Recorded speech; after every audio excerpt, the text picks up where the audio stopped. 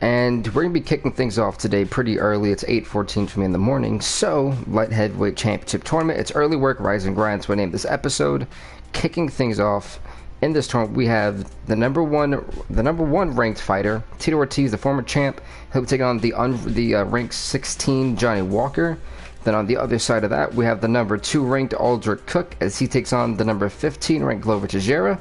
On top of that, we have the number 3 ranked Volkan Oezdemir as he takes on number 14 ranked Dominic Reyes. Then going to the other side, we have the number 4 ranked John Jones taking on number 13 Nikita Krylov. Hopefully I said that right. Then we have the number 6 ranked Dan Henderson taking on number 11, if my paper is right, being Ovin St. Preux. And then down here we have the Iceman Chuck Liddell, ranked number 5, taking on ranked number 12 Misha Kirkinov. And see, we have number 7 versus 10 Cayman Hall taking on Corey Anderson. And then last but not least, we have ranked number 8 Lyoto Machida taking on ranked number 9 Anthony Johnson. So a big fight here. I am going to be skipping only one of the fights from the light heavyweight champion from the opening round. So we're going to skip Liddell versus Cirkunov. Cirkunov defeats Liddell by submission in the first round. Let's get it going, folks. Ortiz and Walker, it's about to be on.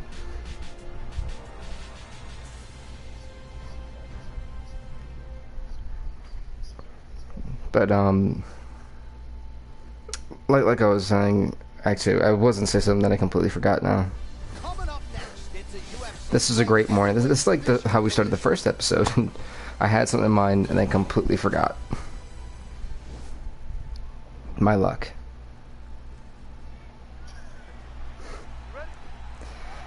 This Tito Ortiz, a former. Hey, what is up, TY?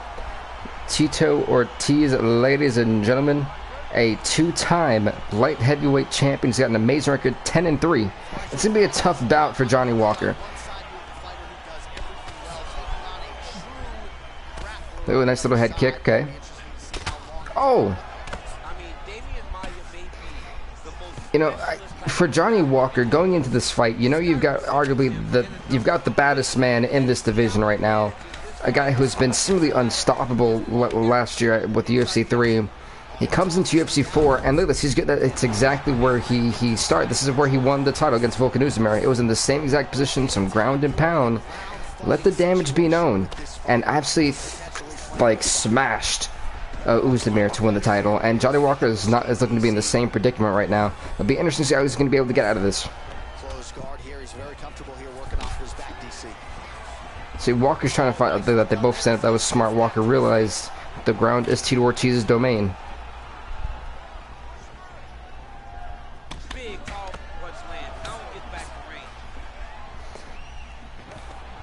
Yeah, you see, that's what Tito Ortiz is going to keep going for those takedowns. If Walker is smart, he's got to keep Ortiz on the stand-up for at least right now until he can find a weakness on the ground.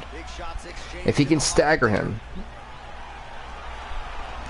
it's going to go really well for him. Oh, nice little knee to... I thought that was to the jaw.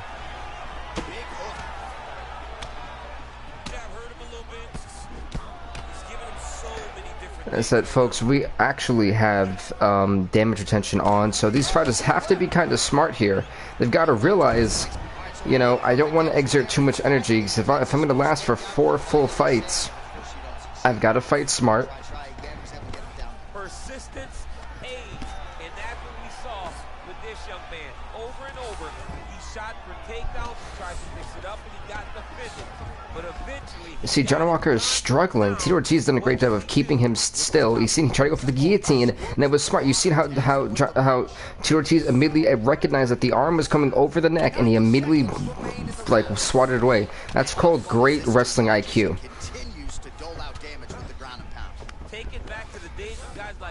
Johnny Walker, originally from Brazil, they train extensively in Brazilian Jiu-Jitsu, one of the best submission-based mixed martial arts out there in the world. I would look to see a submission tonight.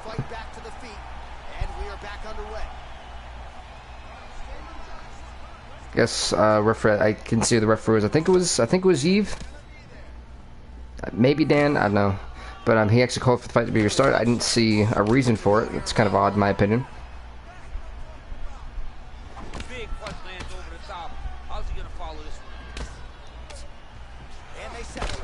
Oh, that was a nice elbow. Spinning back fist connected. 20 seconds And what is up to the 3 people in this stream? Welcome, welcome. I try to go for a takedown. Should go for a knee here. Alright, so he lands a jab there. Pretty nicely done, DC. You can really control a fight, just knowing how to fight behind your jab. Round 2 is upon us. Your thoughts on round 1? Get the touch gloves.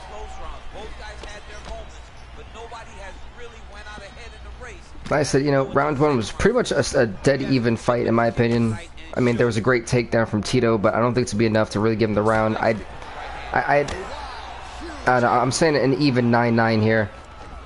Now goes in and secures the takedown. Oh my god! Oh, one hell of a suplex. Nice entry on that attempt. Like that was awesome right there.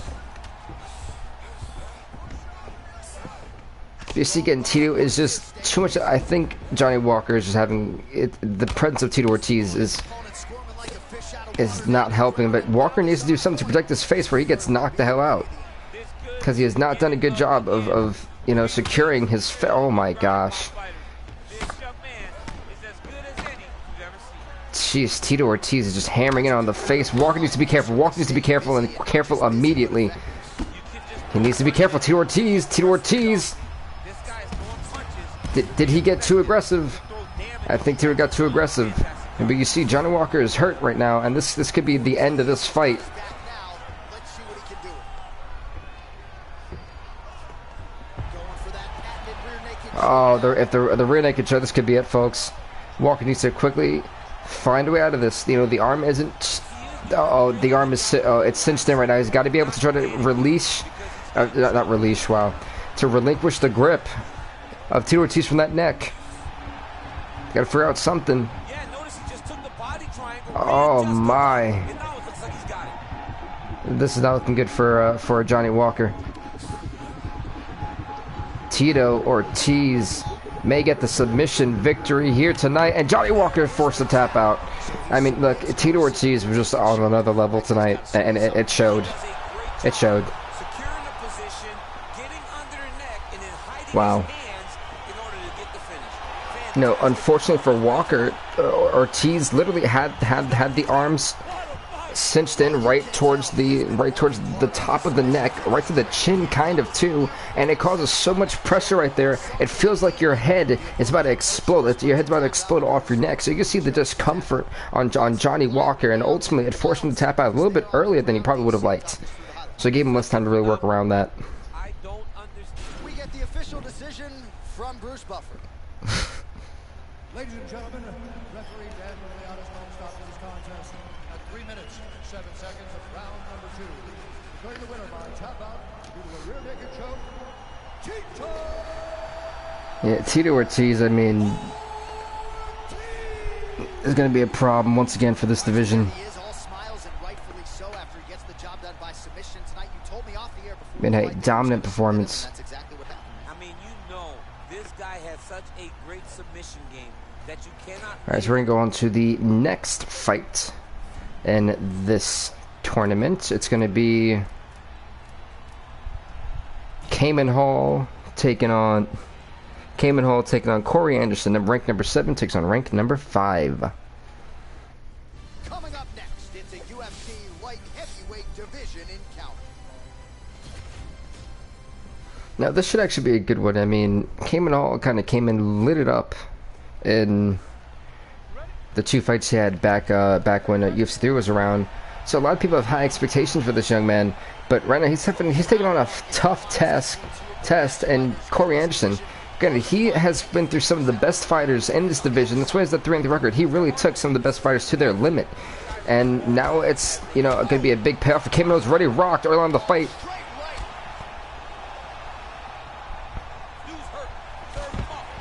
They actually landed the uppercut. It did significant damage to him. See the discomfort on the face of Hall. A single collar's eye, really making good use of his reach advantage there with that punch. Well, perhaps a sign of things to come as he lands. I do want to talk about the big upset that we've had already with Misha Serkinov tapping out Chuck Liddell, the rank number 5 fighter, in the opener. That was nuts. That was not expected. You know, a lot of people have made a lot of comparisons to Cayman Hall in regards to Corey Anderson, that they have a similar fighting style. And, you know, I can't necessarily just disagree with that. But at the same time, you really got to wonder if he beats Corey Anderson. People should, like, seriously take him seriously. Even though I've said seriously twice right there. It's okay. Oh, my guy's already going for an... This is the omoplata, if I'm not mistaken. And this is such a painful hold. I wouldn't ever want to see anybody in it. I feel like Cornerson has a chance to get out of this, though. He's got to play it smart. Oh my God, the arm is twisting. Oh, you can see the freaking torque on that. It is nasty. Oh, oh. This is not good. Corey Anderson's in trouble. Corey Anderson, could he be tapping out to Cayman Hall? Cayman Hall to tap out Corey Anderson. Oh, it's over. Wow.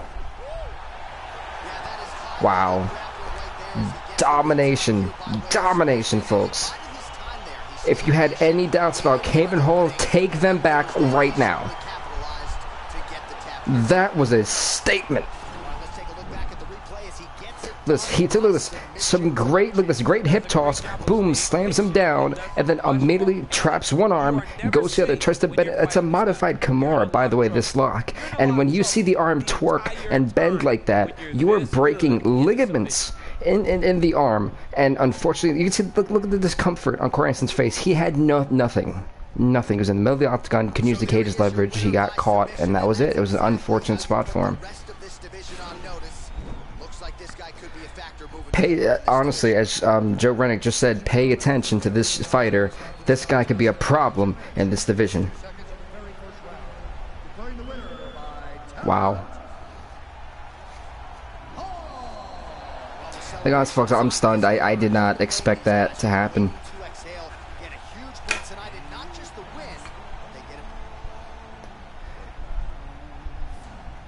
Alrighty, folks, the next up, it is going to be Dan Henderson taking on Vince St. Preux. He comes back after moving up to the heavyweights. Then just moved back down to the light heavyweight division. Let's see if he can finally find some success, because when he was in the heavyweight division, he didn't find any success. He lost all of his fights. That's why he was ranked. I believe that's why he was ranked 11. He's got a great record going into this division, but. Let's see if we're going to find the Vince of old. There's just still the Vince St. Preux that should take some time off.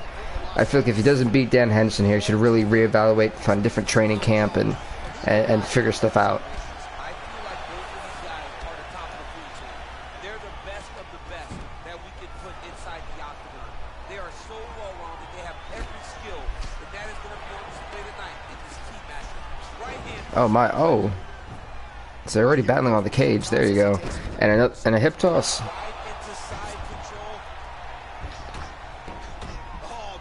Now for Vince, you got to try to find something that's going to work for him. The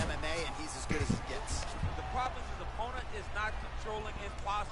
He's allowing his opponent to get up, and when he does... So, you know, some of these fighters are smart. If I can get an early tap out, it saves energy for the next couple of rounds, and it won't be as difficult to be successful in this tournament. Smart. Yeah, these guys definitely were exchanging leather early. Definitely. Stuffs the takedown, no problem.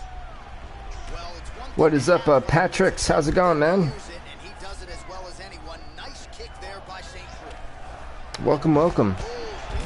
Oh, nice punch to the head. Dan Henderson's hurt. Oh, Vince St. Preux. It's one thing to land a hard shot. Good morning, Patrick's man. Welcome, welcome.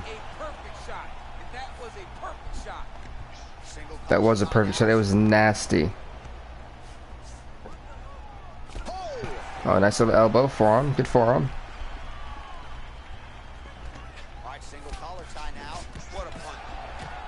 Oh, nasty. Oh. Some nasty shot. Oh.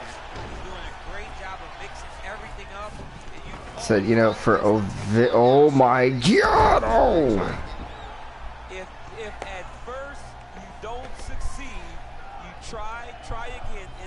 Dan Henderson just slammed Vince St. Preux down. Because he shot many takedown attempts and finally has secured Hey, that is no problem. Patrick's man. I'll try my best to also give the best comments and answers to you. He's able to relax here, and he understands, being a veteran of so many fights, that as long as he's on top, he's winning. He feels This Vince St. Preux in trouble already with Dan Hansen. Can he survive to the second round? That's what he's gonna need to do. His opponent. You gotta be careful playing around for too long here on the ground with this guy. And he switches his stance yet again. It is not looking good for Vince. It's it's amazing how the light heavyweight division these guys go back and forth like momentum just never stays consistent. It's always changing. It's ever changing, really.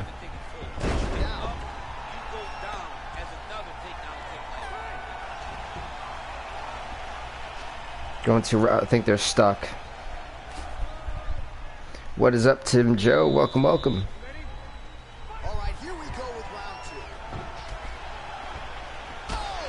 2. Nice overhand right. Oh, Vince is hurt. Oh, Vince is hurt.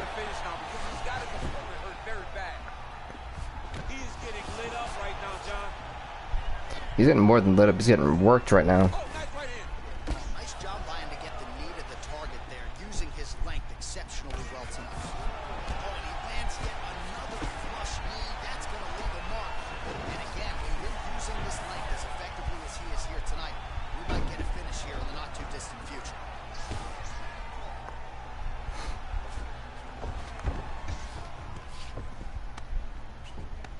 Right, oh, these right hands. Could be trouble defensively. See, oh, Vince is really got to try to figure something out. He was doing so good in the first round until like the last minute or so, and maybe he got too confident. I don't know what it was, but it just he needs to fix it. And now he's in a lot of danger. Now the guy's got armbar. He's attacking it on. Thank you so much, Patrick's man. Much appreciated, and cheers from the U.S.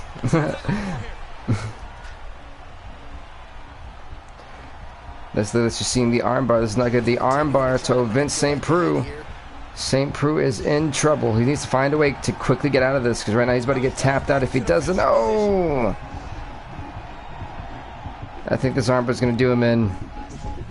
St. Preux's run is about to be stopped by Dan Henderson. Yes, indeed.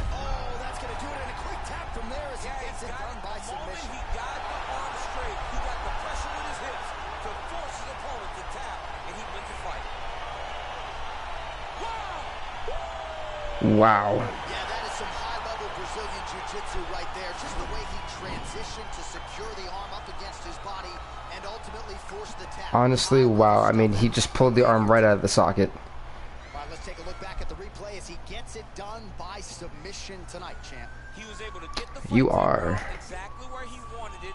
Eventually, his opponent gave him an opportunity to get a submission.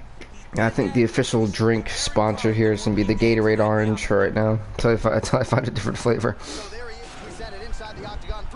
Hey, what is up, Senior Frogman? Welcome. Long time to see. How's it been, man?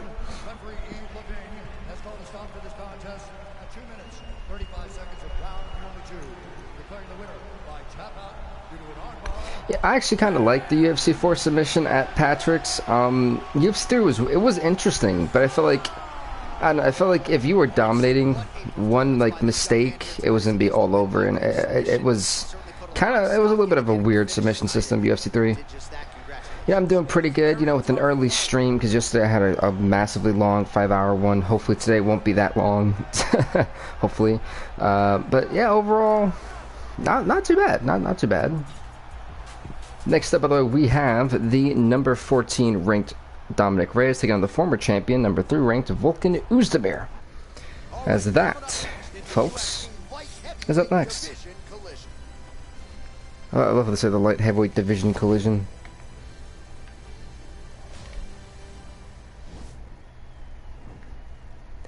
Oh, at Patrick's LOL.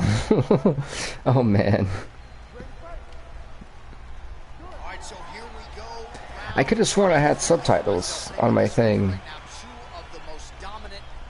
Could have sworn I had subtitles.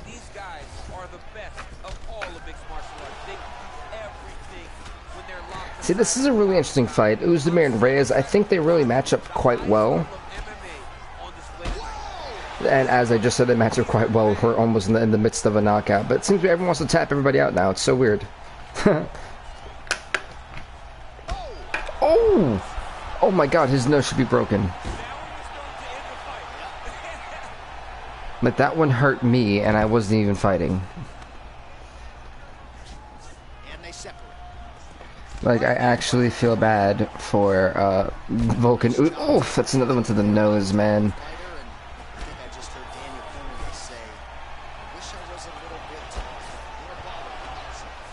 Yeah, Vince St. Preux, folks, needs to really get it together. He's 10-7. He had a great record. I think he should just take some time off. Poor Vince.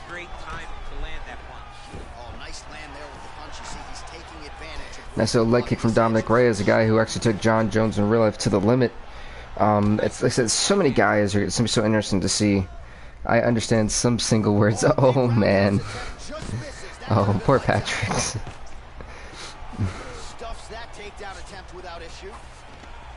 Well, hopefully at least the content's good. That way it makes up for it. Nice suplex. Oh man, good takedown. I'm liking the clean transitions and takedowns from the light heavyweight division, man. They are really putting themselves on notice here. And it's funny because I remember telling you guys yesterday that I felt like with how many fighters left and either went up a division, moved down a weight class, to see that that they're putting on this type of performances is absolutely like amazing. It's shocking too. But we have this arm bar. Reyes still has a hand on the other arm. He can't let it go. Oh, he lets it go. This is over. I don't know how much longer Dominic Reyes is going to hang on. I think Vulcan Uzdemir got this. Vulcan Uzdemir to tap out Dominic Reyes in the first round. It's over. Vulcan Uzdemir putting the division on notice. He is not over yet.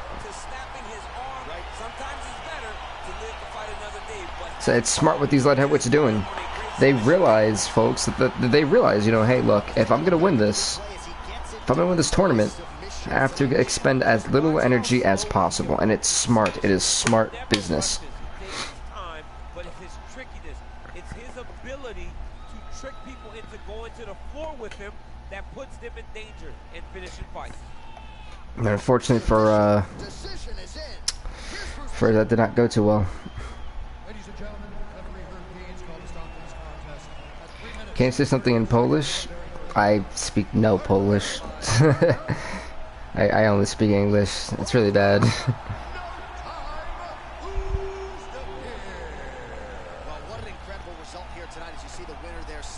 Well, Vulcan Uzdemir basically picked up right where he left off. So much stock into finishing this fight. They felt like to really spin his career forward, they needed to not just win but get the finish, and they certainly got it tonight. They got the finish. He's such a terrific grappler. My oh my. He looks for submissions over. So that folks getting a quick sip of Gatorade. Alrighty, next up, Machida taking on Anthony Rumble Johnson's up next. The Lyoto Machida, rank 8, takes on the number 9 ranked Anthony Rumble Johnson. A former champ, by the way, and Anthony Rumble Johnson. He's a former 2-time champ. Now he went back in UFC 2. Anthony Johnson is a 1-time champ. Wow. I thought he won twice. Well, these guys have been on each other's radars for quite some time. I think this is kind of a little bit of an older school dream match here. Dream fight, really.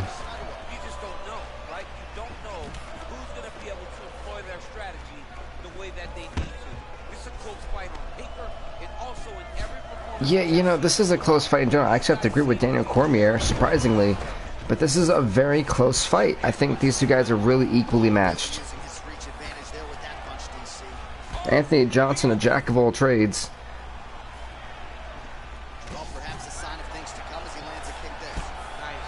A nice head kick.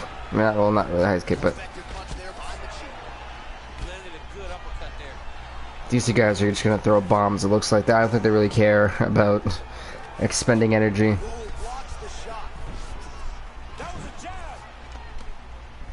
Oh, big knee to the body. How'd he get that one home? Oh! Oh, and he caught the kick. Left hand punch.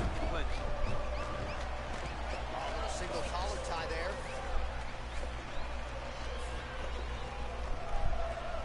Oh my. Lifts on the straight right hand. Machida not having it. And they separate.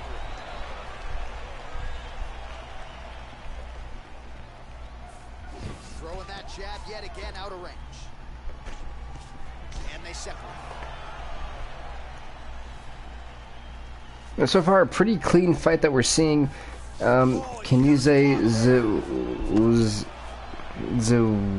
minutes have flown off the fight clock there. Siestu? I have no idea how you say that. Straight punch there. Must be nice to have a reach advantage like that, DC. You can't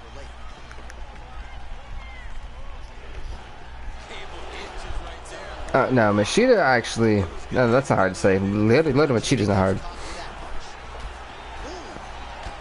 What does he do now that he's back in the clinch? Oh, Machida tried to go for that roundhouse. Lunges forward with a left there. It's more of a spinning back kick, but that's whatever. He's just got Oh! Yeah, he's done. He got back up from that. Wow. You know, the problem is he leaned right into that uppercut, and he got rocked. Lands a good combination.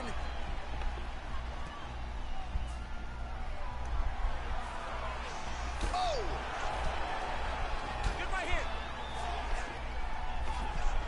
Look at him flip his hip into that kick. Oh, single collar tie here. Alright, there you go. Sorry, I was like fixing something on my computer because it wanted to update, and I was like, I kind of need it right now.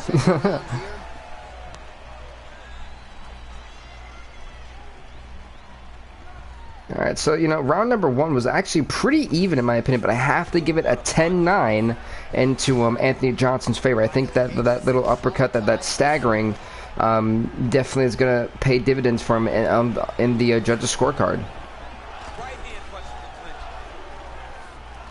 And welcome to the 10 people in the stream. It's great that you guys are here. Good morning to everyone, or good afternoon if you're in a different country. At least staying upright on that. Yeah. Nice stick with the right hand. Oh my. I said, you know, it's with damage retention on, right? You know, the damage take is going to carry over. Your stamina's going to carry over. You don't want to overexert. You want to finish early. At least in the first opening rounds. You got 3 other fights potentially if you make it that far. So much to take into account, guys, with a 16 fighter Grand Prix. Oh my God, that head kick landed.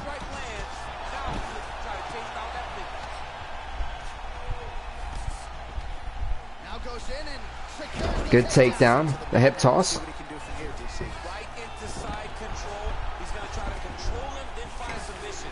Machida's back inside control. I think she's going to try to go for another like arm bar here, maybe an inverted triangle choke or an orthodox choke, either one. His activity, landing strikes here from the bottom. Nice work by Johnson. Hey, Cecilia Patrick's man, thank you so much for stopping by, and thank you for the sub too. You have a great one. No, it ain't happening. Good job understanding the transition. Just over 2 minutes to So go. these guys both battling on the ground. Well, you see all the grappling repetitions here. It's funny because, you know, yesterday we had so many fights go a full 15 minutes and go distance. We haven't seen one yet. In every jiu-jitsu gym around the country. You could have went for the rear naked choke right there. Off his back, DC. Now looks like he's trying to hip escape. Yeah, he's trying to hip escape or maybe look for a Kimura here.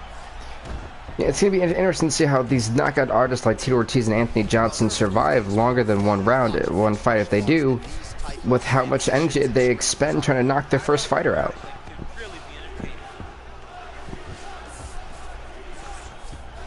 Crowd chanting for Machida, you hear it? Under a minute to go. But folks, if you're wondering where the light heavyweight championship tournament is being held, it is being held in the United Center. All right, north-south position now, DC. We'll see how he chooses to advance from here. Yesterday we had, for the 4 tournaments, it was Madison Square Garden, the Scotia Bank, the Bell Center, and the Je ne sais Arena. He needs to be in right now. He's able to relax here. And he understands, being a veteran of so many fights, that If I'm not mistaken, the United Center, I think, is in Chicago? winning here. Yeah, so the light heavyweight division here in Chicago. You know, 'cause I'm so great with geography. Here we go. Now 5 minutes remain in the fight.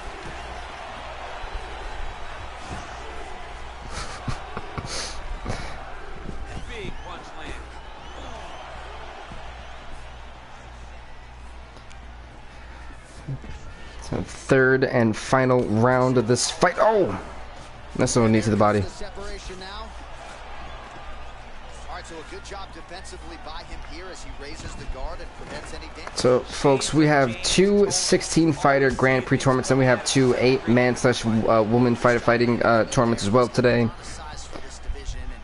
Really excited, and I really can't just express about how awesome it is to be here and calling the action for you guys today. Shot to the body connects there. He hasn't really thrown too many body strikes in this fight, but now as this fight goes on, he is not discriminating, working the body, and those shots are going to count. All right, he engages in a single collar tie here. Nice hip toss takedown. See, this is where if Anthony Johnson's smart, you move the hips, you try to put your feet on the cage. But Lyoto Machida wisely, knowing how smart Anthony Johnson is, the former champion, he's not taking this fight lightly, and he's going for a headlock. Oh, yep, he just got called to an arm triangle. I think this fight's over. Anthony Johnson, we've seen him lose the title via arm triangle. Oh, you can see just the arm and the head squeezing together. This is not good. Lyoto Machida could be so close to punch. He's taken to the quarterfinals. Oh, he's out. He's out. Stop fight. He's out cold. He went to sleep. Stop the fight. What is the referee doing? He's out. Just, that was way too late, Herb Dean. Way too late. I mean, congrats to Lyoto Machida, but let's not take away from that. But honestly, Anthony Johnson was out for a good 5 to 6 seconds. Herb Dean could have stopped that one way earlier.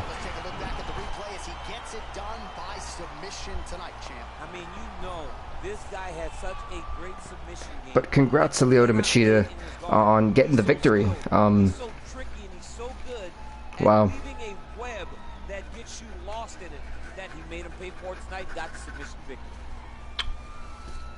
Poor Lyoto Machida. I mean Anthony Johnson.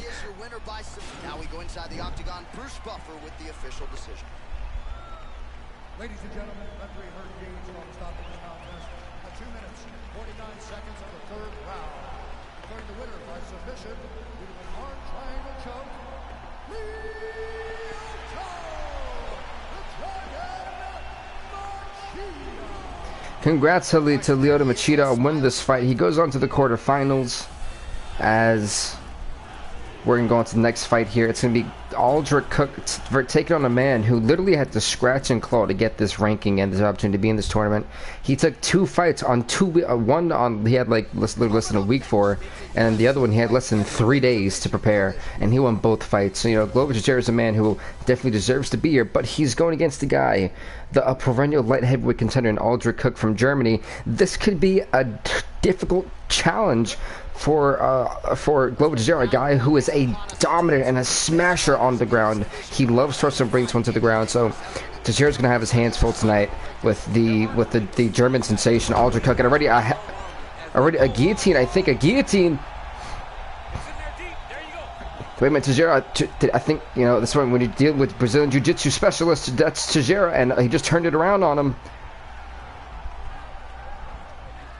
At this point, that move is cinched in, and it's nuts. Both these guys are trying to tap each other out. That was insane. I have never ever called a double submission before until that moment, folks. Wow.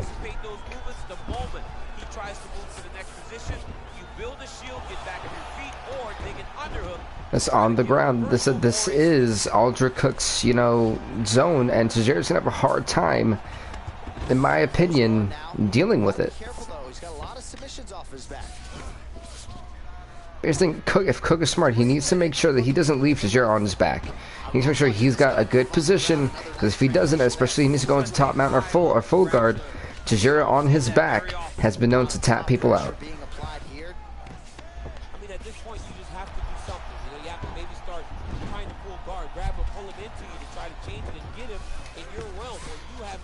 Careful of that leg hook. You seen it? Oh, the ground and pound strikes continues to rain down the opponent better move out of harm's way or the referee's going to stop us. He better start to move, and when his opponent starts to posture, he needs to put his feet on the hips, push him away. Aldrich Cook dominating right now. Very, very dangerous position. Said Aldrich Cook on the ground is a smasher. And we're seeing it right here coming into fruition, if you will. To watch this dude work on the mat. He's unbelievable how fluid he is, his motions on the mat. All right, well, both fighters pretty comfortable on the ground, DC, but you got to be very careful hanging out here for too long if you're his opponent. The ground and pound has been there all night.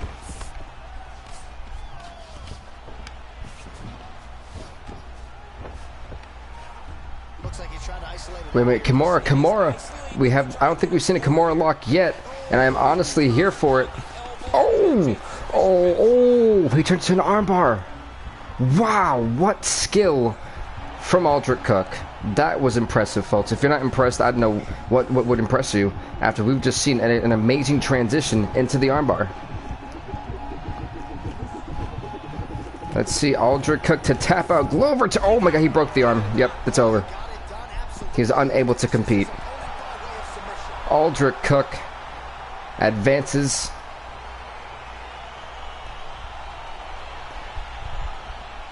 Aldrich Cook advances to the quarterfinals after a dominant performance. He's such a phenomenal grappler. I don't understand how people don't know that this guy wants to submit you.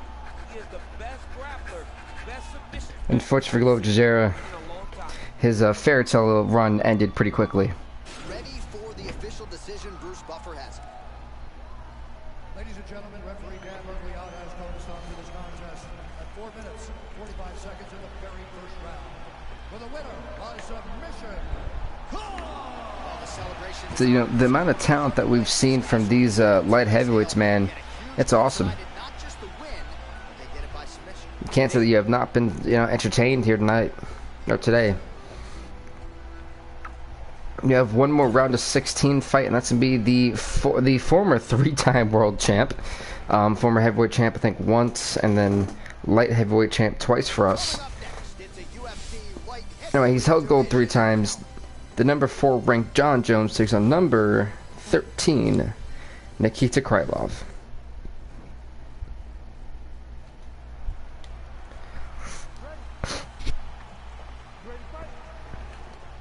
March of the fight is underway. We will see how it plays out. It's a pick-em fight according to Las Vegas.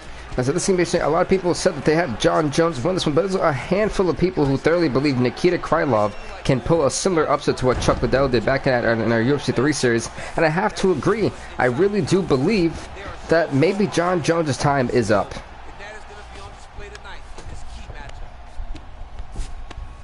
Well, you got to stay busy on the bottom. He's doing it here. Nice punch.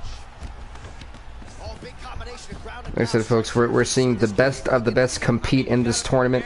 As you guys know, some superstar fighters weren't even able to make the cut because of the qualifications that were needed.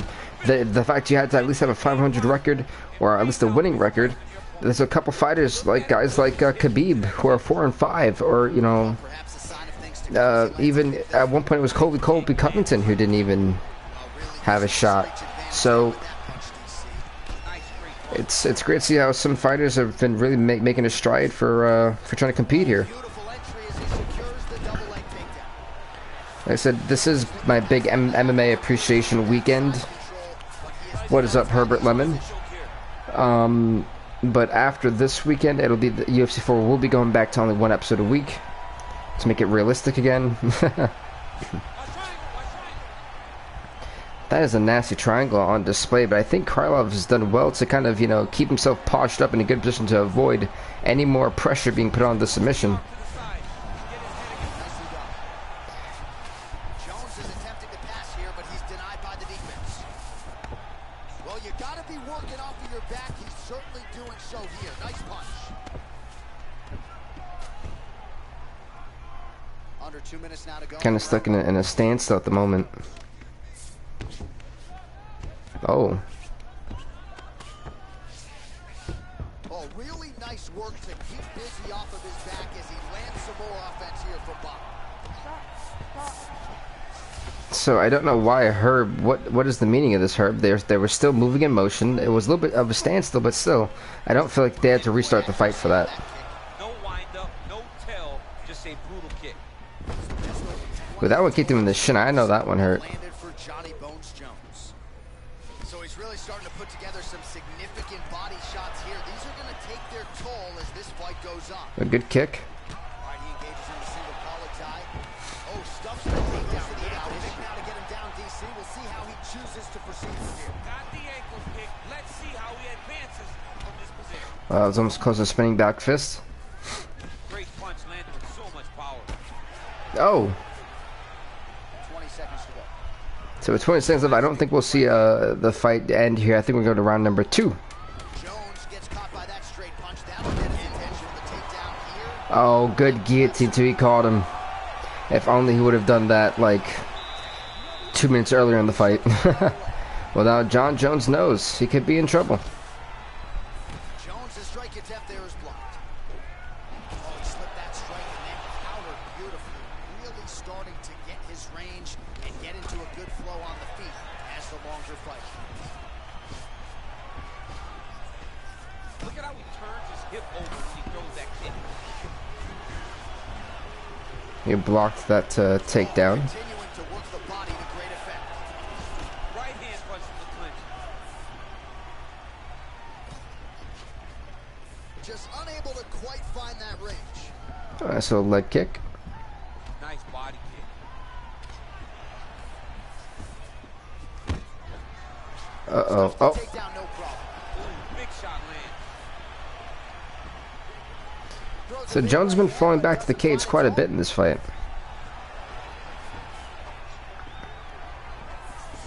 Well, he's got the longer reach and he certainly showed it. If Krylov is to beat John Jones here tonight, I believe this should be the biggest upset in the light heavyweights division's history.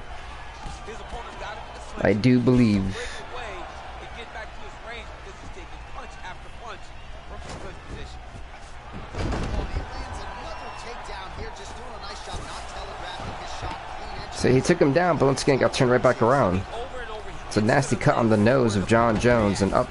by beating him on This the is an chin. interesting position. I don't think His opponent to keep yeah. up. But this guy's playing chess. His opponent's playing checkers. He's playing chess. He can't keep up once he gets to his legs. Nice little He's gotta kick. beat him defensively before he gets his hands locked around his legs or his body. And they separate. Oh man. So a nice reverse spinning heel kick. And he lands a punch there, pretty good connection. Oh man, look at that. Picture perfect. This thing, Jones keeps taking down Krylov, but it's to no avail. Like, nothing beneficial has happened from these takedowns. He really is a master of these transitions. He is a master of movement on the ground. You never know where he's gonna be. Did he heel hook him? He heel hooked him. We have not seen a heel hook in a while, and to be honest, folks, I kind of want to see one. I said if Nikita Krylov is to beat John Jones, He should be defending right now. I honestly would be so surprised. John Jones may be forced to tap out by the heel hook. John Jones taps. Nikita Krylov just knocked out the number 4 ranked seed, the former 3-time champion by submission. Holy moly, this is an upset. This is a huge upset. The heel hook submission to defeat John Jones. Let's take a look back at the replay as he gets it done by submission tonight, champ. He does a great This job is of being nuts. patient.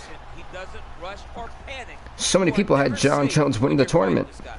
You're in a lot of trouble. You're in a Think lot of trouble again. The entire time when you're this good in the submission. This is nuts, folks. I am stunned. Take a look back at the excellence here. Like, it's nuts. Let's get it to Bruce Buffer. He has the official decision. Ladies and gentlemen, referee Herb Dean is going to stop this contest at 4 minutes, 21 seconds of round number 2. Declaring the winner by tap out due to a heel hook, Nikita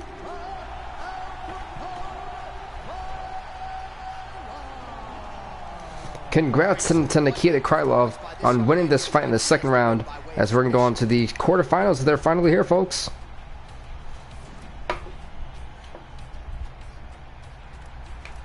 we are going to go do Cook versus Dan Henderson. It's up next.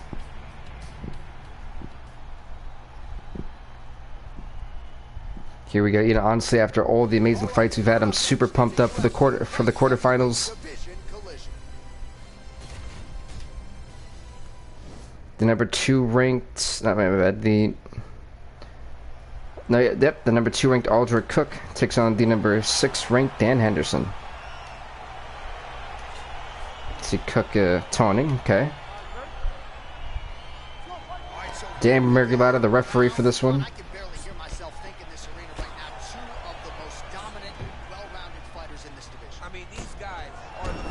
He tripped the leg.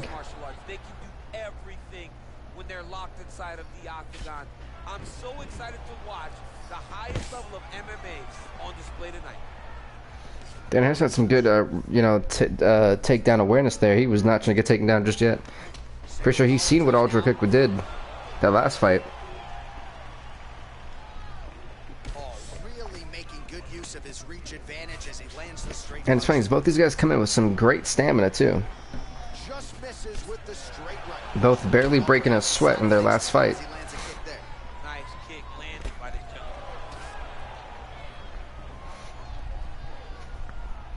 Both guys with similar styles. I think this could make for an amazing opener for the quarterfinals. Big shots being landed on both sides here.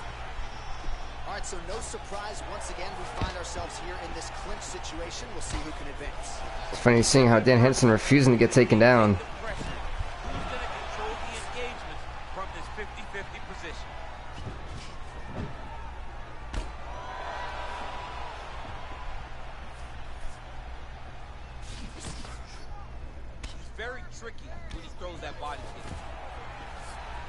Okay, some nice offense here.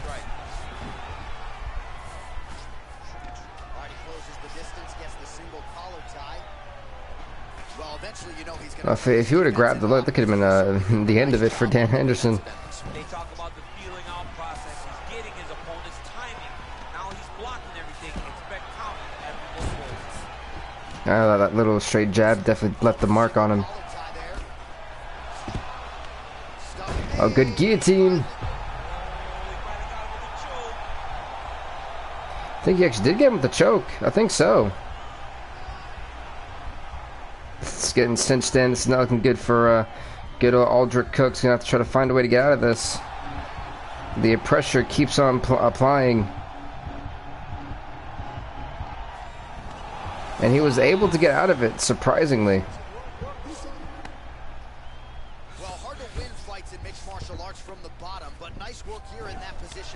For Kimura, Dan Henderson not gonna let it happen.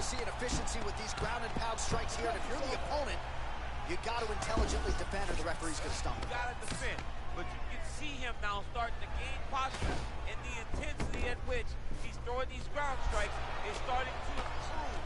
It's starting to elevate because he knows that he can get the finish. This has been a very even fight. There's that one little momentum change, but then it literally didn't last for that long either.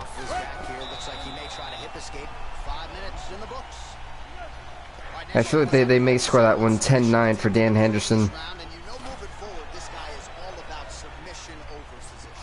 saw one in the previous round. Look forward to him trying it again and again and again until he finds a submission. Oh, collar tie. Henderson's lower jaw does not look good. I don't think it's broken, but starting to show. Yeah, Dan Henderson's jaw does not look like it's enjoying its best life.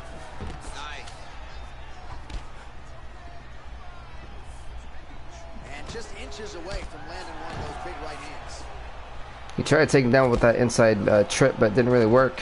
Single collar tie here. And now he's got the tie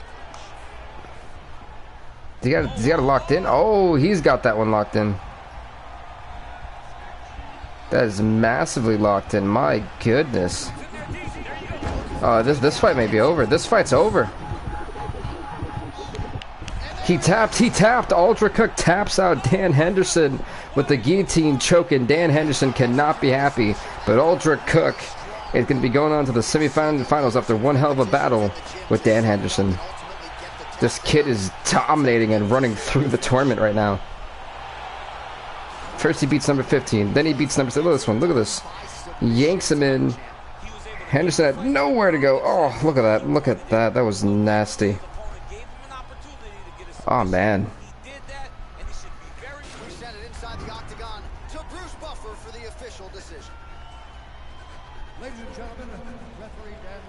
That was nuts. At 1 minute, 41 seconds of round number 2. Declaring the winner by tap out due to a guillotine choke. What an incredible result here tonight. Aldrich Cook keeps on plowing through this division. They put so much stock in it. So right now, one fighter in the next round. Let's go on to see Tito Ortiz as he takes on Lyoto Machida, ranked number 1. So he takes on ranked number 8. All right, coming up next, it's a light heavyweight matchup between the Huntington Beach bad boys. So this is going to be interesting because you have Tito Ortiz, who expended so much energy the last round, and now he's got to go in and fight a guy who's still kind of fresh, but still took a beating also. Well, these guys have been on each other's radars for quite some time. Tonight, it shall be done. That's flying you to the face, my goodness.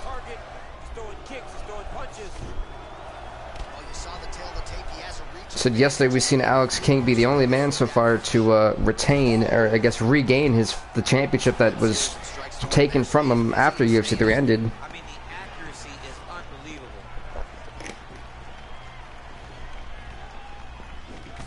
Hey, what is up, Dark Steph, man? Welcome, welcome, welcome back. You're just in the good time. We have the light heavyweights in action. Pulling down on your head, landing punch after punch. You have got to clear that collar tie. All right, wait, what's this? What is this? Uh-oh. Look at this. He's trying to, you know, out wrestle Lyoto Machida, a guy who specializes again in Brazilian Jiu-Jitsu. That's not an easy thing to do. Nice face kick, my goodness. Tito's stumbling already. Not looking good for Tito Ortiz. Just for a takedown. I don't think it's going to work here. Got the single collar tie. We cross the midpoint in round 1. Give that little leg kick. Didn't really work out for him.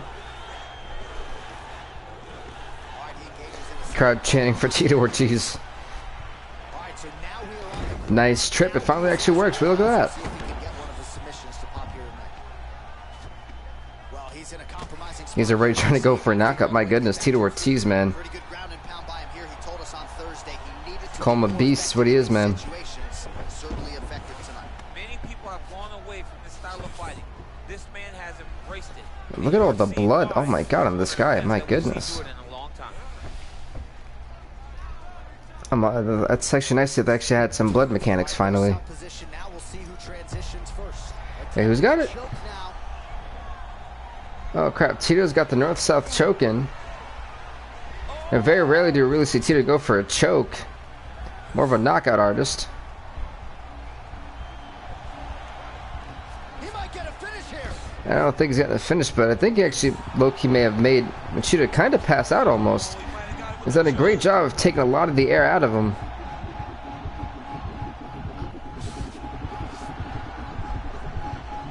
Machida, can he turn it around? And he does. Oh.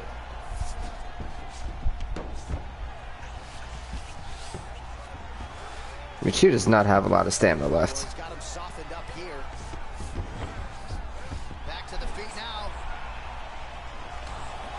Maybe Machida came out too, I think, in my opinion, aggressive in the early going of this round.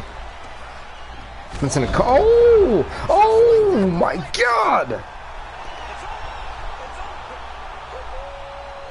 Oh my word! Gentlemen, crowd absolutely loving it. Just a perfect shot to end the fight.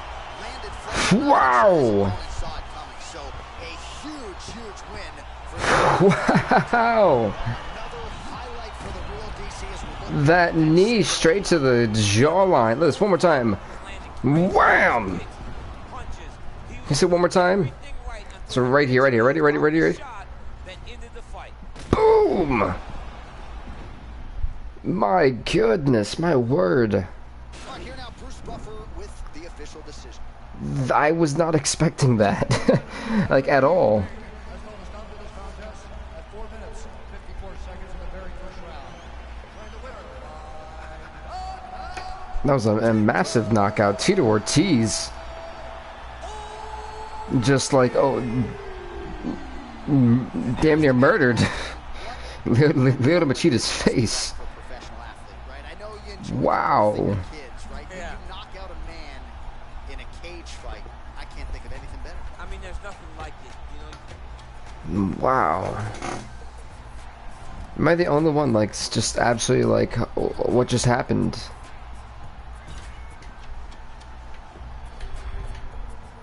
Like, that was nuts.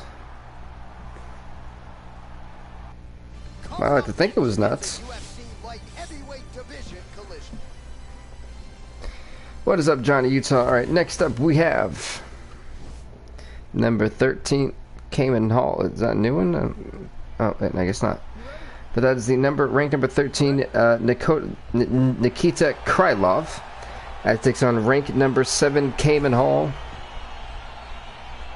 Round one is upon us between two of the best fighters in this division. Winner takes on Tito Ortiz It's on either side when you break down. in the semifinals. These guys are as well-rounded as they come. They both can wrestle, both can... Nice head kick.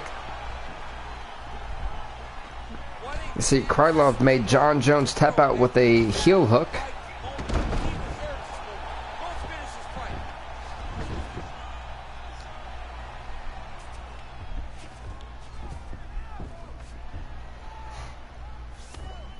Yeah, if you're Cayman Hall, you just tapped out Corey Anderson. Both these guys are on like a massive, like, you know, boost just on, you know, the amazing first round performances they had. You don't want to mess around for too long. It's gonna be interesting that both these guys, you know, bounce each other out.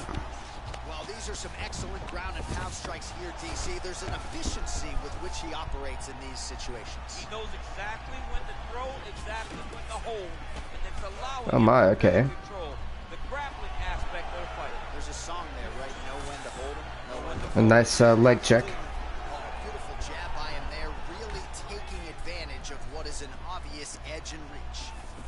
Nice punch lands. Oh, nice little uppercut too. So for Hall, this is another statement fight for him. Because now you beat a guy who just beat John Jones, arguably one of the greatest mixed martial artists of all time, or at least one of the greatest UFC fighters of all time.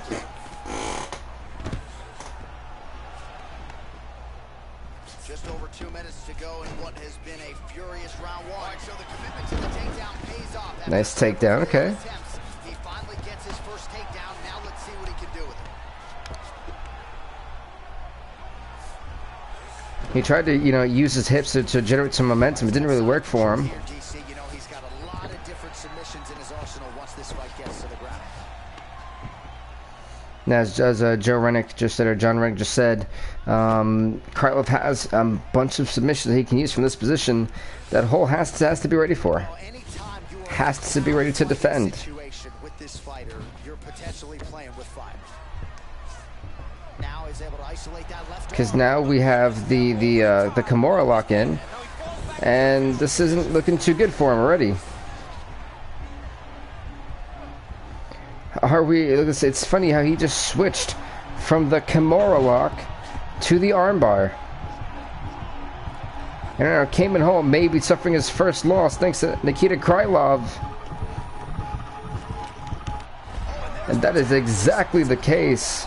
Great job, great performance. Nikita Krylov ends the run of momentum Cayman Hall was on. Yeah, that is some high Krylov just beat the number 4 and number 7 fighters, secure the arm up. both in submission succession, They forced the tap. and ending Cayman Hall's undefeated streak, might I add. Let's take a look back at Bruce Buffer inside the octagon. That is like history right there. Gentlemen, referee Dan Liliana's going to stop this contest at 4 minutes, 43 seconds of the very first round.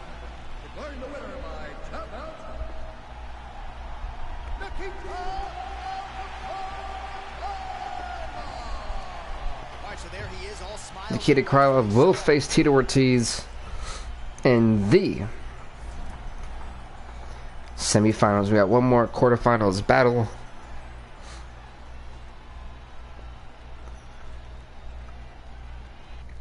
As it is going to be the ranked number 3 Volkan Oezdemir taking on the ranked number 12 Misha Cirkunov. Misha Cirkunov tapped out the ranked number 5 Chuck Liddell. And here we go.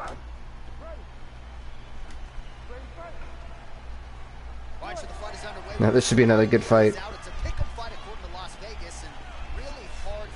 Yeah, I think the favorite here should be Volkan Oezdemir.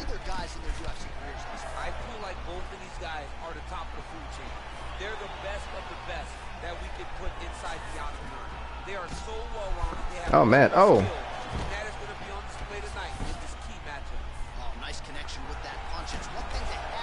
Oh my, those straight up jabs.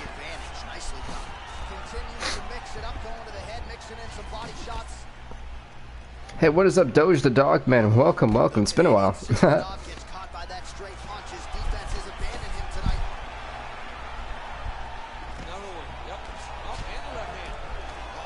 Nice shots, okay.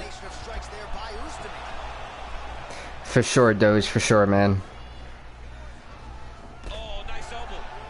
But it's great seeing you again. It's awesome, actually. But as I said, folks, today we still also, just like yesterday, have 3 more after this tournament. But we have 4 tournaments on display for you guys: the 16-man light heavyweight division tournament, the 60-man bantamweight tournament, the 8-woman flyweight tournament, and the 8-man lightweight tournament. And then tomorrow we have the middleweight 60-man, and then the females, the women's 8-woman tournament, and the flyweight 8-man tournament. Just kind of giving you all the tips of the trade. But look at Misha Cirkunov trying to tap out and eliminate the number 3 ranked light heavyweight. He caught him out there on that takedown. It was actually very nifty to catch there too. But maybe Oezdemir's got what it takes to get out of this. Can Oezdemir avoid disaster? Oezdemir does that indeed. It's like Misha Cirkunov trying to reinvent himself here in this tournament. Take it a little bit more seriously. He's having his way with him here. All right, he's got the hooks in, DC, working off his back. Sure, if that rear naked choke from the backside, not going to happen here. He's very comfortable fighting off his back, DC. Now looks like he's trying to hip escape. Yeah, he's trying to hip escape, or maybe look for a Kimura here.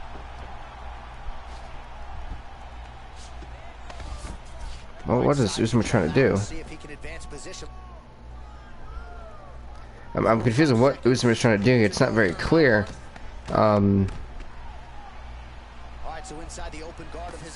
Okay.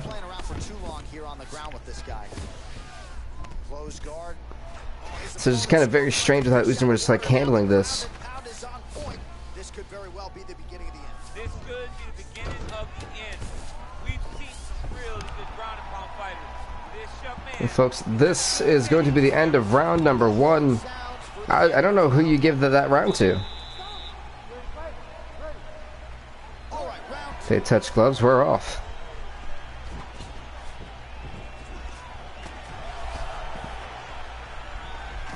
Oh, hit him right in like the thigh there.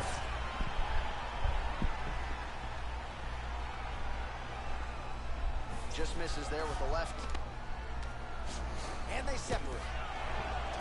Nice little kick to the abdomen. Oh, good. That was more of a Muay Thai trip, actually. 30 total strikes have already connected for Volkan Oezdemir. Well, essentially landing 2 out of every 3 strike attempts, 66%. The accuracy rate against. Okay, again, another. Oh, that was actually a hip toss.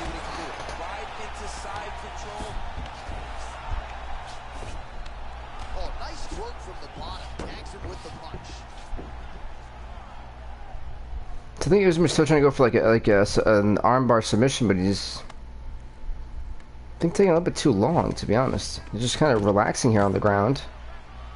All right, well, both fighters pretty comfortable on the ground, DC, but you got to be very. But also, Cirkunov has done a great job of not giving in to, giving Oezdemir any window for it to try to do another submission. Man, this is some serious ground and pound. He's trying to put this dude's head like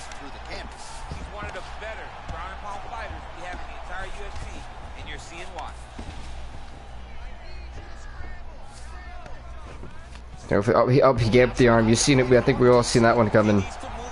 That was extremely smart, by the way. Uzdemir to try to fake him for that. Now it's all about how does Serkinov try to escape this. What championships are on the line in the tournaments? All right, so we're crowning in this show today. We're crowning a light heavyweight champion. We're crowning a men's bantamweight champion, a women's flyweight champion, and a men's lightweight champion. Those are the championships that are on display for today. The ones from yesterday were the heavyweight division, the welterweights, the men's flyweight, and the women's strawweights were yesterday. And then tomorrow is going to be the final episode of this 3-part series. We'll be crowning the middleweights, featherweights, and the women's bantamweight tomorrow. Let's talk about the submission, though. Misha Serkinov forced to tap out thanks to Volkan Uzdemir. And it's funny because right now we have rank 1, 2, and 3 all in the semifinals. So I don't think we've ever had that since we've been doing these tournaments. Yeah, a lot of titles. Yeah, it's insane when you think about it. And then on the next UFC pay-per-view, we're going to crown an openweight champion, which is going to be interesting. But that'll be on the pay-per-view next week. And that'll be like a big fight card. But Volkan Uzdemir, everybody, gets the job done once again. Poor Misha Serkinov really tried. So we're going to do Ortiz and Krylov. Rank number 1 takes on rank number 13. Nikita Krylov has already beaten rank number 7 Cayman Hall and rank number 4 John Jones. So this is a this is a big fight. Winner goes on to compete for the light heavyweight championship.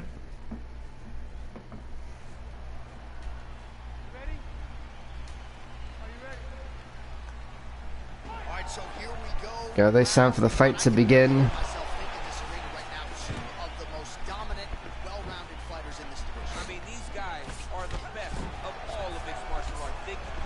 Ranked number 1, the former, well, he was the reigning champion that ended UFC 3.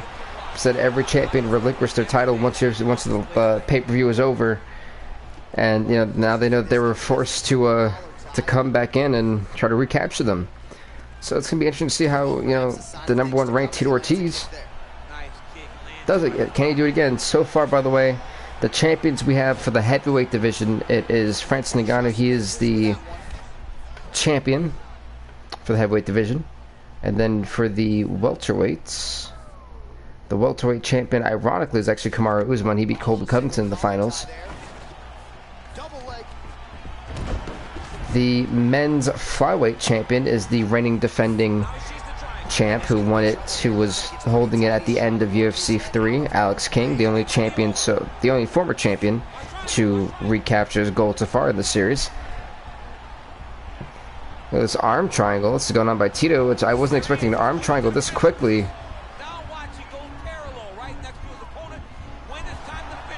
This is nuts, wow.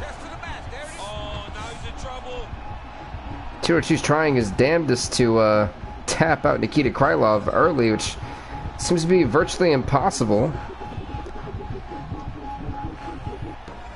Can Krylov hang in there? Krylov just narrowly hangs in there. And last but not least, so far that we have crowned a women's strawweight champion in Angela Hill. She beat Zhang Weili to become the strawweight division champion. She's now a strong 5-0, Angela Hill. Probably my favorite striking realm in MMA, and he's as good as it gets.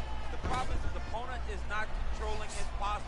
He's allowing his opponent to get up, and when he does, he creates this space to land these beautiful. Let's see how Tito Ortiz handles Nikita Krylov, who is... It's over. Yet he knocked him out. Tito Ortiz is looking to also become a 3-time champion. This dude is piling up one of the best records I've seen. He's 13-3 right now, looking to go 14-3 if he wins the championship again.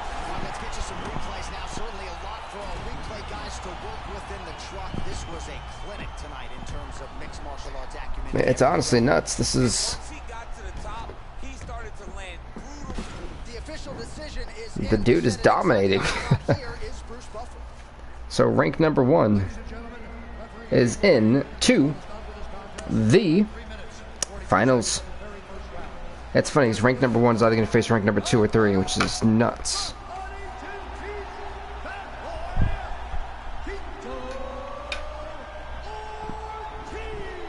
Congrats to Tito Ortiz and win the fight. He goes into the finals. So we go on to the next fight of the night. Here we go, folks. Rank number 2, Aldra Cook takes on rank number 3, Volkan Oezdemir. One of these fighters are going on to the semifinals. I mean, not semifinals, to the finals of the light heavyweight championship tournament. Light heavyweight division collision.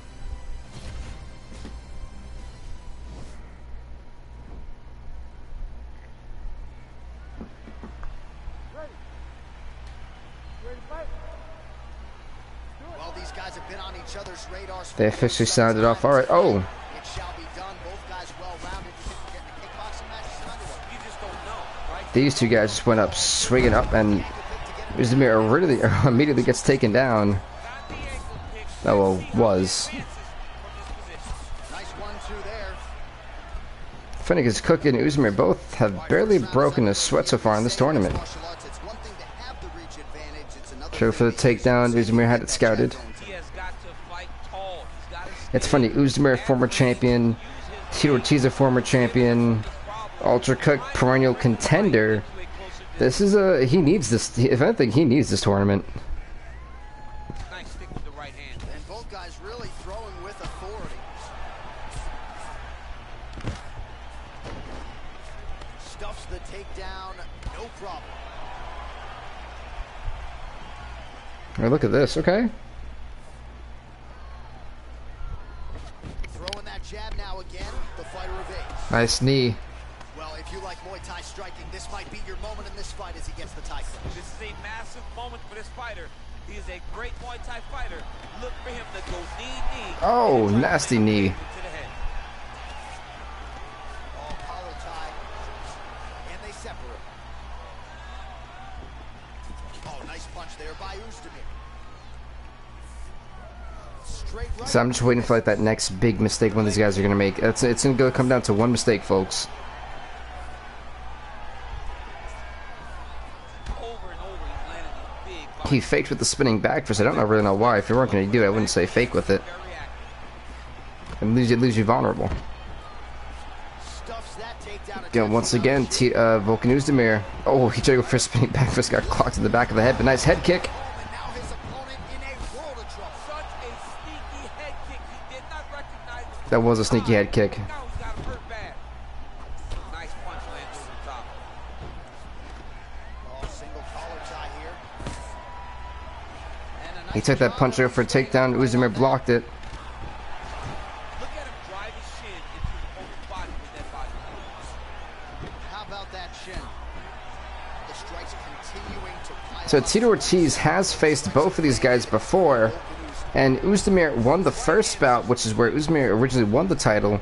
Had to fight Ortiz again later the week for the pay-per-view in UFC 3, lost it to him, then lost again after that in Underground, and we haven't seen Oezdemir and Tito Ortiz 4, which I think everyone wants to see. But then again, also Tito Ortiz is also beating Aldra Cook for the title and defending it. So some people want to see Cook versus Tito too. Make some adjustments. Horn sounds for the end of round one. All right, round two. Connects with a right hand, pretty good punch that one. Nice right punch by this young man. Well, he's looking for that left hand, just out of range though with it. Okay, okay. Outside with these beautiful leg kicks. Right, so Engaging a single collar tie. Big body. you see Oezdemir wants to keep a distance from Cook, and Cook is the one applying a lot of pressure trying to keep it closed. Hand just out of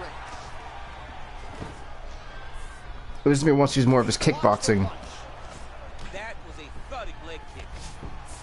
And there comes the separation. And Oezdemir does not want to go on the ground.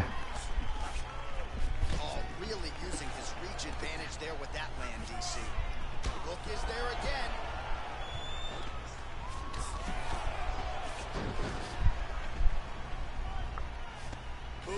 He's got the tie clenched. Let's see what he can do with it. Oh, stuffs the takedown without issue. See, if Cook is gonna be this aggressive, Usman should be trying to catch him and try to put him to a guillotine while Cook tries to take him down. Smarter thing to do. Back and forth we go. And they separate. Getting nice shots. Go for it. Has he kicked him in the yam bags? Has really picked up the pace in round 2. He engages in a single collar tie here. Now he engages in a Muay Thai clinch. You better protect that head. Great job securing the Muay Thai clinch. Watch for big knees to the body, and eventually him switch it up with a big knee to the head.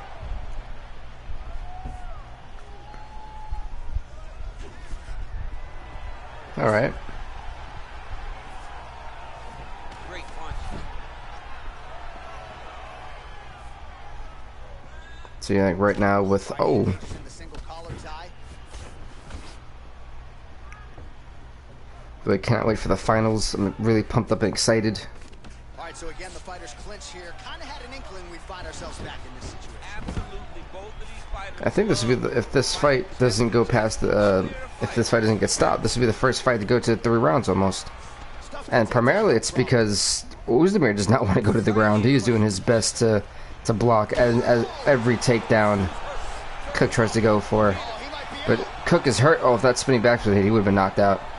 But Uzdemir at the same time has expended a lot of stamina. I feel like eventually it's going to work in Cook's favor. Sooner rather than later. When you're in a clinch, you can pull down on the head and land these beautiful punches to the head. Fighters exchange in the pocket here. That is the end of round number 2. We're going to the 3rd and final round. The winner of this fight takes on Tito Ortiz. Well, he hasn't really showed any signs of slowing down tonight. He continues to connect on a high volume of strikes here. Hey, what is up, TFTB?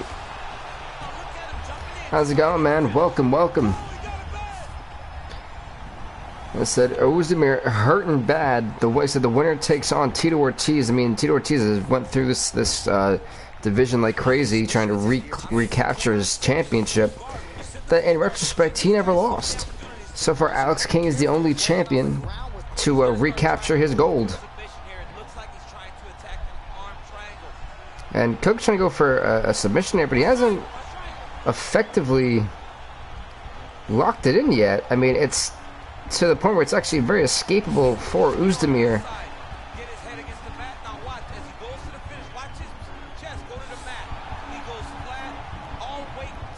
I feel like Uzdemir should be able to get out of this. I mean, it's still not really that deep in. You can see the room to breathe.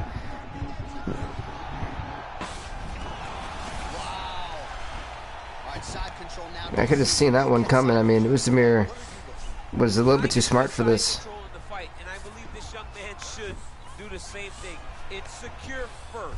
Grab everything in tight. So I have no idea who you give the win to. It's been such an even fight.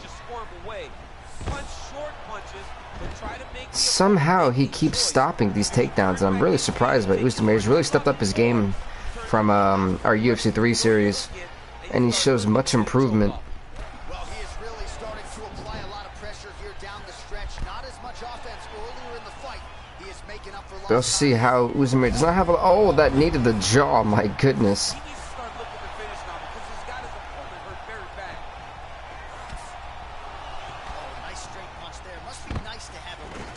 See, he keeps going for 10, but he keeps... Oh, this one finally landed. Wow.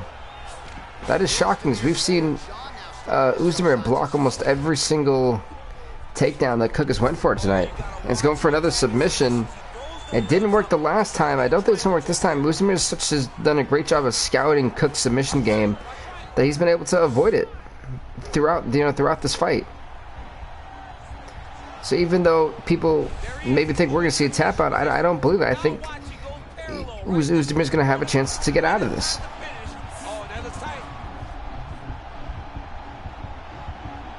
It's locked in tight, but like I said, Uzdemir's done a great job of scouting, and I think he's going to be able to get out of the submission. I said it's going to be extremely hard to call this fight in one way or the other. So I have no idea who's going to face the former champion Tito Ortiz in the finals. You can just go to a wrestler stand-up, get to your knees, post your hands. Let's see what the judges say. Who is going to face Tito Ortiz in the finals to crown a light heavyweight champion?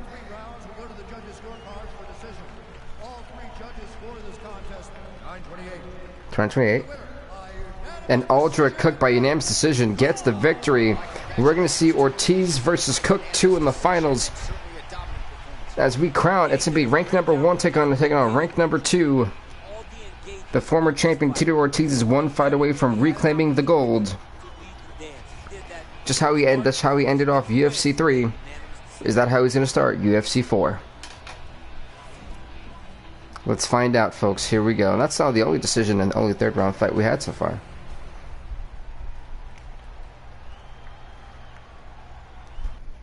Coming up next, a matchup for the UFC light heavyweight division title. Ortiz and Cook. Here we go. The battle. The second time they'll ever be fighting. Tito Ortiz is 1-0 up on Aldrich Cook from our UFC 3 series. Round 1 is upon us between two of the best fighters in this division. It's hard to find anything resembling a glaring weakness. But here we go. This is, you know, go big or go home. These guys are as well-rounded as they come. They both can wrestle, both can grapple, both can strike. They can do it all. And these are the matchups that we dream of as MMA fans. Well, perhaps See how much more stamina, ironically, Tito Ortiz had. It's kind of shocking. well, you see him land the jab there. He's got the reach advantage. Might as well use it. Huge knee lands to be close. Both fighters throwing heat now.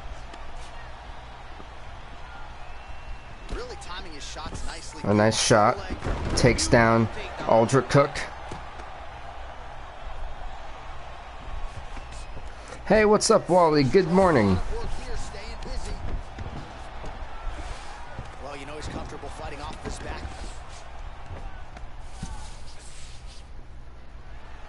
Yeah, Ortiz really, that's something. Is Tito Ortiz really gonna, you know, reclaim the gold? Like I said, we all seen him end off UFC 3 with it. Will he start UFC 4 with it? Will he be a 3-time champ? And when his opponent starts to posture, he needs to put his feet on the hip, push him away to try to escape. So, you know, it all comes down to this.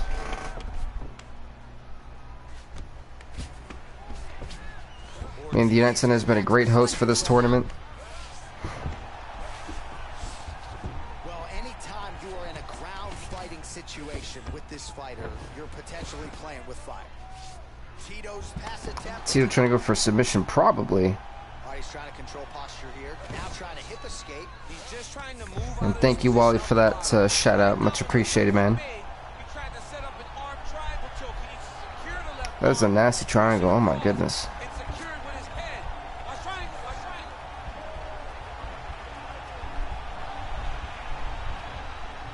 He needs to push the arm to the side.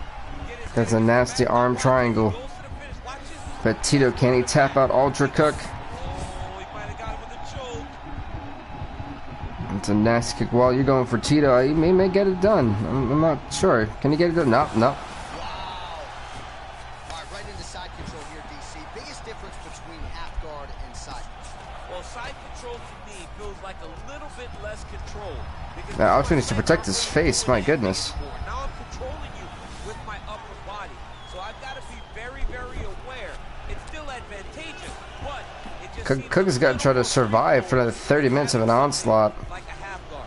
All right, so pretty good damage here with the ground and pound. Nothing superficial about these strikes. They are intending to harm. Oh yeah, he's landing very accurately, and he's landing to get damage. Can Aldrich Cook survive for 2 more seconds? He goes on to round number 2, but barely. Tito Ortiz almost won that round if there's a bit more time left. It begins on the feet because his face was turning into mincemeat with that ground and pound. Oh, he got demolished, man. Oh yeah, Ortiz is Elbow, it was transition this Grand Prix has been hell and high water for Tito. Oh my God, a spear! Jesus, area that although his opponent is the camera angle doesn't even know what to do. Jiu-Jitsu goes out the window when you're getting punched in the face, and there was no better example of it than what we just saw in the previous round.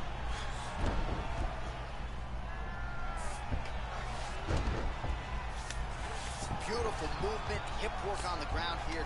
This is just where they ended off the first round.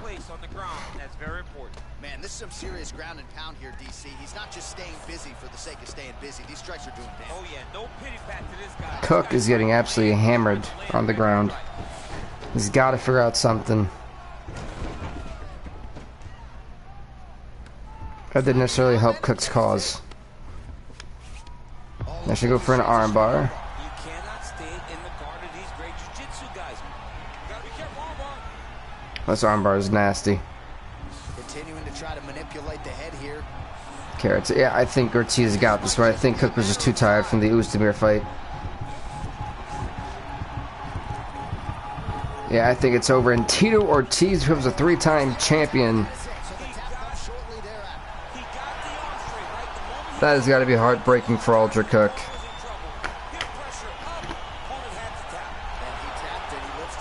Ranked number 1, Tito Ortiz once again back in the saddle, the second fighter, or second former champion to reclaim their gold from UFC 3 that they respectfully didn't lose. Tito Ortiz is that guy. Much respect to Tito Ortiz. Yeah, that was a GG moment for Tito, man. It was very impressive. 2 minutes, 15 seconds of round number 2. Declaring the winner by tap out. And still, the undisputed I'm glad they said and still. light heavyweight champion of the world, Tito Ortiz.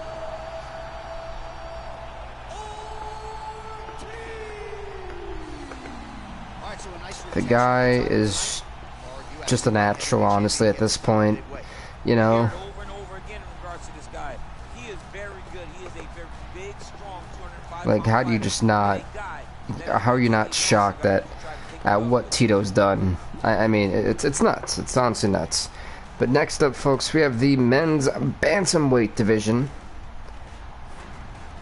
They're going to be in the O2 Arena. Congrats, Tito Ortiz. Cause yeah, I love the fact they gave us the new belts. I'm so happy, honestly.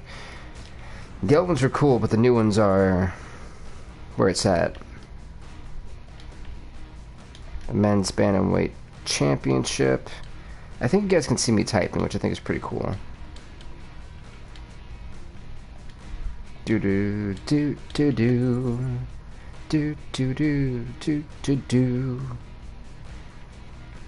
I may be having a little bit too much fun. Boom, perfect. I keep the computer stamina, giving them a little bit more extra help, because honestly the stamina in this game may not be the best. As I have been told, let me actually find my bantamweights document. It's somewhere in here. There we go. It's hard to find these things, you know? Anyway, I found it, so yay. Okay, so rank number 1, Aljamain Funk Master. Sterling, where are you at, my dude? There you go. We'll take on Marcel Stewart. Making his debut. There you go. He's an engine. That's going to be interesting. Alright, so Marcel Stewart and Aljamain Funk Master Sterling. Then we got Cody Garbrandt and Peter Yan. I think is it Peter or Petter? I'm actually not quite sure. Oof. Alright, then we're going to have rank number 3, Rob Rogers. He's back, as he will be taking on Sung Yadong. I think I said that right. So boom, there's that. Then for the number 4 ranked Dominic Cruz. Dominic Cruz will take on Corey Sandhagen.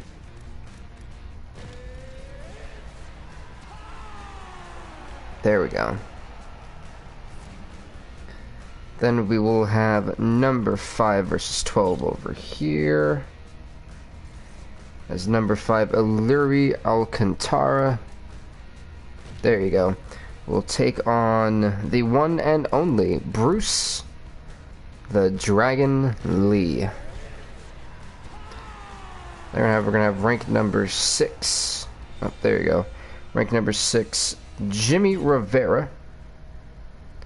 Took on Thomas. That should be a really, really good fight now that I think about it. Jimmy Rivera, Thomas Almeida.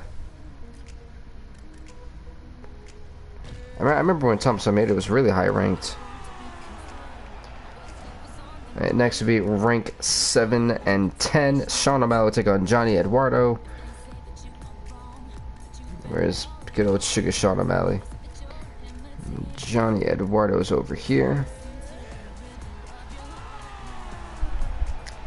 Awesome, awesome. And then last but not least, 8 versus 9. Jose Aldo, Marlon Moraes. This is gonna be good. Where's Marlon Moraes? Where you at, man? There you go. I was wondering. Tonight is UFC on TV with no fans. Yep, I think they're always on TV. Is it Fight Night? Yeah, they've been on TV for a while, I believe. But we are going to skip one fight, and the one fight I do want to skip is the Sean O'Malley and Johnny Eduardo fight. And Sean O'Malley wins by submission in the first round. There we go.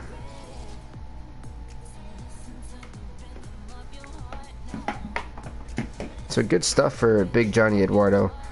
And by the way, we're in the O2 Arena for the men's bantamweight division. And the men's bantamweight division will be the final 16-man tournament for this episode.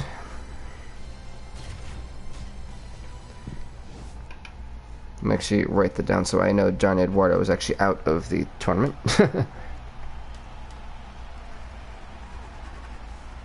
Yeah, the light heavyweights I think set a standard for the rest of this tournament for today, this episode for today. So it'll be interesting to see how these other divisions kind of handle the pressure, if you will, of them. Next up, folks, is the women's flyweight division. They're going to be on display. Marcel Stewart making his debut, came in at rank 16, so we need an extra fighter who would fit the qualifications. And, you know, Wally, any other time I would go with you, but I think my dude Aljamain Funkmaster Sterling may have this one in the bag of his submissions from last year's UFC 3 series. Counts. I think Sterling potentially could be in for a good run. I mean, we've seen Tito Ortiz recapture his gold so far. We've seen yesterday Alex King recapture his featherweight strap. And let's see if... oh my god, what a overhead haymaker right there. Let's see if Aljamain Sterling could do the same.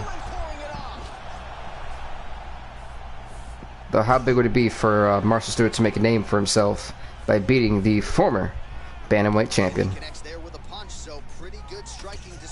Oh, got him. Oh, I know that one hurt.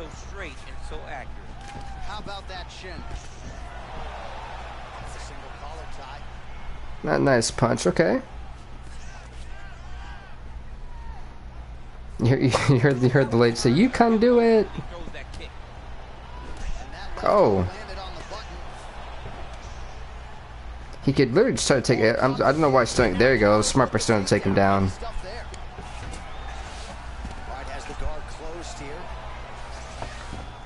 I'm off this weekend, just chilling. Then later today playing tennis. Oh, that's fun. You know, I've tried to play tennis and I realized I was really bad at it. So then I stopped.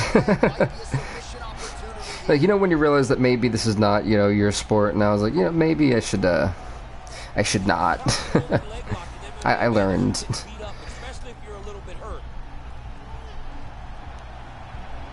So this Aljamain Sterling trying to get a heel hook on, but maybe a little bit too early. I think Marcel Stewart kind of had this one scouted. I think he knew what Aljamain Sterling was going to go in for. And this might just be a matter of time. And Stewart able to get into top mount. Oh, this may not be good for Sterling. So he postures up here and now figures to rain down some ground strikes. Yeah, the ground and pound will be aplenty from this position. Oh my. Bottom fighter here, maybe looking to hip escape, DC. Both fighters get up now. I like cool weather and clouds. Yeah, honestly, I wish I had cool weather and clouds. I also wished air conditioning was a thing for me right now. Still broken, guys. Still broken. The horn sounds for the end of round one. So with that, our next round is underway. It looked like So, you know, round of one was interesting. I kind of want to give that, honestly, in favor to Marcel, but I think it'll be an even, you know, I wouldn't say 10-10, but maybe an 8-8, honestly. Nice punch by Sterling. All right, so he's landed Like, some I good don't shots believe tonight, that but any fighter, like I said, really had a distinctive advantage. It's one and done more often than not. John, don't you come with me without a combo. I want the whole platter. Give him the But you never know. And what is it with Daniel Cormier talking about food? Make this guy take the whole Come on, Stuart. Wally's advocating, or not, advocating for Marcel Stewart to win this fight. something that's going to go behind it.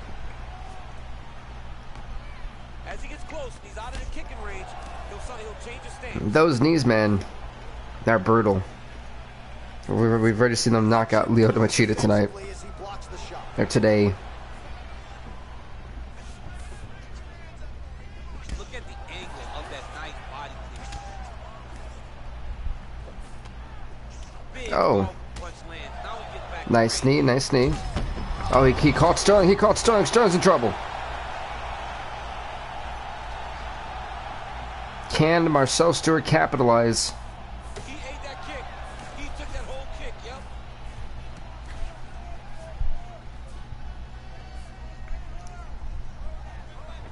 Throwing that jab yet again out of range. Oh, Tries to mix in a takedown here. Just misses there with the left. Well, his corner was pretty urgent after round one. A little bit lackluster there in that opening round. He has certainly picked up the pace here, and as a result, he has taken control. all right. So far now, after that epic flare of offense, we've hit a standstill. You can really control a fight just knowing how to fight behind your jab. He's got to be careful giving his head when he's throwing that jab.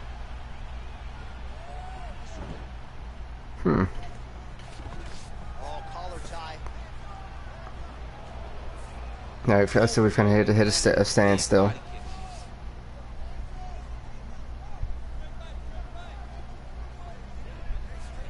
All right, both guys, they're moving, but they're not really engaging. Punch lands through the middle. That was a bit weird. Another strike to the body, really starting to connect on a lot of shots to the midsection, and these will take their toll as this fight goes into the latter rounds. It's from the heavyweight, the light heavyweights. They want to, you know, end their fights, go in looking strong, and then the bantamweights are coming in like, no, we're gonna take our time. Oh, well done to block that powerful kick to the body. Oh, Both of these guys going all out. High action fight here. oh my, oh. What a fight so far. Third round underway. Sterling gets caught with that punch. Big knee there to the chest. Okay, so you're on the third and final round. Honestly, I feel like this fight so far is in the favor of Marcel Stewart. Oh, he landed another great Like, shot I to don't the think body. I don't think Sterling has done High enough percentage now in the latter stages of this fight. for. Oh, maybe he can now. What a great way of He needs to knock him down. didn't stay the course. He mixed it up. He went high with the corner, but going low. And now he's got him hurt very badly. Oh, straight right. Oh my. Big knee to the body. They got him. Combination lands for him. It was hard to see a miss. Alright, finally, this is like a lot of combos. This is nice. This has been a good fight. To be honest, that has been the most exciting fight. This has been a solid overall fight. These guys have had constant pressure. In his opponent. Starting to do some really significant damage to the body here. Another strike lands there. Let's see. Oh, He closes the distance, gets the single collar tie. nice little body kick. Somehow, I guess it really damaged the liver there. Wow. It was good night if that landed. Sterling gets caught with that punch. Don't be afraid to get that head off the center line. Well, no surprise, he goes Well, for the he took it for a takedown, but Stewart just moved right out the way. Marcel Stewart, this is not his first rodeo. Ability to see the shots coming, defend them, and make the fight happen where he And he's done his homework on whatchamacallit, Aljamain Sterling, and it shows. so good.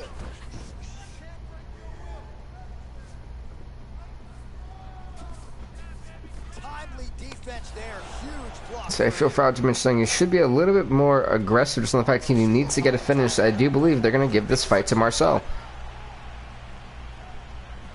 In my opinion, I give round 1 10-8 Sterling. I give round 2 10-8 Stewart. And right now I'm giving... kind of wanting... I think Stewart's actually going to edge him here. Right now I have it 10-9 in favor of Stewart. Even though the knockdown, I just feel like he needs to do something else. I need him to actually take him down. Hey, see you, Wally, man. Thank you so much for stopping by. Much appreciated. And you have a great one. Enjoy doing the errands, man. With that fight, with that now, I may give this fight to Sterling. I talked about him being more aggressive. This was it.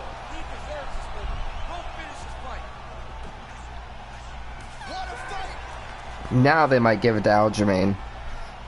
Now I have it, you know, 10-9 Sterling. This could go either way. I wouldn't be surprised this is a split decision. Ladies and gentlemen, after 3 rounds, we go to the judges' scorecards for decision. All 3 judges scored the contest 9-28. 29-28, yep. Winner by unanimous decision, Aljamain Funkmaster Sterling, the man with the plan. He wins the decision. Marcel Stewart loses here tonight, but nothing to be ashamed of either. Look at nothing to be ashamed of. But I'm actually going to skip another fight just for time constraints. I don't want it to be a 5-hour episode, so I'm actually going to skip the Rivera and Almeida. It's good to know that Rivera, I guess, beat Almeida by TKO. And next up, it is going to be Garbrandt versus Petr Yan. Here we go, rank number 2 versus rank number 15. For the reason why I didn't go between each one, that's going to be the first fight of the quarterfinals. But here we go, Yan versus Garbrandt.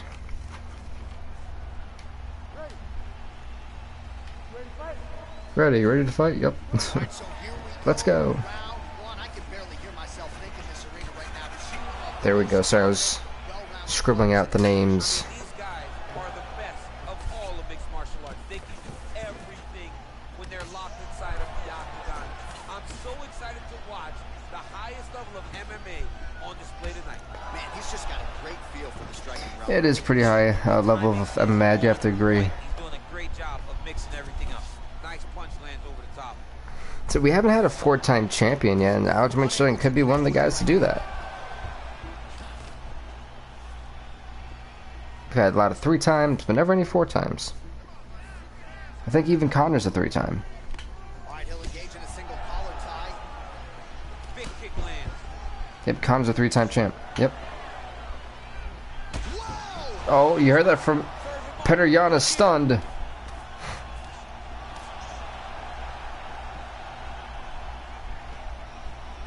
body lands right under the elbow.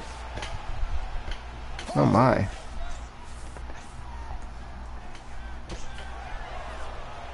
Both fighters Oh, nice shot. Okay. So, you know, Petr Yan should know he was going to be in a throwdown with Cody Garbrandt. Nice head kick.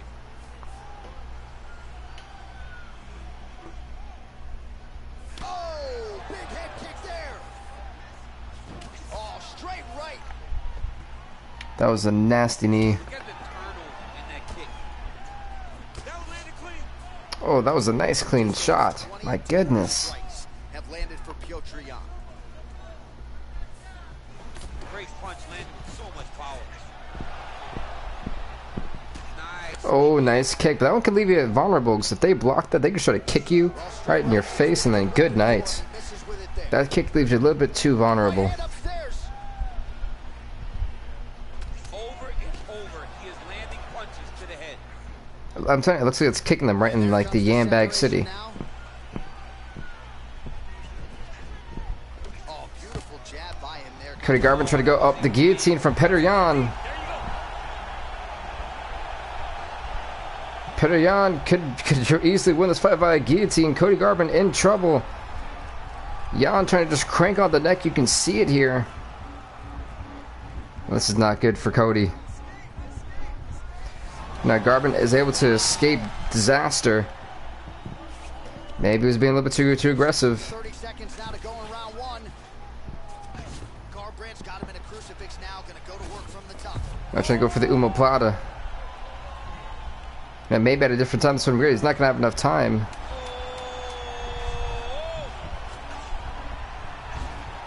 It's complete anarchy. Oh. We're going to round number 2. Maybe with a little bit more time. Maybe Garbrandt could have tapped him out.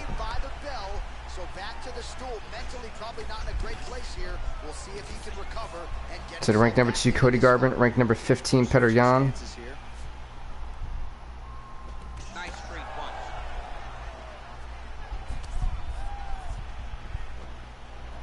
Thanks, Cody Garbrandt actually wants to take this to the ground. Garbrandt's head kick is blocked. No damage there.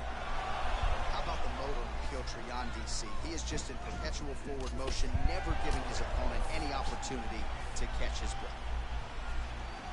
All right, he engages in a single collar. Oh. DC didn't take him long to find his range here. It's a nasty shot, my goodness.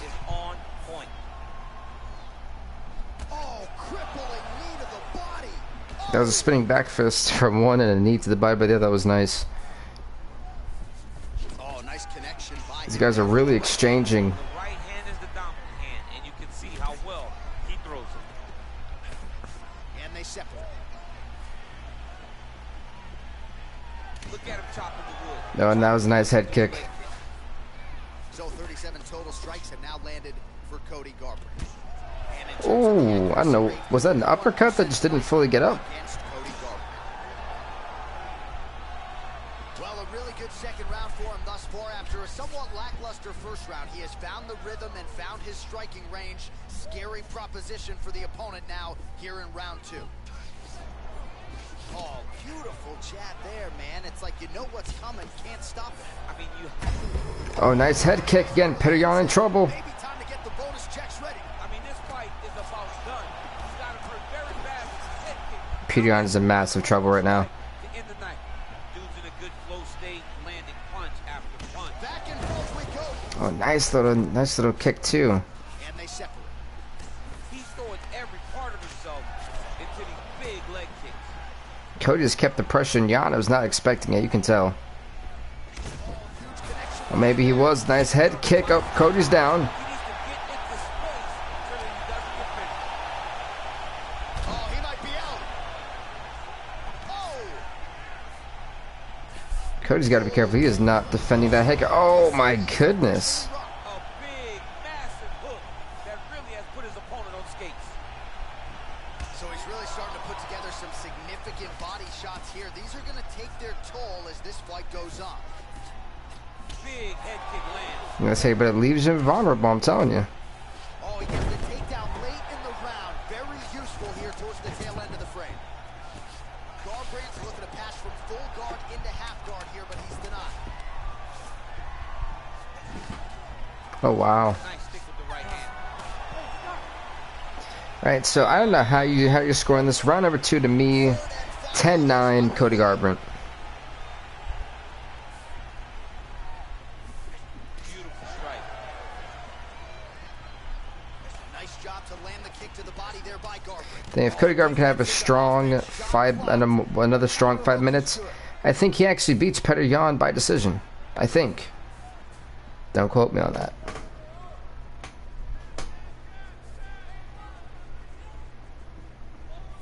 Or if they sit here and do nothing for 5 minutes, that'll definitely, be helpful for the judge decision. Oh wow, Jan's hit more strikes than Garbrandt has. The accuracy rate against Cody No Love Garbrandt. 40% is not that bad. Nice strike. Obviously you want to land more, yeah, but I mean, you take what you can get. He was gonna knock him out with that kick. He jumped, and his vertical. Oh, nice head kick. Now his opponent in a world of trouble. Such a sneaky head kick Cody Garbrandt needs to relax, not be so aggressive, because this is what happens. He gets knocked out a lot because he gets too like that. Gets too excited. He needs to kind of dial it back a little bit. Keep the intensity, just dial it back. Straight right hand now, just misses. Oh, single collar tie here. Look at how he turns his hip into that leg kick. Head kick. Nice. Oh, that wasn't really a hit. It was a body kick for both of them. He is trying to keep the judges out of it, lighten up his opponent left and right. Great punch. So in my opinion, I would like to think that Cody Garbrandt wins this fight by decision. It almost looked like he went limp there for a second.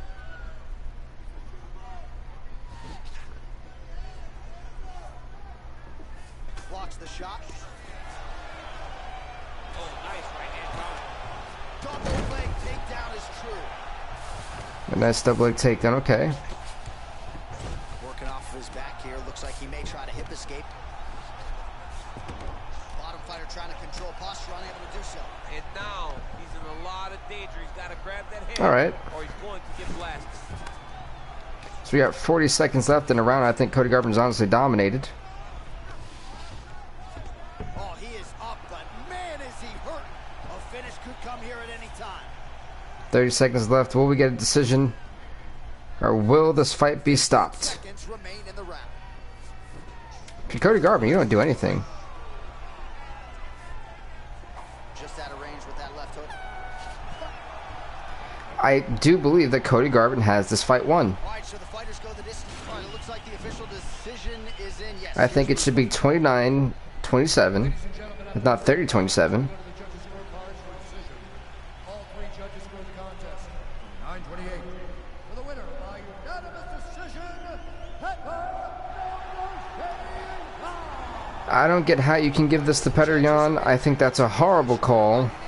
Pretty easy fight to score, I thought. I thought this was all for Cody Garbrandt. Petr Yan struggled throughout this fight. He did not. I don't get what DC and them are talking about. That looked very obviously that Cody Garbrandt should have won that fight. But, you know, it is what it is. Next up, it's going to be a Yuri Alcantara, rank number 5, taking on rank number 12, Bruce Lee. Here we go. If the screen wants to load.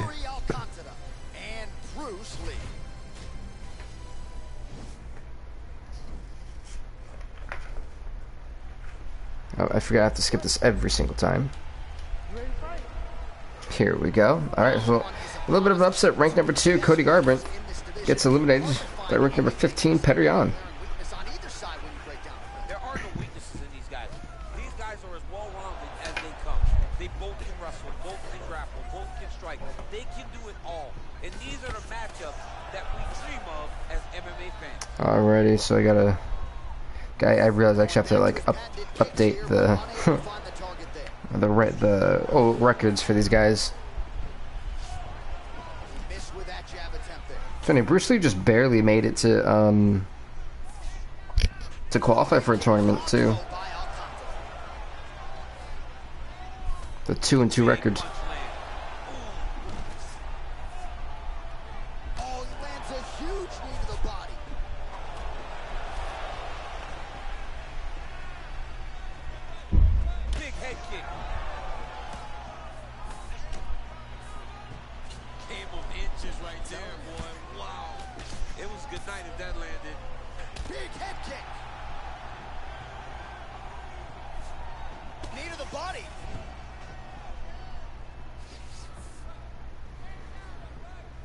To the body, blocked by Alcantara.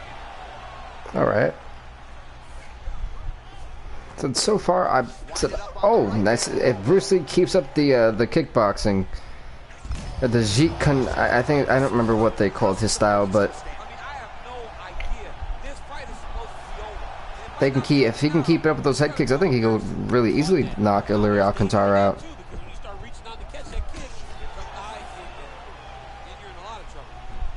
Alcantara gets hit with a kick. Oh. Nice little fade there from Lee. Nice leg kick.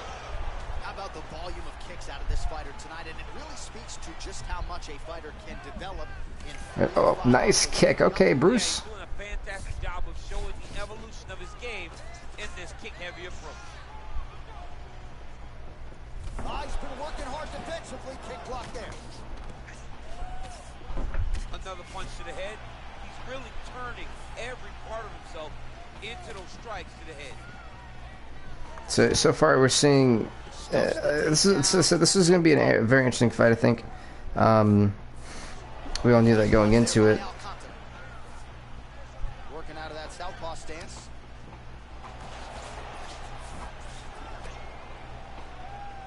Oh man, it ain't Dikembe Mutombo, but he is blocking all these shots. Nice spinning back fist. Wow. Out of here. He sees it coming. You're gonna have to mix it up. Shake that finger. Shake that finger. Nice shot. He got. Instead, you know, if Lee can land a little bit more effectively and he's got to use the head kicks. Honestly, his head kicks, I think, are just unmatched in this game. All right, let's get to round 2. Big punch lands over the top. How's he gonna follow this one? Well, he has landed some good shots, DC, but really unable to Oh, string oh. together in terms of solid combinations. It's because he's not committing to it. Nice shots. He could probably try to go for a takedown, Bruce, but I don't think it's going to be effective for him. Sitting down on the right hand. He really doesn't seem to have the intent on landing it. He's got to be confident that it's going to land, and he's got to really throw his whole entire body into those strikes. Bruce, what is his plans here? And they separate. Alcantara gets absolutely melted by that head kick. Again, going back to the jab just out of range. Oh, Well, if you like Muay Thai striking, this might he be kicked your him moment. to like oblivion. My goodness. It's a massive moment for this fighter. He is a great Muay Thai fighter. Look for him to go knee, and then try to land a big one to the head. Just over 3 minutes to go. Checks the leg. Oh, nice kicks. His shots nicely here, champ. He's doing a great job of mixing. Bro, these two are very evenly matched. Surprisingly, on paper, I didn't really think it was going to go this well. This is more counter fighting than anything.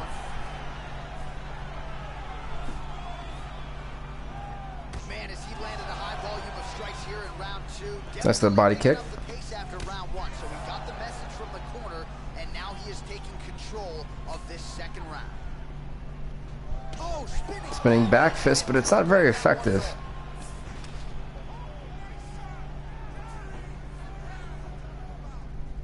So it's not really, I don't feel there's a lot of bantamweights who have a lot of power, so to speak.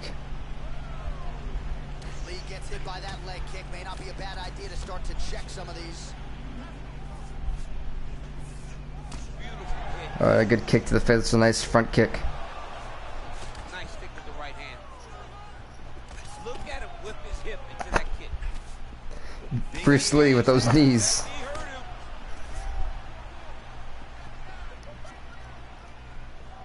him. Knees to the face. It was very effective.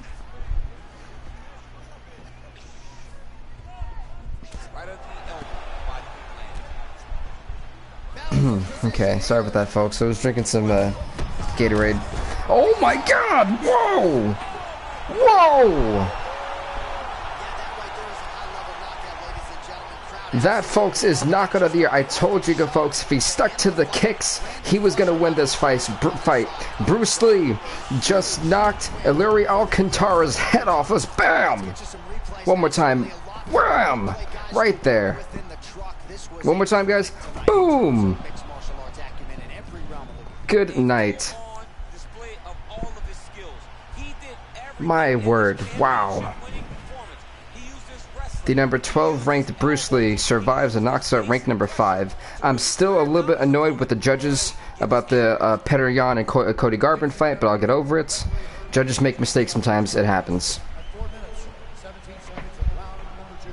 So do I think it was a bad call? Absolutely.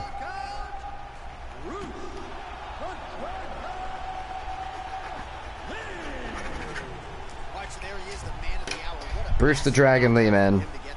Survives. All right, let's see. Aldo and Moraes. Yeah, let's go with Aldo and Moraes. It's up next.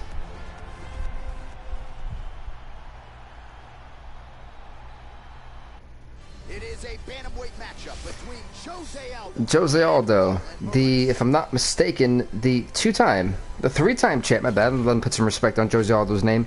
Jose Aldo, the three-time champion. He moved down from featherweight to be in the bantamweight division. Said he has some business some business and goals he wants to accomplish here. This is a big spot. He comes in at rank number 8, and he goes against Marlon Moraes, a guy who will tap you out from any position on planet Earth. I'm telling you, it's insane. The flexibility of this guy is unheard of. His submission game is dangerous, and if he gets you into a choke, you're basically going to sleep. That nice liver kick, and you already see Jose Aldo already went down from Moraes' liver kick, and I forgot to get, Moraes is a good kickboxer. A lot of people forget that his kicks are very, very effective, especially when they hit you in the body. It's a good chance it's going to knock the wind out of you for a couple seconds. So a lot of people may not be looking towards fight. This is a fight that I think everyone needs to pay attention to.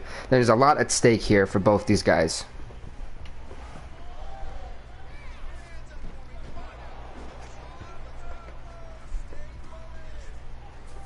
It's kind of in a standstill now. Slips the punch nicely there. Real nice body kick. Lot of different looks. He switches to southpaw now. All right, see, Aldo went, yeah, Aldo went to southpaw. Oh, big punch land. Well, if you're going to leave your body that wide Oh, that's leg kick. the price, and he certainly did there as his opponent lands flush to the midsection.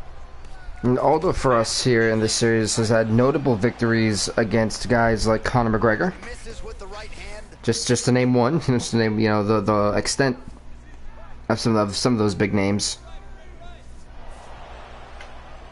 Moraes' kick attempt, that one was blocked. Aldo gets touched by that kick to the body. So it's gonna be very, very interesting to see how this fight goes. Real sneaky body kick. All right, he engages in the single collar tie.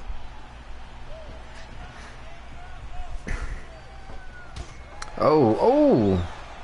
Okay, it's one of those jumping roundhouse kicks to the abdominal.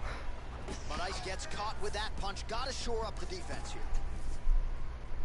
Nice stick with the I said right hand. abdomen, I meant the abdomen. Whoops. Southpaw here yet again. Nice head kick. Let me correct myself. Nice defense there. Huge block.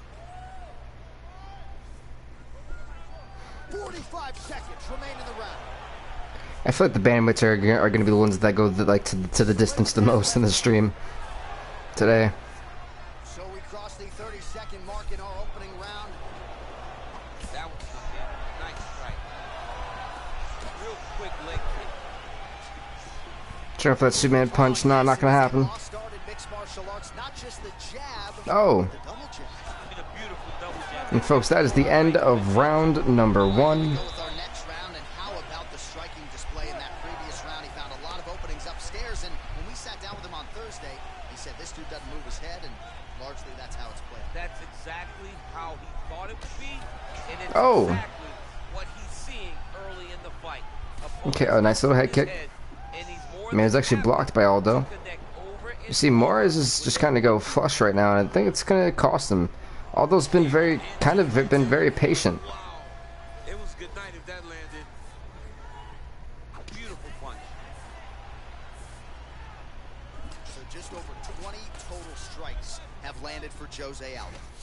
Well, not the most efficient effort, landing with 33% accuracy against Marlon Moraes. Like, both these guys have not had good landing accuracy so far. That kick. Probably because they blocked each other so much. All right, so a nice job there defensively to raise the guard and prevent any damage. Those hands never leave where they're supposed to be, and if you do that, most times you will block the shot that's incoming. Look at him working at trying to shut the liver down. Effective Oh. by Aldo. Oh, magic Marlon Moraes. This is as big a power threat as we have in this 135-pound division. Not Yeah, surprising. Marlon Moraes is a massive power threat. I think people don't underestimate that. Signing with the UFC. All right, well, he's landed some good shots tonight, but there's no three-piece, there's no soda. More often than not, it's one and done. He's not even getting a combination. I mean, if you're going to sit there at the drive-thru, order a combination, take the soda with your food, give him the right hand behind the jab, give him the hook behind the right hand. A good takedown. And that is a good attempt as he gets the fight back to the mat. It's ideal. I think more you see more try to posture for that guillotine. Shot didn't have to put too much effort to finish. Great job. Well, the body work starting to take its toll. Look at the redness. Oh my goodness. On his left side. Yeah, that's a lot of redness starting to appear on the Right hand. left side of Marlon Mars. Yikes! Not today. Great Wow, job. Mars turned it around. Keeping those legs locked and keeping them in full guard. All right, he's very comfortable fighting off his back, DC. Now looks like he's trying to hip escape. Yeah, he's trying to hip escape or maybe look for a Kimura here. Right, well, that didn't really amount to anything for both fighters. Oh, nice spinning back fist. This could be his chance. Massive shot. Now he needs to try to find the next shot, the follow-up shot that will finish the fight. 30 seconds to go in round two. Wait, 30 seconds look like I don't think we're gonna see a stoppage just yet. Look at the whip action that comes from him throwing that kick. Oh, nice spinning head kick. You don't really stand after you take a head kick like this. That is such tough. So far, I think we're tied. 18-18 so far. I see 10-8 for Your opponent with those leg kicks. Moore is the first round. Another strike to the body. Then 10-8 for Aldo the second round. Shots to the midsection, and these will take their toll as this fight goes into the latter rounds. Moraes gets hit by that leg kick. Wait, then it wouldn't be 20. By Aldo. Yeah, yeah, it would be. Okay. Execution with the knee strike there. Now we'll see if he can follow it up. What you follow up a beautiful strike like that lead with, we'll see very shortly. Oh man. Oh. Nice front kick. Double jab there. He continues to work off of that weapon, and you felt like that was a big key for him coming in tonight. Very important for him to start popping that jab. He's doing it over and over again, and he's finding a ton of success. Aldo gets caught with that punch. Starting to do some really significant damage to the body here. Another strike lands there. Uh-oh. Just over 3 minutes to go in round I three. think both fighters kind of... They're not saying that they're getting comfortable, but they're trying to 60 total strikes and counting have now landed. wait to see to make have their wait to have their opponent may make the mistake so far. 55% to this point in the fight against Marlon Moraes. Moraes' lower jaw does not look good. I don't think it's broken, but starting to show some obvious signs of swelling. All right, late in the fight now, he needs a finish or he's going to lose this fight tonight. We'll see if he goes for it. You know, it's interesting to see how these two guys have taken a real calm approach, a more laid back. I'm gonna wait, drain this this fight, so to speak. I'm gonna wait for my opponent to make the mistake, not me. And I don't think it's honestly been working for either guy, because both have the same exact approach. They're not trying to be aggressive, and if they are, they're trying to keep it from a distance. 1.5 minutes to go in this third and final round. All right, single collar tie now. Right hand punches the clinch. Oh, looked like he was trying to set up the head kick, but he misses on that attempt. Gatorade Orange, everybody. Wonderful thing. Both fighters exchange in the pocket here. Single collar tie now. Big kick lands. Man, is he timing his shots well here tonight, DC. It's hard to recall him being this accurate in the past. I mean, he is so sharp. And not only Oh. is he accurate, he's also keeping very busy. You take more of these leg kicks, you will not be able to be very active on your feet. Aldo gets caught with that punch. He's treading water now. Got to find a way to move those feet.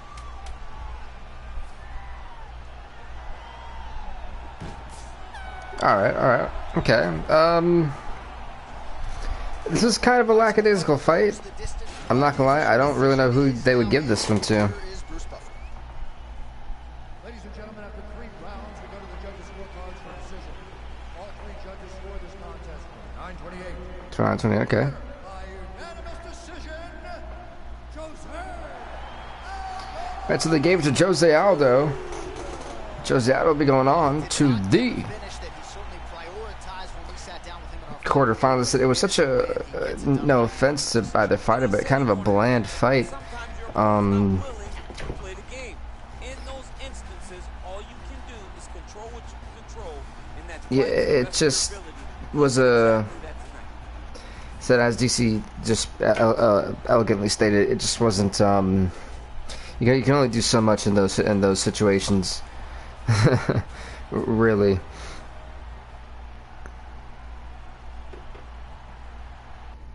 All right, coming up next, a UFC bantamweight division fight. Next up, folks, is the number 4 ranked Dominic Cruz taking on the number 13 ranked Corey Sandhagen. Corey Sandhagen. Yep, I actually like almost butchered that name up. Well, these guys have been on each other's radars for quite some time. Tonight, it shall be done. Both guys well-rounded. You think we're getting a kickboxing match tonight or what? You just don't So the next tournament that we're gonna view after the bantamweights is done is the women's flyweight and then the men's lightweight. Fight on paper and also in every performance we have seen them put on. These guys seem to be the mirror. So we have this fight left of the round of 16, and then Rogerson and Yadong. There you go. Can't even speak for a minute. I was like, How is he standing? Brutal knee to the body. Oh, gotta love it, folks. Gotta love it. That jab hurt him. well, perhaps a sign of things to come as he lands a kick there. Nice kick landed by this gentleman. It's such a fast leg So kick. both guys landing at will here. Good action early. Pretty dope. Pretty dope. Continues to mix it up, going to the head, mixing in some body shots.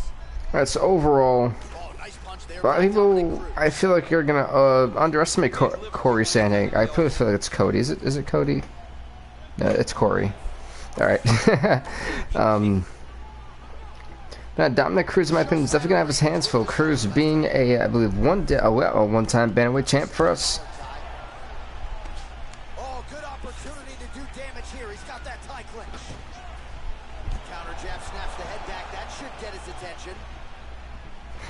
Nice punch lands over the top. What a body kick. My goodness. Nice stick with the right hand. Oh, collar tie.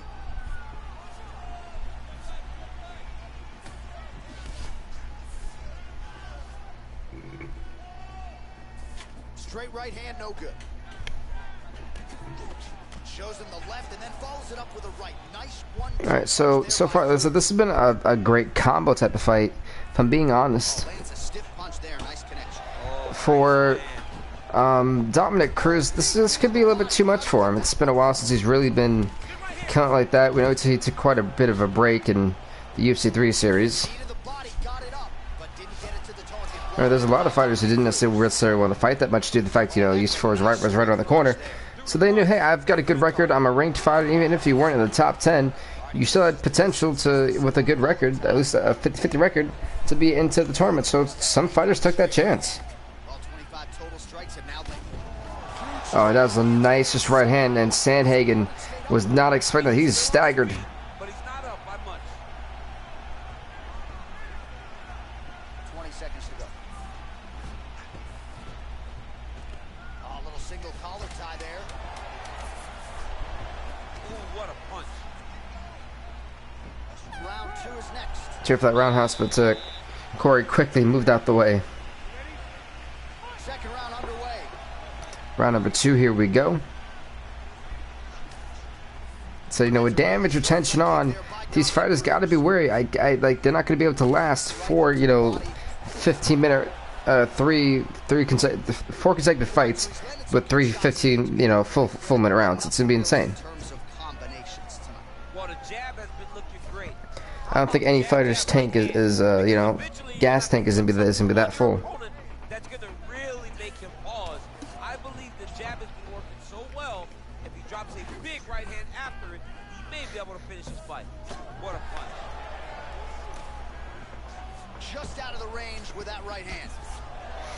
Oh my.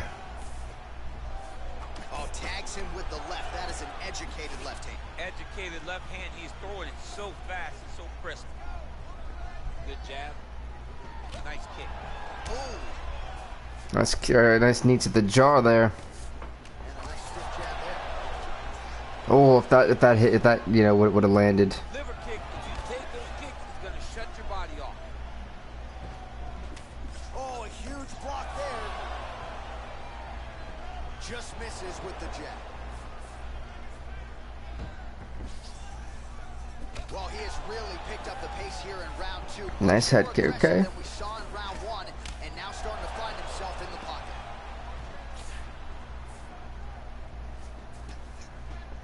Good punch lands.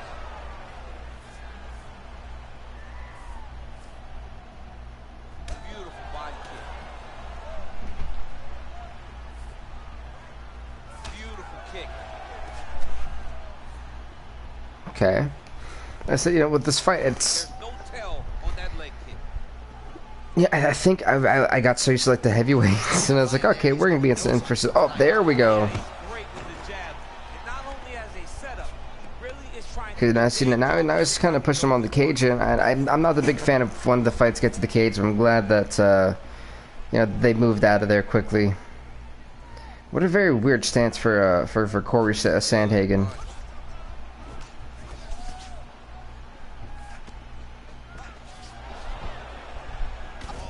A nice spinning back fist landed again, but you know, Dominic Cruz has got to be able to just keep up this aggression. on the receiving end of those types of strikes. Oh! So I would really love for one of these fights to not always be 3 rounds. 20 seconds to go round 2. So he's really starting to put together some significant body shots. Oh. It's going to take their toll as this fight goes on. And the horn sounds. That is the end of round number 2. Now, what is up to Dean? I don't think I even said what's up to you.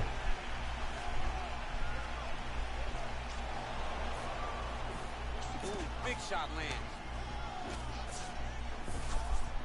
Powerful See, in round number 3, by this fight so far has been all Dominic Cruz. So I'm looking at a potentially 29-27, Punch and land, so that is increasingly maybe even a 30-27 to 30-28. This is one of his best strikes, and he's throwing it over and over again.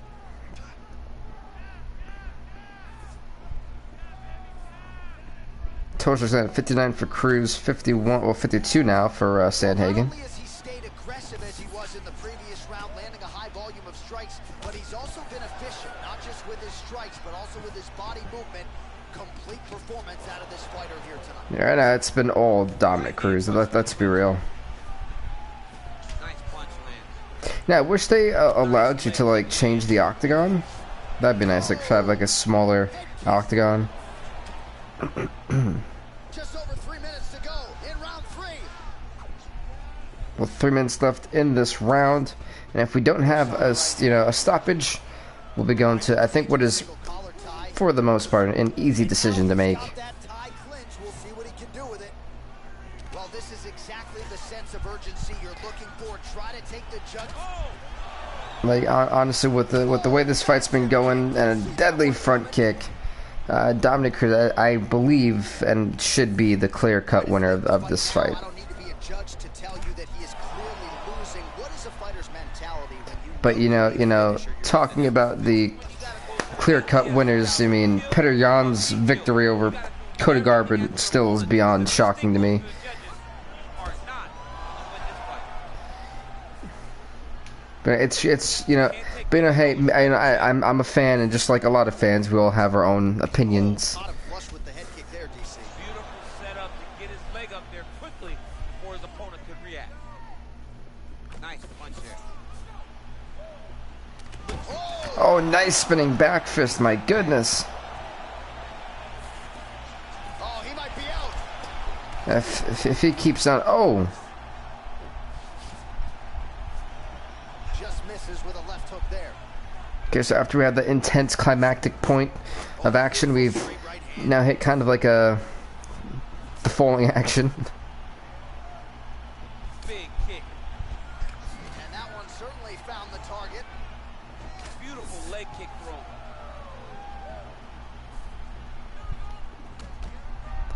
Right, with 10 seconds left in this fight, spinning back fist. Cruz just trying to make sure that, you know, there's no way you don't believe that he is the winner. This should be unanimous.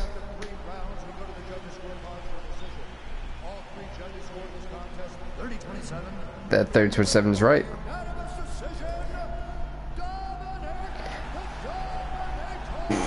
Yeah, Dominic Cruz just dominated Corey Sandhagen, no pun intended, but I mean he dominated. Let's be real. Sandhagen looked like it was a man against a boy. Yeah, it was nuts. So we have the last fight in the round of 16. We've had 1, 2, 3, 4 fights go to a decision already. Alright, next up is going to be the final fight of round 16. It's going to be ranked number 3, Rob Rogers, everybody. Taking on ranked number 14, Song Yadong. Hopefully I'm saying that right. If not, I apologize.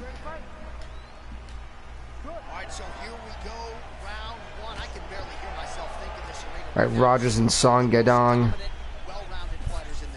mean, these guys are the best of all of mixed martial arts. They can do everything. And, you know, some really talented guys, especially Yadong, too. I mean, a guy who I feel comes in as a massive underdog. I don't think people give enough credit to. This kid could really take this division by storm, and it starts right here in a fight against Rob Rogers. You know, Rogers with a record of 4-2. He's, you know, this could be the biggest fight of Yadong's career.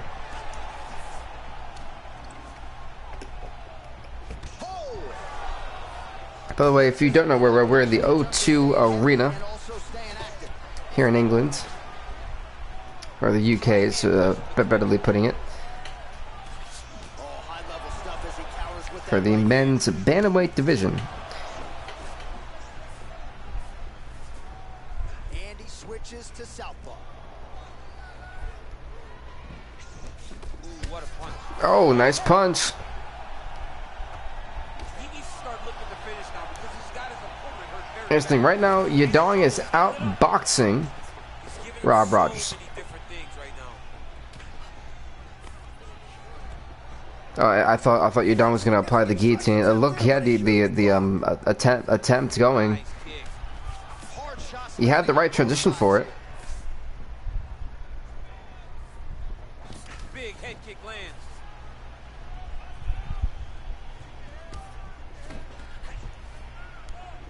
Just over 2 minutes to go. All right, 2 minutes left in round number 1.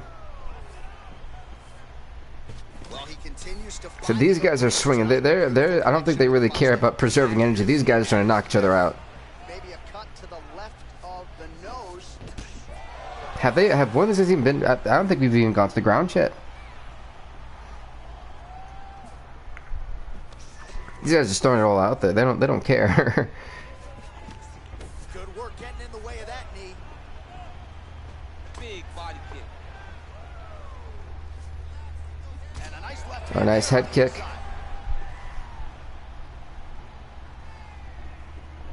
Again, we get into like a stance of they have action for a little bit, and then it kind of just pauses, you know.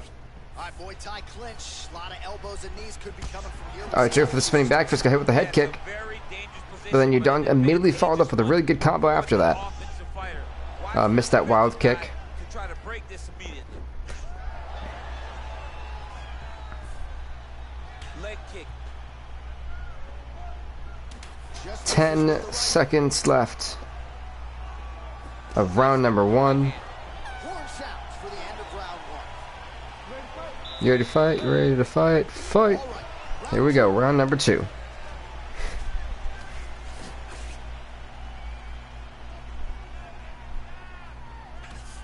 Good stick.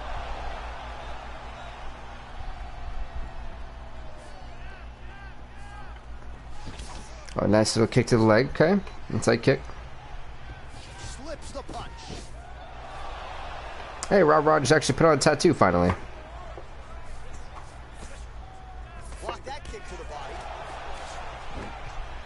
Oh, that's the shot. Oh my goodness. Oh, Collar tie here. Ooh. I think Yadong has actually outlanded shots on Rogers. Nice. It was 36-32.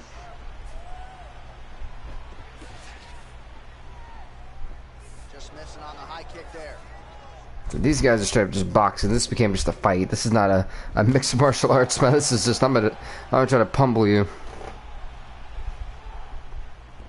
Big kick land. Oh. Keeps going back to that jab. Keeps throwing that jab, but unable to land. Straight punch land. Oh, just punched in the back of the head. It's Well, he's really kind of throwing mean. in a high Messed number up. of strikes here in the second round. No denying that he has taken the message from his corner and picked up the pace here in round 2. Head kick land. Oh, nice head kick. Oof, sorry about that.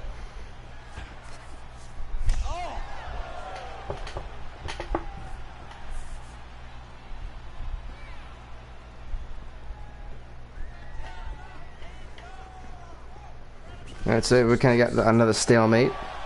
Well done to catch the kick. We'll see what he can do with it.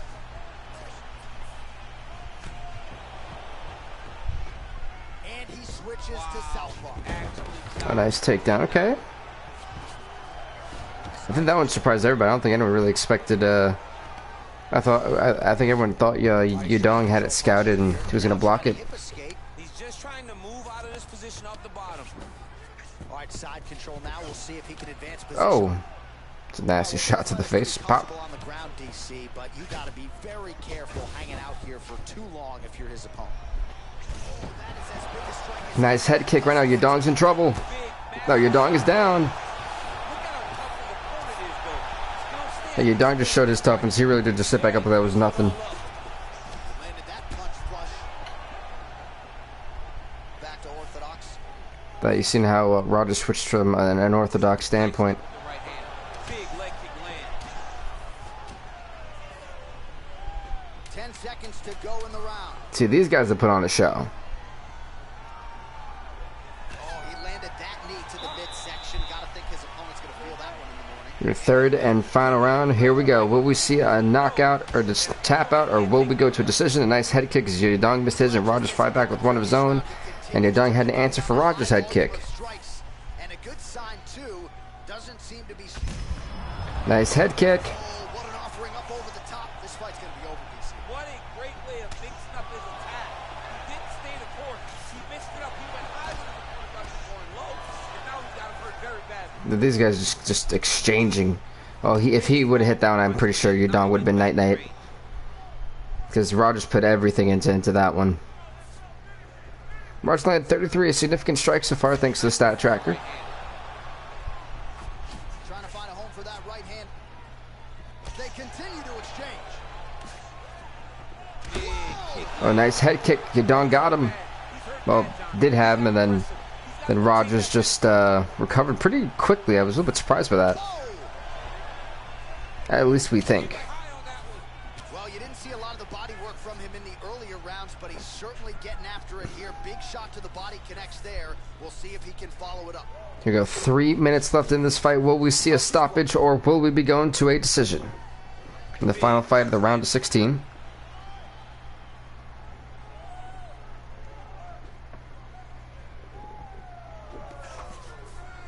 Oof. Look at how he Nice head kick. Oh. when he throws that kick. You got to check these low leg kicks. Remember, folks, we still have the women's flyweights 8-woman tournament and the lightweight 8-man tournament, and then we have This fight is a tomorrow, which is Sunday. We'll get to that in a second. Because right now, Yadong trying to get back to his feet and a vertical base. There we go. But yeah. So like I was saying, day 3 tomorrow, the final day of our championship tournaments, is going to be the 16-man middleweight division tournament, and then the the women's 8-woman tournament, and then the featherweight's 8-man tournament for the title. So, yes, sir, yes, sir. It's gonna be very, very interesting. Oh, nice head kick. So I don't know who you score this for. This is a very even fight. Of course, with this, there kind of has to be a winner.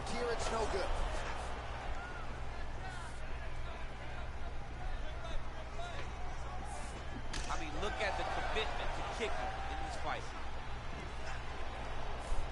Oh, nice counter jab there.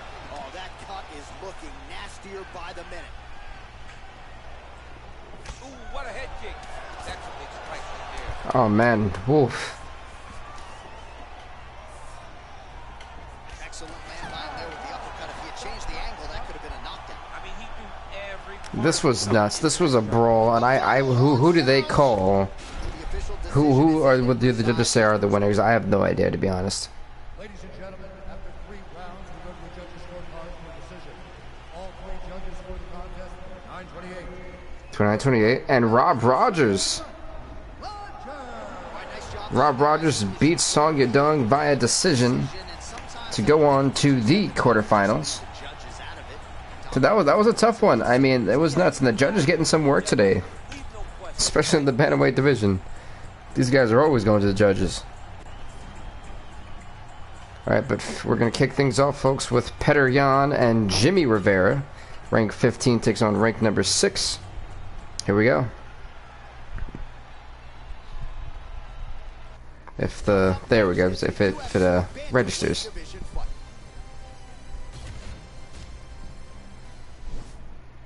In the bantamweight division. Dan Marigal gonna be the referee for this one. Fight. Here we go. Both these guys touch gloves. And Yan missed wildly. He missed so much that oh, Rivera didn't even know where he was for a minute. Oh, Yan got rocked again. Remember, his chin got rocked a couple times by Cody Garbrandt. Let's not forget that.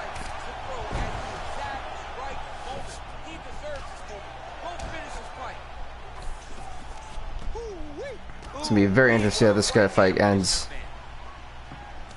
The right hand just misses. Nice punch lands over the top. Liver kick.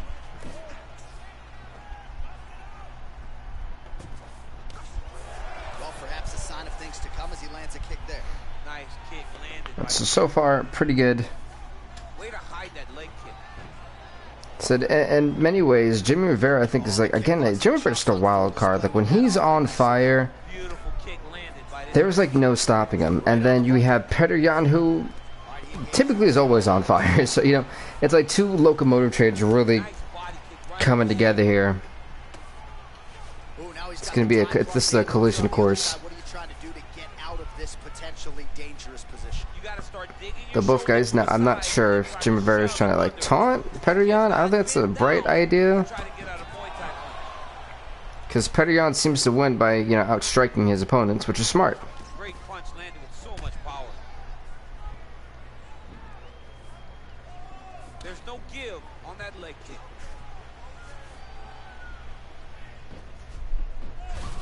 Oh, he caught him flush with that one. My goodness. Yeah, Rivera, I'm just not sure what Rivera's plan is. Like, he's just not executing. Oh my goodness, again, it's just a very sloppy performance. Oh, good job defensively there to block the strike by Rivera.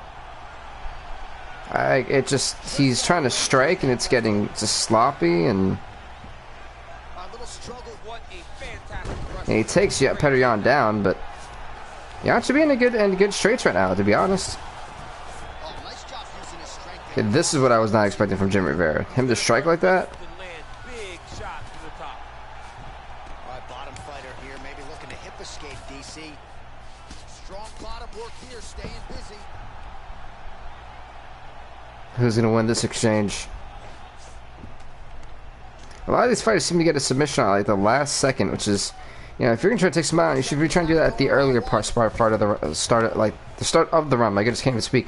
Instead of waiting to the last 40 seconds, where you've really got to have a good hold on it.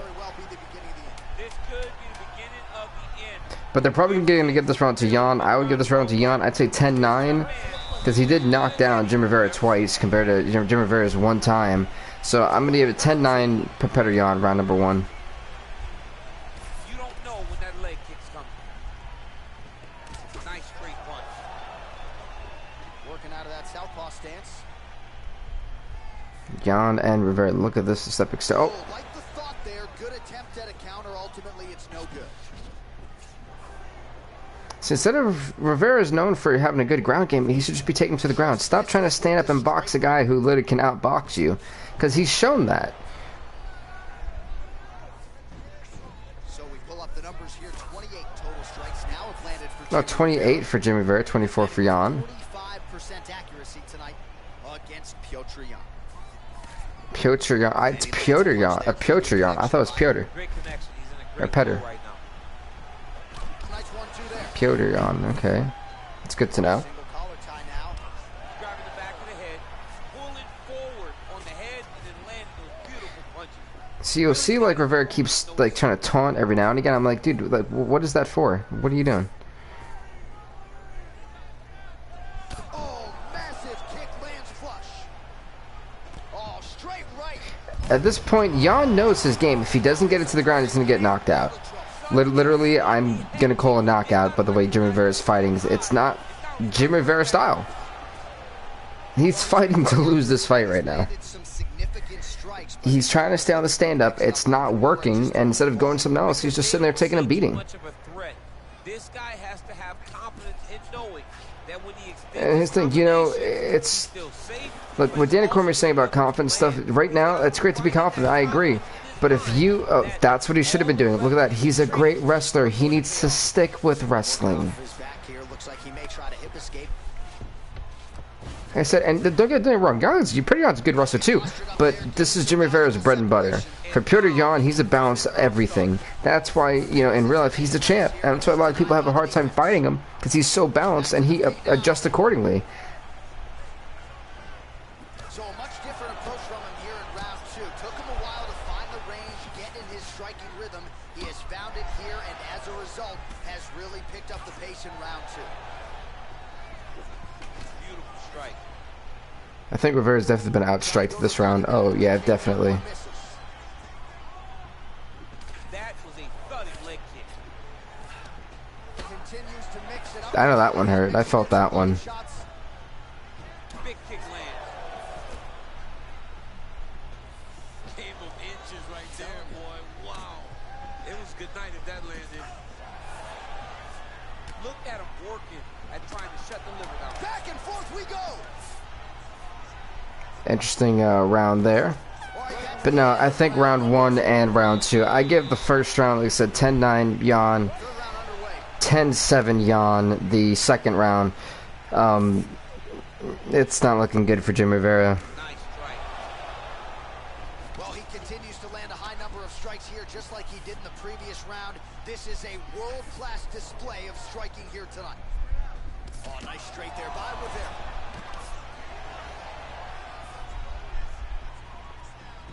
So Rivera has to try to get to the ground. Kick to the body now. That one won't land. Nice stick with the right hand. Wow. 34 significant strikes have landed for Petr Yan in this fight, or Petr Yan.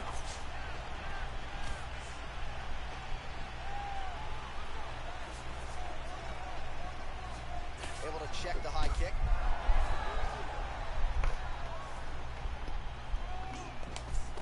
Just out of range with the big right hand. Still drinking Gatorade Orange, by the way.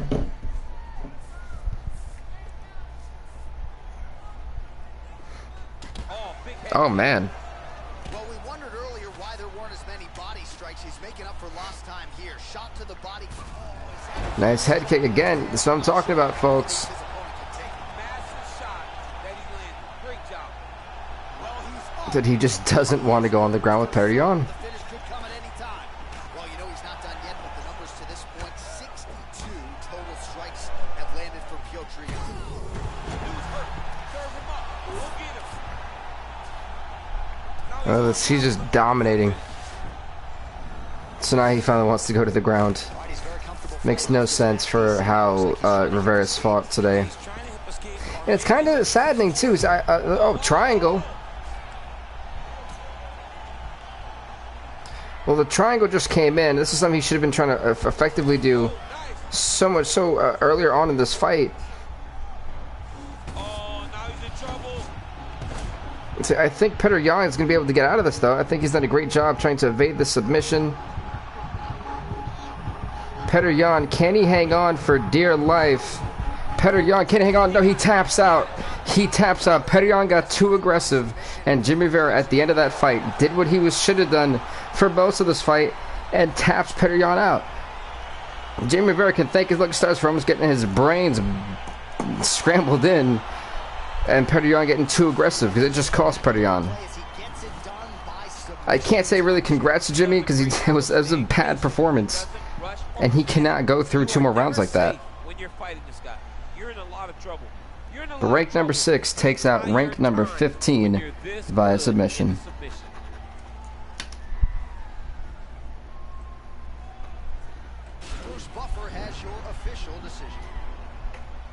Ladies and gentlemen, referee Dan Mergliano has called a stop to this contest at 3 minutes, 45 seconds of the 3rd round.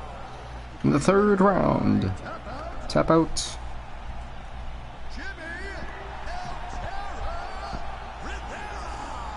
Congrats to Jimmy Rivera on winning the fight.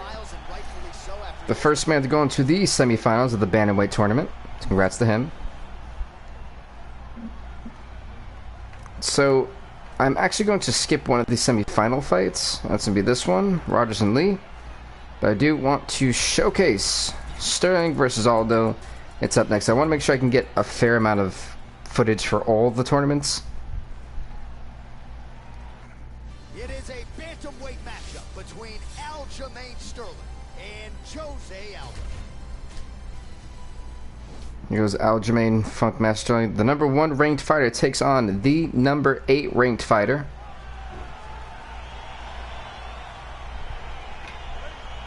I forgot to skip it this time. Darn it.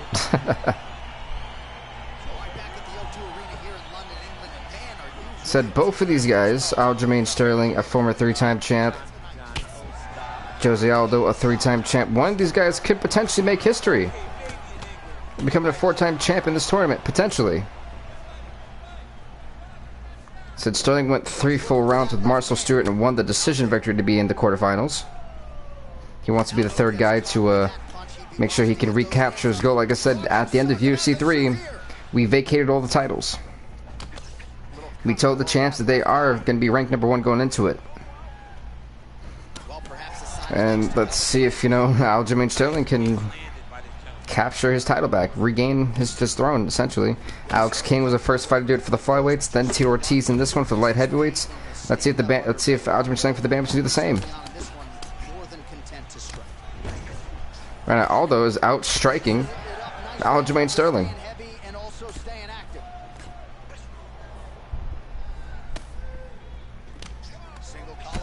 Oh. That was a nasty. Oh, nice head kick. He's definitely, look at this. Aldo's still stumbling, by the way. Go for the takedown. He's going to take him down. Wow. Wow. Okay, the aggressiveness by Aljamain Sterling on display. Now he's in side control. Oh, this is not good if Aldo can avoid this. I think he did. I think he did avoid it. Just over 2 minutes to go in round 1. And he's back into side control. Half guard. Look at the Sterling going right back. Oh, really? Okay. Wait, oh, that was a lot of movement there. Okay, all right. I see you. We see you. Oh, and he's able to land a strike there from the bottom. Nicely done by Aldo. I love watching this guy move on the ground. Another nice go back to standing back for some interesting ground wrestling. You don't see that very often. Great punch. These guys desperately want to be going on to the semifinals. Oh, missed that massive kick, and if Aldo would have responded, I think it would have knocked him out there. Right idea, wrong execution. the counter right. Nice Superman punch, but didn't really do much. 20 total strikes, as you see there, have landed for Aljamain Sterling. Hey, check that kick. Looked like he might have landed there. Instead, a swing and a miss by Aldo.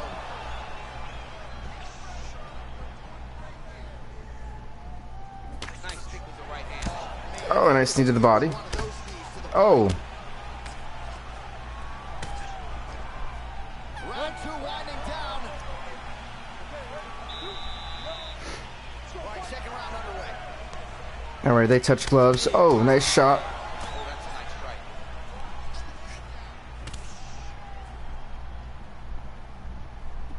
Nice stick. Yeah, round 1, I think I definitely would be a 10-7 for me for the Sterling and Aldo, and for Sterling going for round 1. He definitely won that round.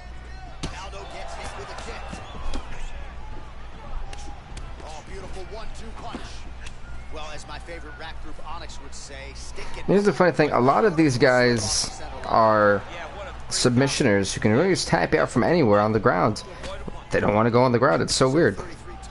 Jimmy Vera basically almost lost his fight against Petr Yan until he decided to actually until Petr Yan knocks him, sends him to him, literally, then he went for a triangle. Big punch land.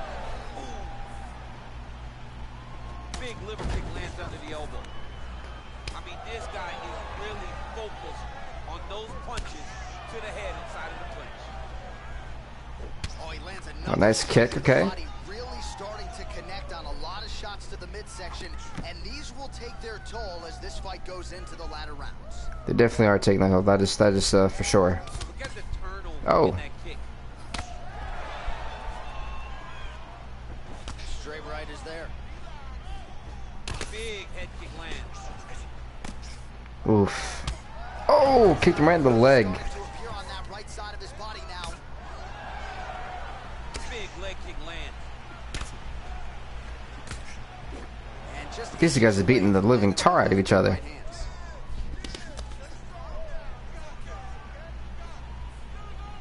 Tried to go to the body, but unable to connect.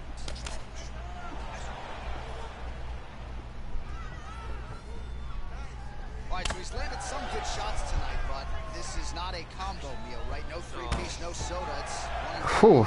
John, don't you come to me without a combo. I want the whole platter. Oh, nice knee to the body. Going for the takedown. This may be a mistake. He got the guillotine. He got the guillotine. This could be the biggest mistake this might just be a that Aljamain Sterling ever makes. Wait. No, he countered it? I think he countered it, folks. He countered it, but Aldo looks like he has the whereabouts, kind of trying to get out of this. Yeah, Aldo had the whereabouts, folks, to get out of it. All right, full guard here, DC. We'll see how soon he tries to. Well, he needs to be passing immediately. In the full guard. Wow, I don't. In most danger as a top fighter because they have all of their. Good turnaround. They have the armbar. They have the kimuras. They have all their locks when they're in the full guard. So if you pass, you really do limit the danger. All right, so for round number 2, I still think it's Sterling, but I'm gonna say 9-8 Sterling. I feel like he just fought better on the stand-up than Jose Aldo did. Third round underway. Huge block there.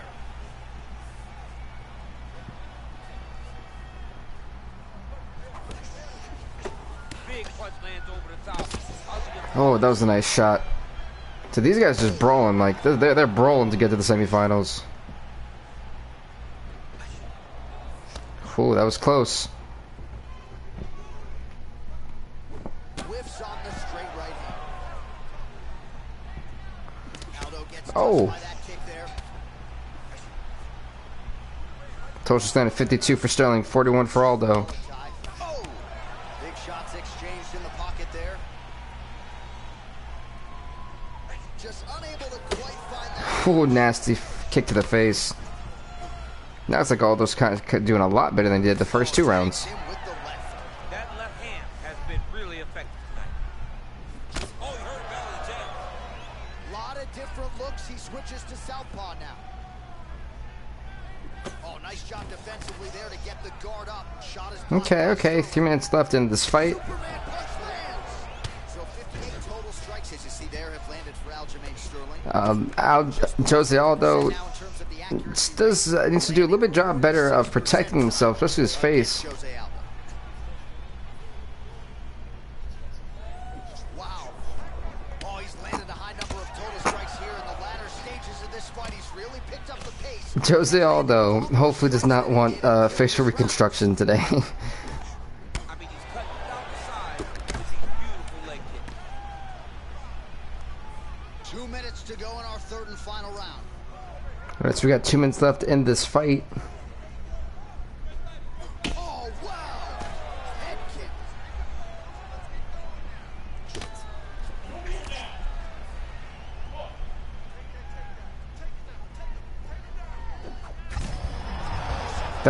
That was so smooth and so quick. Holy hell. No idea. This fight is supposed to be over. And it might not be over now, but it's going to be over very soon.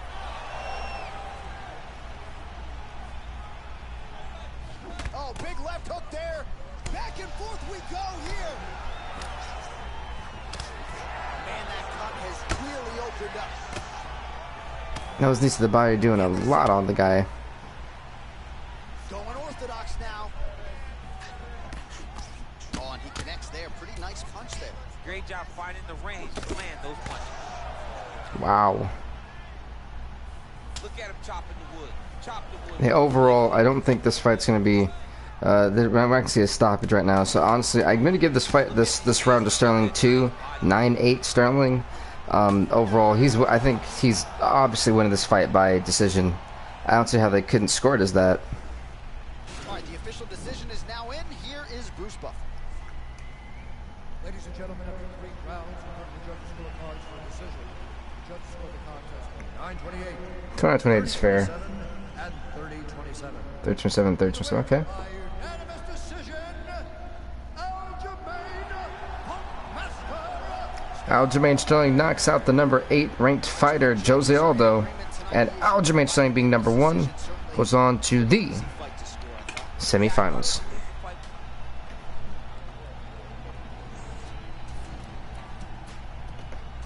Alright, so next up, folks, we have, let's actually skip the Rogers and Bruce Lee fight. Yeah, Bruce Lee wins by decision, beating Rob Rogers. Well, yeah, look at that. That is interesting. He's actually ranked 12. He just knocked out rank number 3. That's nuts. Alright, folks, for the final fight of the men's bantamweight quarterfinals. It's a bantamweight matchup between Dominic Cruz and Sean O'Malley. Here we go. Sean O'Malley, the number 7 ranked fighter, takes on... Hey, what's up, Icy? How's it going?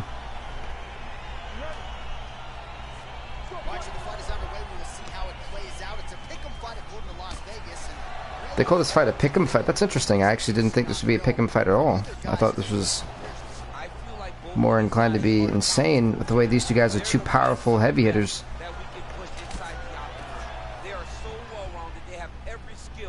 It's actually very interesting that they would actually say that.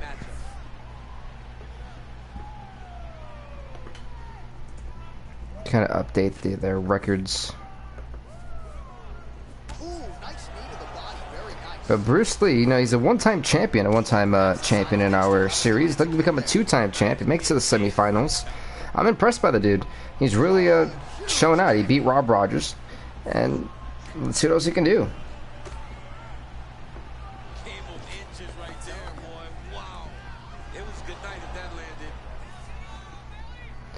Right, Dominic Cruz, a former, I think he was the inaugural bantamweight champion for us back in UFC 2. So the man has definitely been there and done it. A one-time champ. Right now he takes on Sean O'Malley. Oh, wicked nice leg kick there, DC. And what is bound to be an insane fight. Like an absolutely insane fight.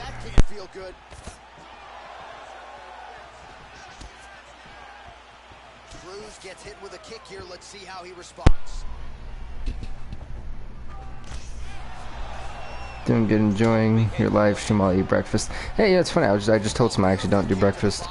Well, I'm glad you're enjoying the breakfast. Very vulnerable by leaning And as you see, people punch each other. Literally. Nice punch there by O'Malley. That's it, folks. We are in the final fight of the quarterfinals And both fighters exchange in the bantamweight division, and then after this tournament, we have the women's flyweight. It's an 8-group tournament. Oh my God, that leg kick! That front kick to the face. Dominic Cruz went down, and he craned down hard from that kick. My goodness, wow. Nice job here staying busy off of his back. Nice offense from the block. All right, close guard now. There's a lot of blood on the octagon in this fight, in this tournament. My goodness. Yeah, so Dominic Cruz going for the guillotine. I'm a little bit surprised he went for this. Oh, nice guillotine there. He's got it like wrenched in, but honestly, I think it may be a little bit too early for the guillotine. Oh, we're getting a finish here. Wow. This Sean O'Malley saying, not today. Turned it around on him. This with 10. This round definitely, I think, is a 10-9 in Sean O'Malley's favor. 10-9 Sean O'Malley first round. What a sweep. Second round underway. Now, round number 2. The Dominator gets caught with that punch. His chin is held up thus far. What's up to the 11th person in the stream? Well, he has landed some good shots, DC, but really unable to string anything together in terms of solid combinations. It's because he's not committing to his bullet. He throws his jab. He may float a right hand out there, but he's not really sitting down on the right hand. To the 12th person, welcome. A nice spinning back. That's the second time he's absolutely rocked Dominic Cruz, Sean O'Malley. Look at the finish now because he's got his opponent hurt very bad. He has a commitment to kicking tonight, and it shows. Yeah, he's been kicking the rear end of Dominic Cruz for most of this fight.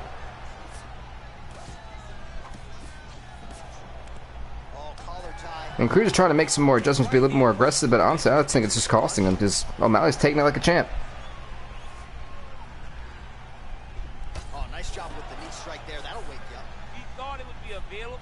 He just knew he had to find the right time. Oh, nice knee. The right time. Needed the gut. Oh. Down for him in the previous round, and you can just see by his body language how confident he is in the striking realm in this matchup. And you can see his confidence in his posture, but also you can see the effect It's a nasty head kick. of his opponent by the way he is approaching this one. Well, he's really picked up the pace. Oh, that was nasty. Much more aggressive now here and starting to find himself in the pocket. At Nod118. Honestly, it's a really fun game. I actually do like it. I think my biggest thing is the controls are just really wonky with me because I'm so used to having the legacy one to where, you know, you're able to do specific moves and not necessarily just go for submission, then move up into different positions without really knowing if you want to go into half guard, side control. It's a little bit complicated, but once you get the hang of it, it isn't too bad. It's just you kind of have to, I guess, get used to not necessarily being able to do one specific thing, so to speak. Oh, big left hand there. Continues to mix it up, going to the But head, mixing in some yeah, overall, it's not too bad. I think it's kind of fun. I love the ground and pound. It's a little bit better, and it makes it a little bit more fun. I love the battling, the fight, like punch people in the clinch. It was good night if that landed. The career mode's not too bad. I feel the career mode low key is honestly like tedious, and it just feels way too tedious for me. damage to the body here. Another strike lands there. Oh, nice catch. 'Cause it can be very repetitive, just, you know, training, doing a film thing, then fighting, and I don't know, I just feel that we should just skip the training part. Like, you know, how I think it was the third one where you didn't have to do training, you just kind of picked what you want to do. It simulated it, and, you know, boom, you were fit for the fight. All right, that's the end of round number 2. All right, so Right, well, the end of round number 2. cut on his cheek sustained in that round, but better to be below the eye than above it. I'm not gonna lie, it's always great to see some actual blood on the octagon, unlike UFC 3, where there was like maybe a trinklet. This is one thing you do not want to get kicked in the head in MMA. You cannot take too many of those head kicks, but this guy gets his leg up there so fast. Sometimes Right, for round number 2, honestly, Punches in bunches, and he hasn't really shown a very even round for both guys. Oh, nice little head kick. you don't really stand after you take a head kick like this. That is such toughness to even be Now it was Dominic Cruz and Sugar Sean O'Malley. Oh, now the leg. Yikes. you know, when you have damage retention like I do, these fighters have to adjust to it. Now constantly having that pain, knowing that they still have 2 more fights after this. Well, one of them do potentially. So it takes a lot of toll on these guys to go through these fights. That's what I'm saying. All these decisions and stuff, they're gonna lose stamina so quickly. This is where he has done a ton of good work here. Punch to the head from the clinch. Well, he is really starting to apply a lot of pressure here down the stretch. Not as much offense earlier in the fight. He is making up for lost time. Oh my, oh. See, at this point, I really don't. Oh, spinning back fist. See, I feel like if this goes to a decision, round number 2 is going to be the one that's going to tip it in either scales. It's going to tip it in the favor of either O'Malley or Cruz, because round number 3, with the way it's looking, it's even for me. I want to say a good. I don't believe in 10-10s. I'm going to say. I'm gonna give it like a 9-9 so far. Oh, is that a big knee? The body will see if he can follow up. 90 seconds left in this fight. Cruz's right torso starting to bruise pretty good here.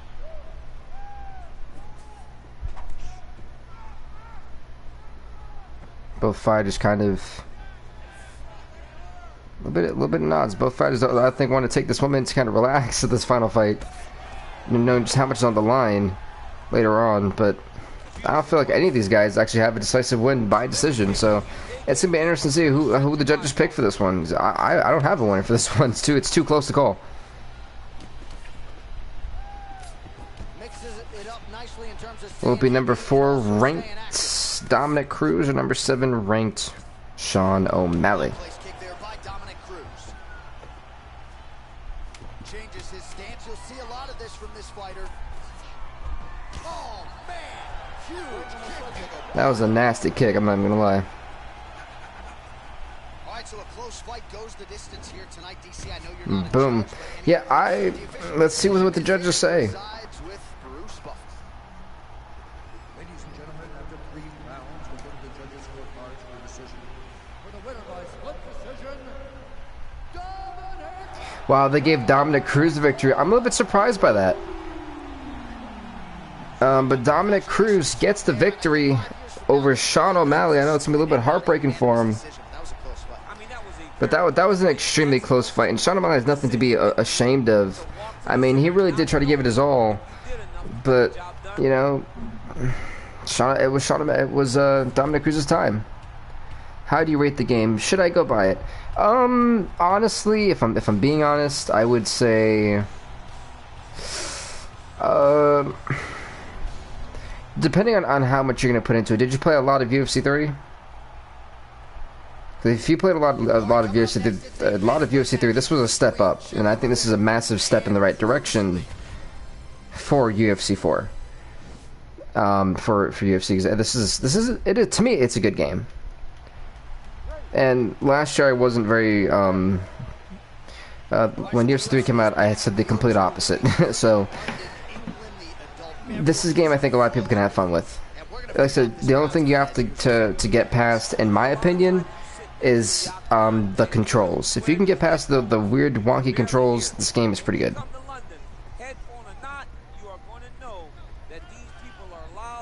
Hopefully that made that easier.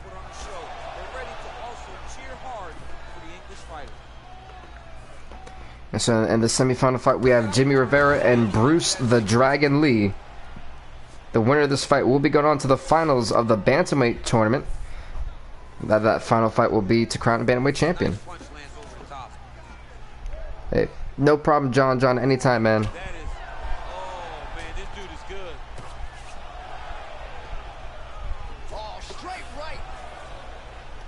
So with the overhaul, it's the battling in the clinch makes it a lot of fun too, guys.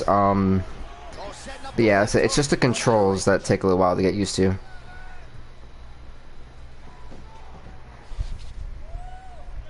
Just over 3 minutes to go now.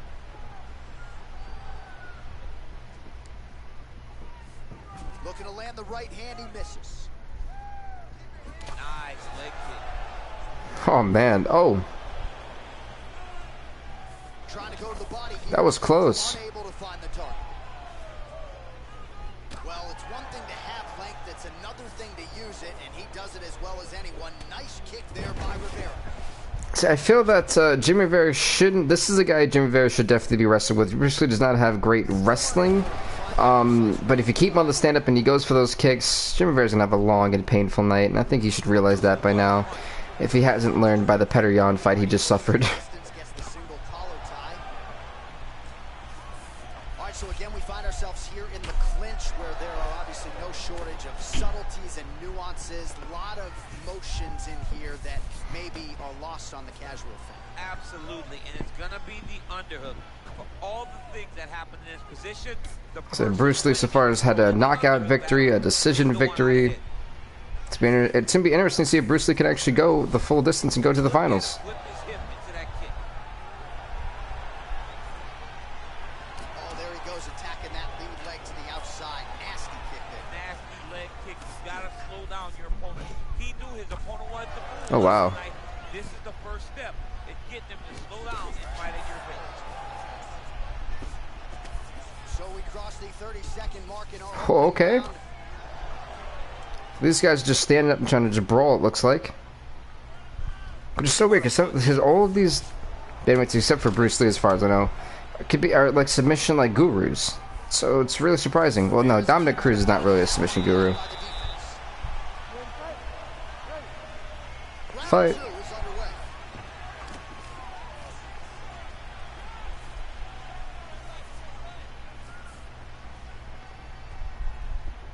Right, as this guy's still battling it out. Okay. Look at him whip his hip into that kick. Oh. Nice kick with the right hand. Nice kick there by Jimmy Rivera, really mixing it up. He's been largely a hand striker in I recent didn't realize you need a different Gatorade refresher. You need another cold Gatorade. Switching flavors. Over and over, he's landed these big body kicks. Whereas in order to make sure, like, you know, your voice doesn't go dry, like, where is Well, that left hand is the Gatorade? Release the Gatorade. little single collar tie there. Alright, there we go. He's been there at times, not that time. There we go. I got a new Gatorade. Punch lands. I have no idea what this flavor is. This flavor is Lands a kick to the leg now. Pretty good work on the feet tonight by Lee. Glacier Freeze. There you go. Well, he was a little bit lackluster in round 1. You can't say the same here in this second round. He has really picked up. It's great to have a cold refreshment. Aggression and the output, and starting to find his range. Oh, he got Lee. Jim Rivera. DC, and one more of those, he might be out. I mean, the fight is going to be over. I can't believe he's still standing. That shot landed perfect. Hey, look, Bruce Lee is just not going down without a fight, man. Straight right hand now, just missed. Like, some people said they were surprised to see Lee, you know, get this far, and I'm one of those people. But he got caught there. Oh, and there is the kick. That one checked by Lee.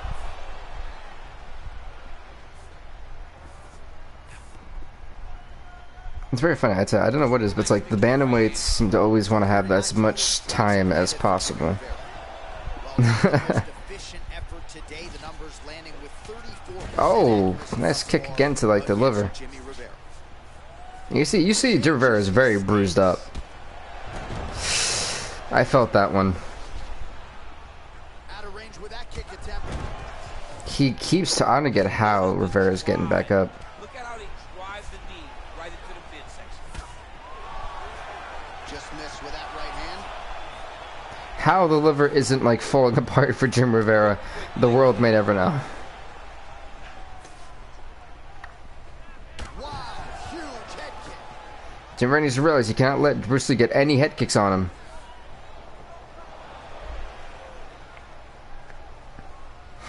20 seconds now remain in the round. Try to grab him?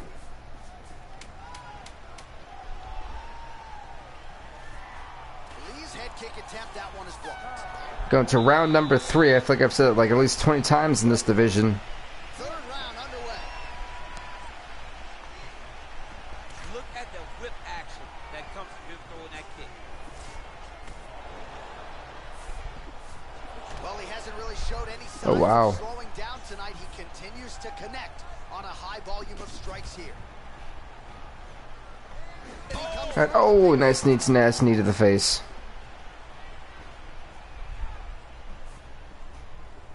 Rivera needs to be careful. Oh, that's why you cannot let Bruce Lee get those kicks against you. He didn't stay the course. He mixed it up. He went high when his opponent thought he was going low, and now he's got him hurt very badly. Oh! So the stand-up is not where you want to be, and Jimmy Rivera thinks he's like the world's greatest stand-up fighter. Earlier, not there on that attempt.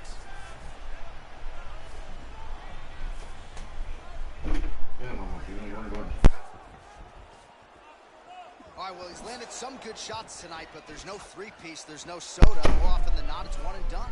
He's not even getting a combination. I mean, if you're going to sit there at the drive-thru, order a combination, take the soda with your food. Give him There the we right go. hand behind the jab. Give him the hook behind the right hand. Nice head kick again. Maybe time to get the bonus checks ready. I mean, this fight is about done. Said I don't know how Jimmy Rivera is still in this thing, folks. One more strike. From the beatings he's like this guy is generally taken an absolute beating in this tournament. Oh, massive kick. Everything behind it.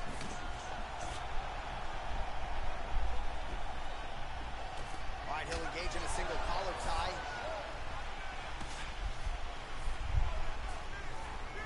All right, it's gonna get a standstill, I guess? Question mark. Just misses with the kick. Stuffs the takedown there. That was pretty smart by Bruce Lee. Some great takedown defense. Ooh, look at his Ooh. setup there. He misses. Bruce Lee, that would have been sleepy weepy for Jimmy Rivera. Well, it's late in the fight. Time is of the essence, and when you're clearly losing and you know you need a finish, risk management goes out the window. Oh, yeah. No more risk management. Either Oh, if he would have hit that second one, it would have been over. In a world of trouble. such a sneaky head kick. He did not recognize it was hitting high, and now he's got him hurt bad.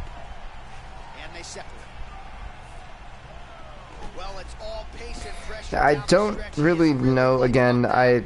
I want to say I think Jimmy Rivera would win this fight so far. And they But you just never know with the judges.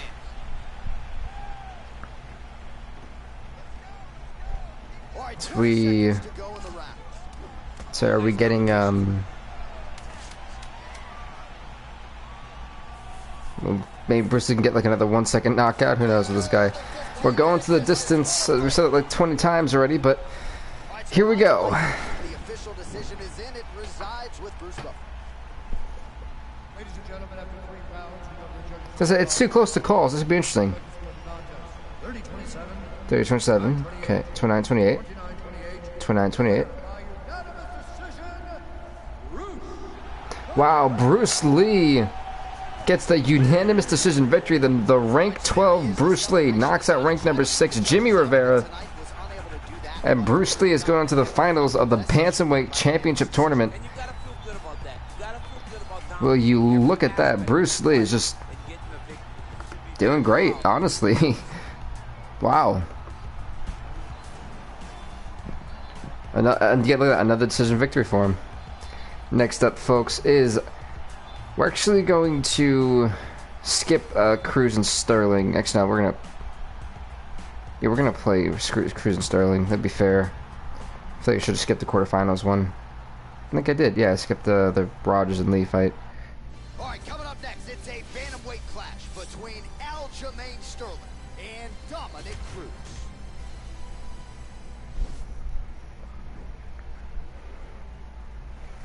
Are you ready? You ready? Fight. Well, these guys have been There goes Aljamain Sterling, Dominic Cruz. Ranked number 1 takes on ranked number 4.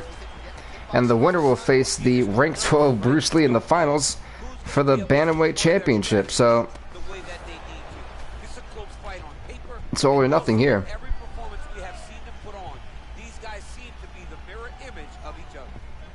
It's the elbow there. And again, and if Aljamain Sterling was smart, I said these guys just don't really fight like they should. It's so weird. Because I know Aljamain Sterling to be a submission like Special, not only is he special, he can also do stand up really well. And Dominic Cruz, you just don't want. I don't think anyone really should box with Dominic Cruz. I'm being honest. The guy has got great fighting IQ, especially on the stand up. Yeah, he's mixed it all up. I've been getting kicked in the liver in this division. Like, liver kicks galore.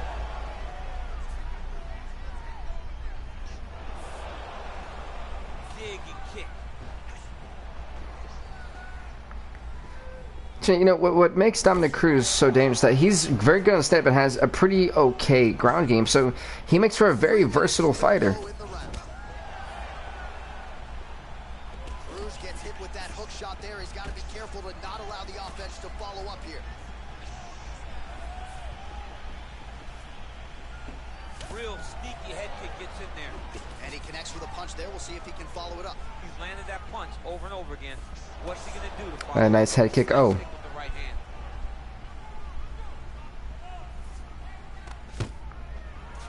And a nice job at least staying upright on that. Oh! Oh, he got him right to the body. I know that one hurt. Under 2 minutes to go in a back and forth first round here. But now, you know, Aljamain Sterling has a point of attack. The weakness is the body. And he does not target it. Oh, he faked him to do that one. That was a great. He checked that leg kick really well. Oh. I have never seen that. He's hurt, and Dominic Cruz needs to be very careful.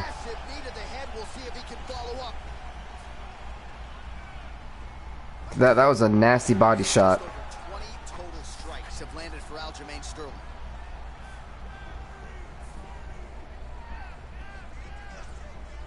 Wow. All right. Huge head kick. He just kind of let that head kick go. It's like he stopped being offensive, and should probably change stance if he's going to do that. All right, single collar tie now. And there comes the separation now. Well, he keeps going back to the well with that left hand, just out of range. All right. So the winner faces Bruce Lee in the finals of this Bantamweight Championship tournament. Oh, nice strike landed there by Sterling. It's a nice head kick. He split around and just whopped him with that one. What a tricky head kick.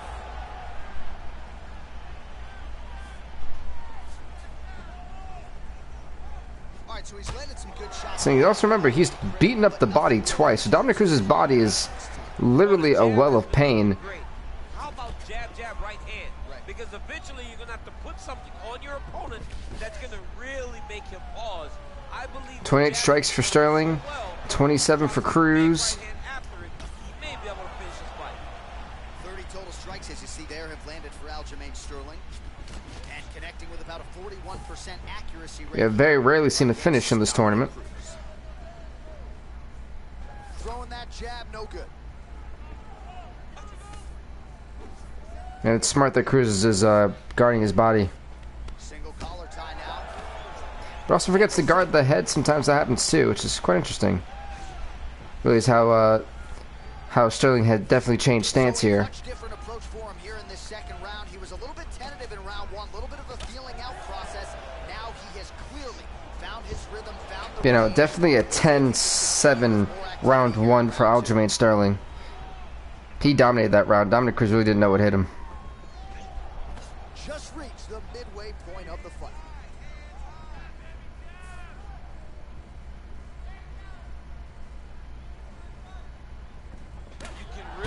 Oh, he caught that left leg. He got it right in the shin too. Oh man. Oh man, that one hurt. Looking to establish the jab here. Nicely done by Sterling. Oh, spinning back fist out of nowhere. Oh, John, that was so nice. What a beautiful takedown. Posturing up now. And now the damage is about to start. All right, bottom fighter here, maybe looking to hip escape. All right, Sterling. Well, hard to win fights in mixed martial arts from the bottom, but nice work. Let's see what Sterling's got planned. I mean, there we go. Just taking the top mount. I'll full mount with that correction. Ground and pound strikes here, DC. DC, this could be the beginning of the end. I mean, you got to be very careful when you take these big. But what is his plan here? You're just gonna sit there and punch him? I think he tried to go for an orthodox choke. Instead, got caught. So instead, Dominic Cruz got caught with a nasty armbar. But I think there may be just too little time for Aljamain Sterling to really apply this move. I think Cruz is honestly going to be saved by the time here. Yeah, Cruz definitely was saved by the time. If there's a little bit more time left, I think he would have tapped. Just as the horn sounded, safe to say he was saved by the bell there. So, back to the stools they go. 60 seconds to recover here. We're going to fight on, ladies and gentlemen. Another round coming up. See, again, Sterling had a better round. I honestly want to say 8-7 because that was a very lackluster round for both fighters. Yeah, so far Sterling is up 2 rounds to Cruz's 0.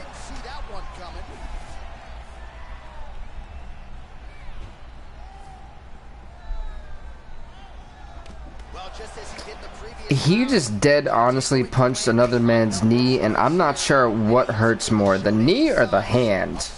Yeah, there's only so much stuff that, you know, weighted gloves is gonna do to protect your hand.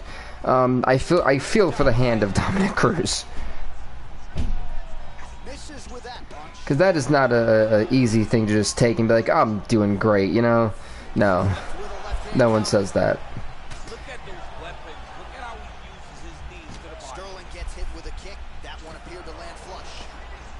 It's funny, both these guys are going to face a Bruce Lee who's also been through the same amount of exhaustion as them. It's gonna be interesting to see the finals here. Will it be the ranked number 1 Aljamain Sterling? Like I said, guys, for those of you who don't know or are new to my channel, back when UFC 3 ended, the champions vacated their belts and they were put at ranked number 1 for their respective divisions if they went up or down or stayed in the same division, as long as the other champion, you know, lost, whatever. You guys get the point. So they're ranked number 1.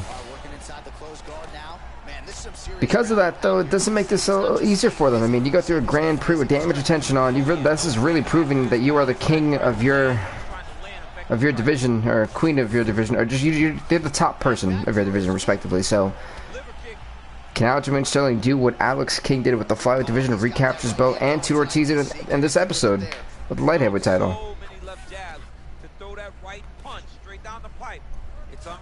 Because if he wins this fight by decision, then the big question comes up: can Aljamain Sterling make history and become the first ever 4-time champion?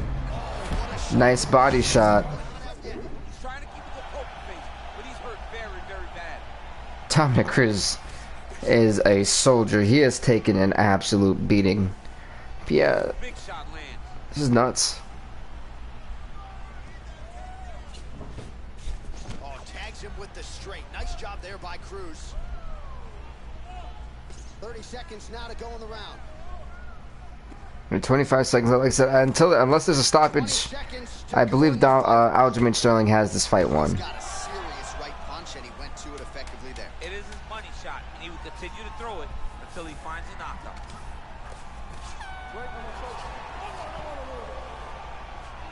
Alright, so I said, for me, I think the fight choice is obvious. In my opinion, I think Aljamain Sterling won all 3 rounds.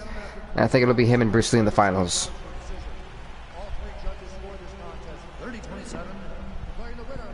30-27, yeah.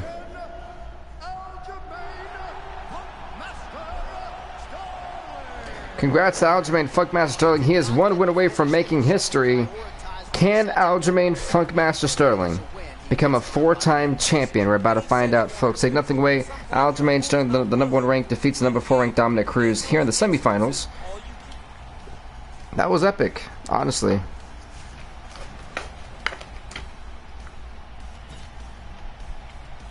But here we go, folks. The finals of this bantamweight division. Coming up next, it's a bantamweight title fight between Bruce Lee, the number 12 ranked fighter, takes on the number 1 ranked fighter, Aljamain Sterling. This is a big championship bout. Let's see who's got what it takes. Here we go, round 1. I can barely hear myself think in this arena right now. 2 of the most And Dominic is nothing to be ashamed of. He had a hell of a performance in this tournament. Everything when they're locked inside of the octagon. Aljamain Sterling could make history twice here. Actually, he can make history twice, folks. Not only can he become the first ever 4-time champion, but he could be the first fighter in this series to have 20 victories under his belt. And just 24 fights. This here would be his 24th fight. You understand? It's going to take a lot here. I mean, look at Aljamain Sterling's stamina compared to Bruce Lee. Bruce Lee is still in good stamina. He's ready to go. I don't think Sterling can go for that long, if I'm being honest. He's got to try to put this fight away quickly and effectively.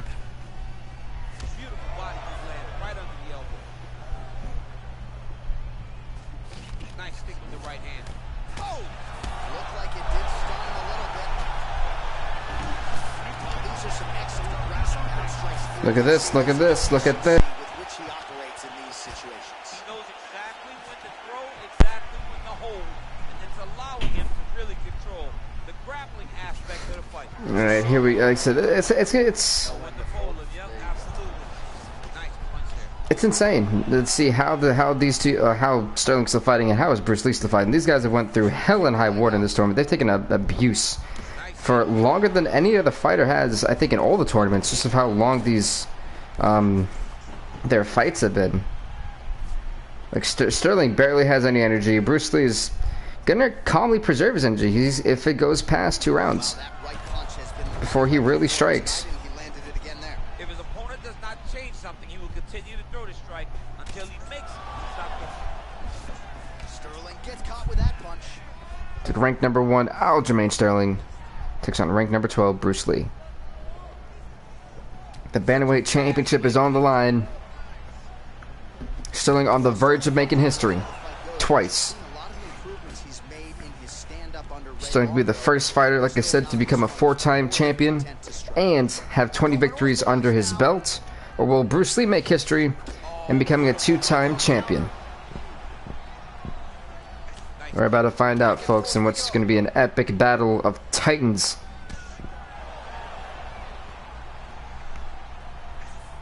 Sterling gets stung by that leg kick. And oh, Sterling has a cut on the left eye. My goodness. Oh, so the O2 Arena has been treated some of the best bandwidth action they're probably gonna ever see.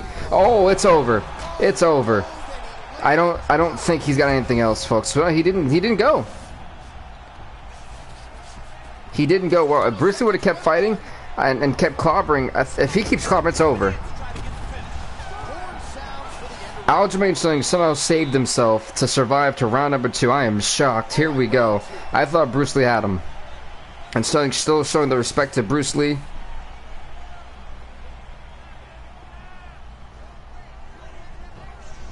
These guys have been through hell and high water tonight, and these guys deserve... Oh, it's over. Good night. The kick. It is over. He just obliterated him.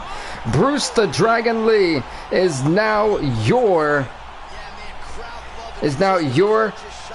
Bantamweight champion. Will you look at that, folks? Bruce the Dragon Lee, everybody. Boom, right there, right in the face. Knocks out Aljamain Sterling with that front kick. Good night. Bruce Lee, a 2-time champion. He knocks off the number 1 ranked Aljamain Sterling. Wow.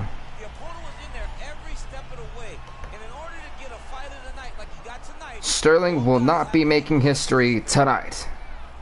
Ladies and gentlemen, referee Ep2 has called a stop to this contest at 22 seconds of round. Wow. Declaring the winner by knockout.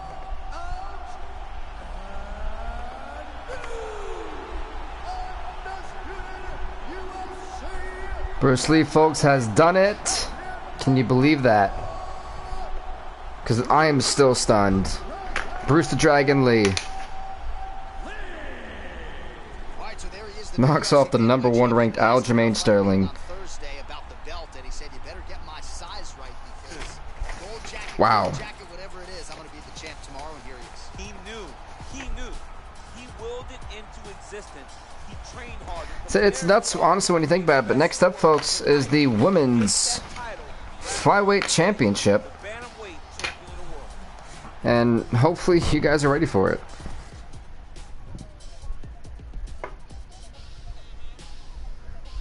So after the women's 5-1, we do have the lightweight championship for the men to do. Alright, let's make sure I get that one ready. Women's 5-weight championship. It's pretty cool. You guys can actually see me type. It's pretty cool. Boom, boom, boom, boom, boom, boom. Alright, there we go. Strict. Let's go to the women's 5-weight. 8. The O2. No, we're going to T-Mobile if I'm not mistaken, right? Yep, the women's fight will be in the T-Mobile Arena. That's fine. Perfect, perfect.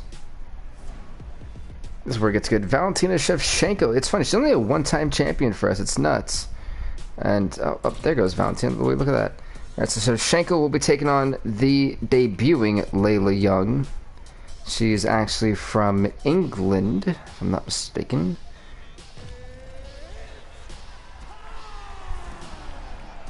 So she's from America, my bad, whoops. And then next up we have Mila Wineland, who comes in at rank number 2. A lot of people were impressed with how great Mila Wineland did in UFC 3. And she's back. And then she'll be taking on Alicia Kelly, also making her debut. Why is she so beaten up? What is is that like a glitch with like every female fighter? They're always like beaten up. I don't know why. Next up, folks, is going to be number 3 ranked Cynthia Calvillo, as she takes on Caitlin Kugagan.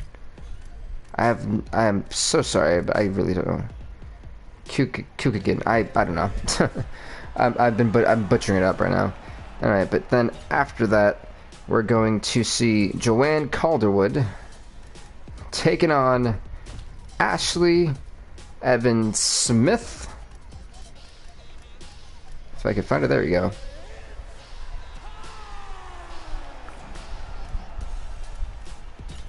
This is gonna be good, but I'm actually going to skip the Calderwood and Evans Smith fight. So let's go jump right into it, as we're gonna see we're gonna go with Calvillo versus Kukagan. You know, a lot of people said that this is going to be Valentina Shevchenko's division, and it could well be true. I mean, she actually's got what it takes. She's been there once, can't shoot again, and with damage retention on, it's going to be insane. Turn out number 4 beat number 5. Already, that was quick. Alright. So, by the way, folks, Cynthia Calvillo is ranked number 3. Caitlin Kugan comes in at rank number 6 in this tournament.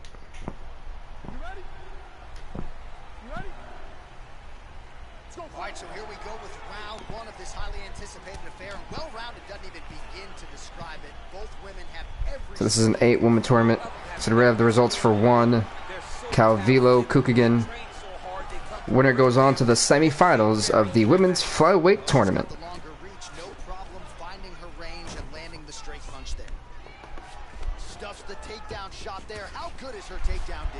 Oh, big punch land. We talked about with Joanne Calderwood actually desperately needing to win effectively and quickly. And they're exchanging leather early. Just out of range with that left hook.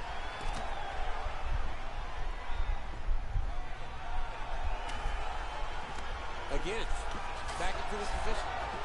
Right hand punching the clinch. Oh, big knee there.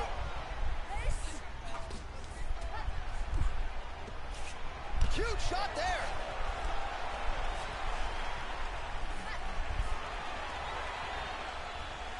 Alright, so Kukagan and Calvillo, they're just going to war. Oh. So folks, we're in the Thor. Yeah, we're in the 3rd tournament of 3. Trying to kick the leg out. Because we got done with both 16 fighter tournaments. We have this one, the women's flyweight, and then the lightweight, and we're done for today. And then the final day of UFC MMA Appreciation Weekend, which is tomorrow, will feature the 16-man middleweight division, the 8-man flyweight division, and then the 8-women's bantamweight division. So we'll be counting all the champions then, at least all the main champions, and then on... Let's see, on Friday, because after Sunday we'll be going back to 1 episode a week basically, so on Friday What we'll do is that'll be the one episode of the week. It'll be the UFC 259 pay-per-view, a big event, which will actually be opening up the openweight championship. What a body kick. Huge body kick land. So just keep that in mind. Nice stick with the right hand. Spinning back fist. Didn't see that one coming.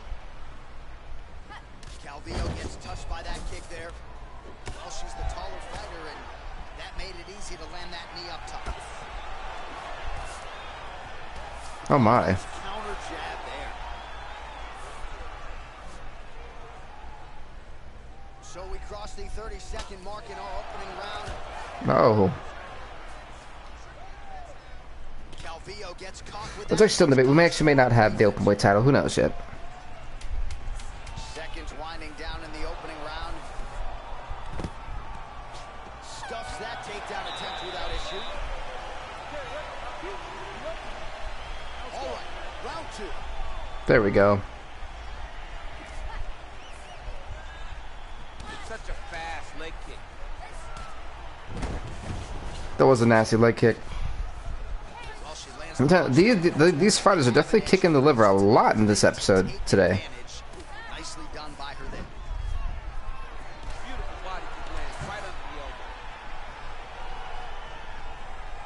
See, for Kukigan, you know, Calvillo's had an up and down with us in UFC 3. She's had some high moments, she's had some really low moments. I just don't believe she's confident in being in there.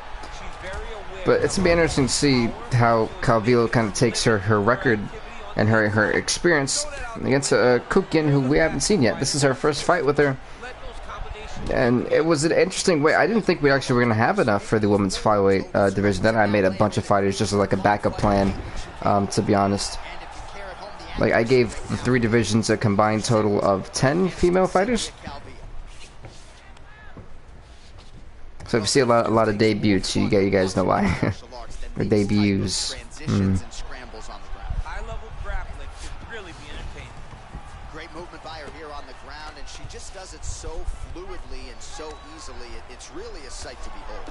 Right now, Calvillo is just swinging and dropping bombs on Kukigan. That she's able to move with so little effort on the mat. All right, so once again, they Oh. will clinch, and we will see which fighter is able to advance their position. Who's going to be the first one to attempt the takedown? Both of our combatants have the ability to score and secure the position. Who's going to be the one that makes the first move? Went for the inside leg kick. Oh, she works the body as well as anybody in this division. Another strike there, and these shots are really going to take their toll as this fight moves on. Look at that great work to the body from the clinch. Great timing on that move. The suplex. Wow, okay. A little bit of a late suplex, but still good.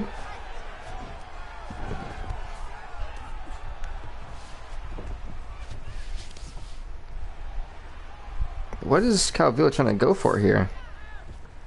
Oh, she got a good position. No, never mind. Round 2. Kukigan was not going to give her the back. Oh, he got turned around. Okay. A fantastic transition by this young lady. What a job. 30 seconds now to go in the round. Well, you gotta stay busy from the bottom position. Can't falter here. I think Kukigan's blood has been splattered all over this octagon. I don't know how I feel about it. Right hand. That shows. I look to the corner of like besides them fight. I'm like, oh man, these guys are really going to war. Nice Huh. here in that position by Calvillo. Approved. Approved. Decide this one. And she lands a punch there. We'll see if she can start to turn these singular strikes into combinations now. She's going to have to find something to follow that big strike that she's landing over and over. Nice kick to the face from Kukigan. Last good jab with meaning. We're in the 3rd and final round. And they separate. Oh, nice jab. She's got a hell of a jab, and I guess that reach advantage doesn't hurt. Oh, now she's got that. Thought she like stuffed her face on the cage. Like, jeez. And they separate.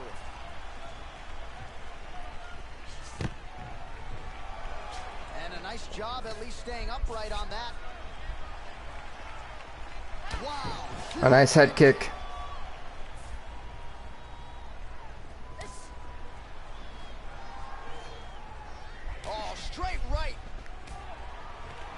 Again, back into this position.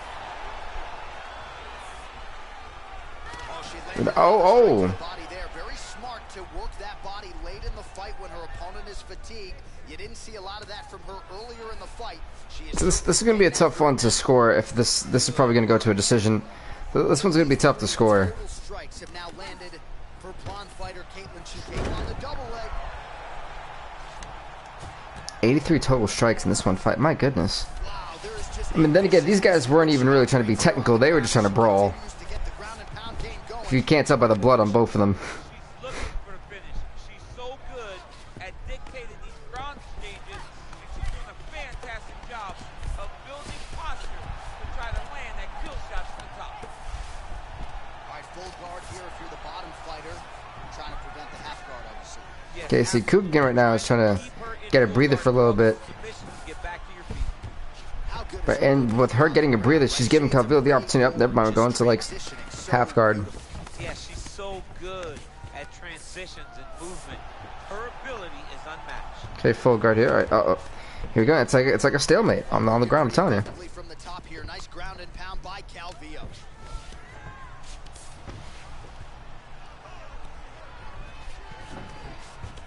One minute to Okay. decide this one. Oh. Strike on the ground for her. See, you're trying to get some type of like booster. It's just not really happening for Calvillo. All right, half guard position for her here, and this is a spot where we've seen her have a lot of wild success in previous fights. She has a tremendous amount of success from this position because she's so knowledgeable. She keeps the right side underhook and she just goes to work with that left arm. She's posting and elbowing. She's building her posture and punching. There are just so many different ways for her to score strikes from this position. Wow. That was. I have no idea who they're going to give the victory to in this one. Now in, here is Bruce Buffer. Ladies and gentlemen, after 3 rounds, we go to the judges' scorecards for decision. All 3 judges score the contest 30-27. 30-27. Okay. By unanimous decision, Caitlin Rollfighter. That's an upset. Number 6 defeats ranked number 6 defeats the ranked number 3. Kukigan, ranked number 6, defeated Cynthia Calvillo by decision. Wow. As a fan, All right, I don't know who you give that one to. It wasn't the most insane fight. I'm actually gonna skip this one. I'm just due to time constraints too, guys. Actually, oh, yeah, Shevchenko beat the new Layla Young there, the rookie who came in on short notice too for that fight. You know, things happen. So Valentina Shevchenko moves on forward in her quest to become the flyweight champion. But next up, folks, is Mila Weiland taking on Alicia Kelly. You know, and for a debut in a tournament like this, there's you know, you've already made it, so to speak. You made your point that you are a top fighter, and for Layla Young, she may have not won. She may have got knocked out by Valentina Shevchenko in the second round. Still nothing to be ashamed of. There's going to be plenty of more opportunities for her to come back and fight. So it is what it is. You know, it was a tough loss, and it happens. I'm so excited I can barely stay in my seat. So Mila Weiland, like I said, she could be what people are saying the next big thing. Good use of it there in landing that punch. And she connects with a punch there. That could be the case. Accurate. She's so good at timing all of her strikes. I'm not too sure about that yet. Just yet, at least. Again, back into this position. So when we have the undisputed women's division for the bantamweights, only the bantamweights have because the champion Ronda Rousey, she comes in at rank number 1. We actually don't know. The flyweight and strawweights, they didn't have a champion, so they were based off a record. And so for them to have the numbers that some of these female fighters have, they should be really honored by that. They're not no longer, you know, fighting for a spot to be in the ranking division. They all have their own division, and now it's like, you know, you're there. You know, it's how much can you make? Like how much? Now they get to make the change and see how effective these fights can be, and how many of them are to take their opportunity and run with it now. Her striking has looked Said we had a phenomenal strawweight tournament yesterday, and it looks to be that the women's flyweight is going to do the same exact thing. It's been a phenomenal tournament so far. The other thing that stinks is because I wasn't expecting the bantamweights to take almost 2.5 to 3 hours long, because the light heavyweights we got done in less than 2. Like, we got done like an hour. Maybe hour and 10. The bantamweights damn near almost took 2+ hours. So it kind of stinks for the women's flyweights and the lightweights, because time constraints. I only have like kind of less than 5 hours in this episode to do this, and I've already been streaming for almost 4 hours. In 15 minutes we had 4 hours, and I told myself I'll do 4 hours and a half, maybe 4:45, but not 5 again. Oh, you know about her kick. She's got him going tonight. That Mila Wanda, though, she's been a sensation since UFC 3. She's 3-1. That's why she got the #2 ranking in this division, and she takes on a newcomer, Alicia Kelly, who, you know, this is a big thing. Oh, good takedown. I love that takedown. It looks like if you guys ever watch professional wrestling, there's a guy in AEW called Hangman Page, and he picks you up just kind of like that and then drops you on your head, though. It's called the dead eye, and it's kind of similar to that. But it's a great suplex, though.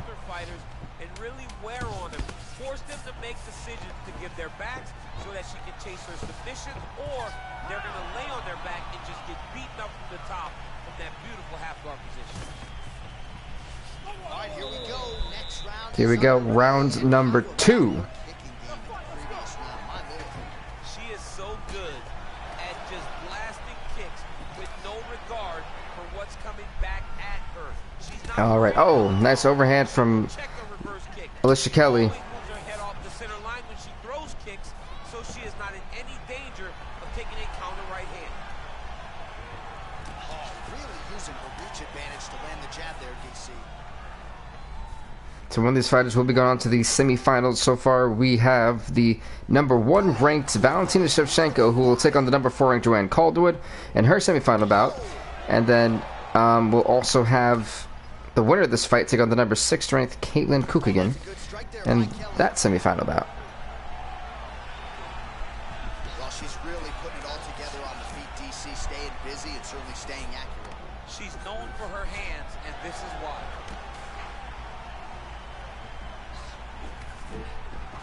That strike blocked by one. Oh, nice elbow. All right, so once again, the fighters engage in the clinch. We'll see who will have the upper hand here, champ. There are so many options to dictate and Okay, nice control kick, this okay. exact position. Who is going to take advantage of it? Oh, stuffs the takedown without issue. That was a nasty shot. Oh. Well, she has Oh. certainly picked up the pace here in round 2 and starting to find herself in the pocket a little bit. She was a little bit hesitant in round 1. No hesitancy whatsoever here in round 2. She has clearly found her rhythm. Some nasty shots. Like I said, these two gladiators are brawling. Wineland and Kelly go into an absolute war, but I know at the moment, I think Kelly is actually outstriking Wineland. Fighting chest to chest. The uglier the fight, the better. This Wineland trying to go to the ground, and Kelly not having it. Kelly's definitely doing her homework here tonight. Nice strike.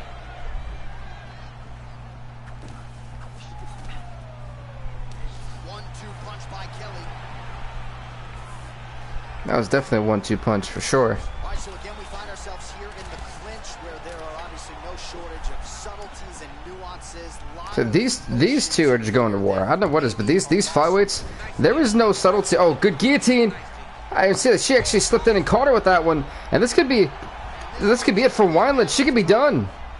Wait. I think she slipped there. She's slipping through. She slipped through. This is not looking good for Alicia Kelly. It got slipped through. This could really backfire. That guillotine could be the biggest mistake she ever makes here. Can Alicia Kelly hang on for 30 more seconds? Can Alicia Kelly hang on? She taps out. Oh, no, she didn't tap. She falls asleep. She got put to sleep. Mila Wineland shows you why she is dominant right here tonight with that performance. Fighters get the dominant position, but aren't necessarily able to lock up the choke or force the tap. No problem with her as she gets one of the bigger wins of her UFC. Mila Wineland makes Alicia Kelly tap. She didn't even tap. She puts her to sleep.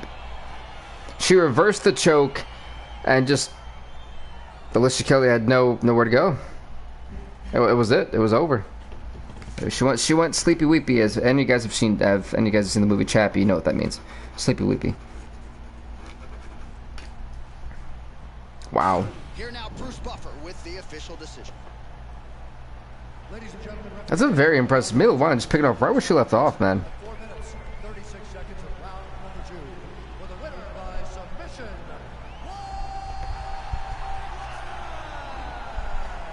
Well, it'll be standing room only at her after party. This crowd loving Mila Wineland.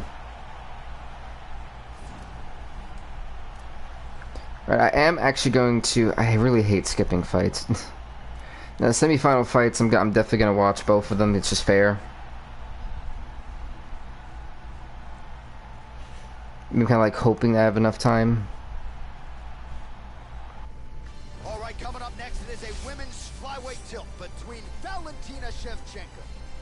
Right, here goes Shevchenko versus Joanne Calderwood. Rank number 1 takes on rank number 4. I really hate this part. Having to click it over and over again is so fun. A lot of action, and really to see both women challenged in all phases of mixed martial arts. They're both so talented. They're both So do we have one more divisional tournament after this, and that's the men's lightweights, an 8-man tournament, and then tomorrow will be the final 3-part series of this for the week, and it'll be featuring the 16-man middleweight tournament, the 8-woman bantamweight tournament, and the 8-man featherweight tournament. It's all about crowning champions, folks. And if you're wondering how these guys were ranked, let me explain that, because I've been doing this since UFC 2. So I've combined all their wins, all their losses, and put them as records, and I've ranked them, you know, who's had the more influential fights. If you're the champion, and UFC 3, every year, when the game, every time the game comes out, I have one pay-per-view before the game comes out, and then that's it. If you're the champion, you vacate the titles, you get your number 1 spot, then you have to earn that back in UFC 4 in a Grand Prix tournament or an 8-man or woman tournament. So, you know, we've only had 2 fighters so far recapture the gold. That was Tito Ortiz in the light heavyweight division, and Alex King in the flyweights do that. So, it'll be interesting. I said we didn't even have a women's flyweight or strawweight championship in UFC 3. It was only one division. That was the bantamweight. So it was an undisputed bantamweight title. So this is. So these women are being pioneers right now, just kind of, at least on this channel, of setting the standard, the new standard, and the flyweight and strawweight division. So to Angela Hill, the new strawweight champion.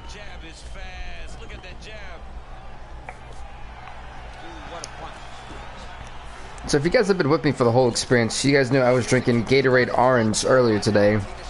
Now I'm drinking Gatorade Glacier Freeze.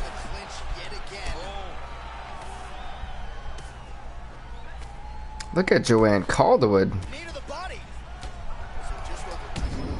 Oh, that was a nice uppercut. I didn't realize she actually caught her that. I didn't even catch that.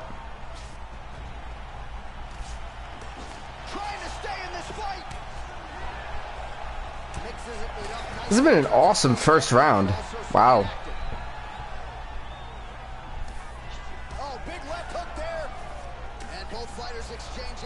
Straight off the flying knee, but you know, Valentina just narrowly caught her before they actually hit her. What's up to the 13th person in the stream? Welcome, welcome.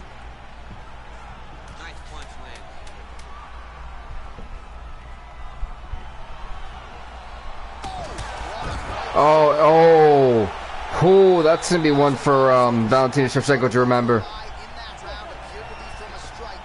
And what's up to the 14th person in the stream? Welcome, welcome, man. Welcome.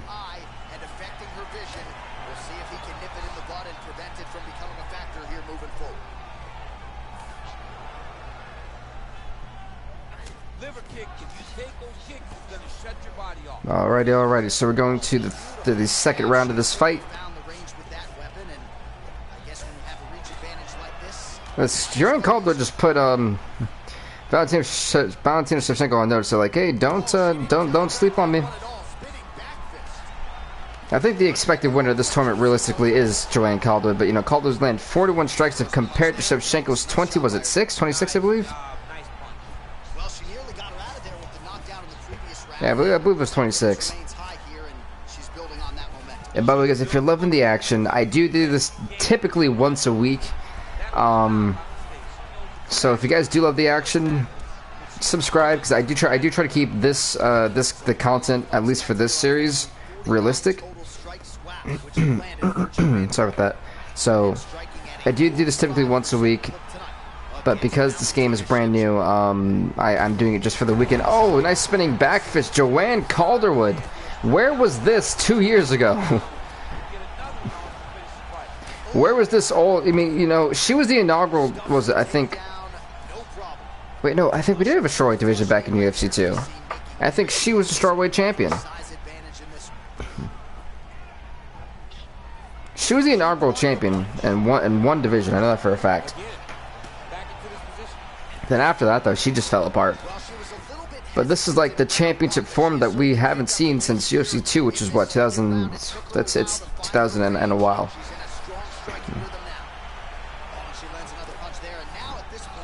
Like, I'm actually impressed with what we're seeing here, folks. As she should be. She needs to be taking advantage of the work that she has put in. When a person has beat up legs, you continue to beat the legs. So when you get them cut, you continue to attack that cut.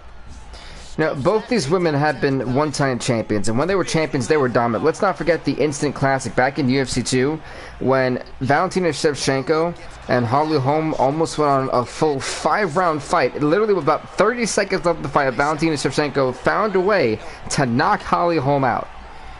That was by far, in my opinion, the greatest fight that we have ever had on this channel. I don't think any fight comes close to it. One that kind of comes semi-close, if you want to put it in that light, is the Ilir Latifi-Volkan Oezdemir fight we had in UFC 3. But overall, Valentina Shevchenko holds the greatest fight victory in my channel's history. And that is when she took the belt off of Holm. And personally, I'm waiting to see that former Valentina Shevchenko again, because we have not seen it here tonight. It's like they switched, you know. Calderwood's finding the groove that we haven't seen for almost, what, 4 years now? Shevchenko has lost that groove. It's weird. Then again, they're still around for this, and now look at this. Calderwood's hurt. This is Valentina Shevchenko's time to come back, fight back, and answer back. Who wants it more? Who wants to be in the finals of the strawweight tournament? Not strawweight, I mean flyweight tournament. Correction, sorry about that.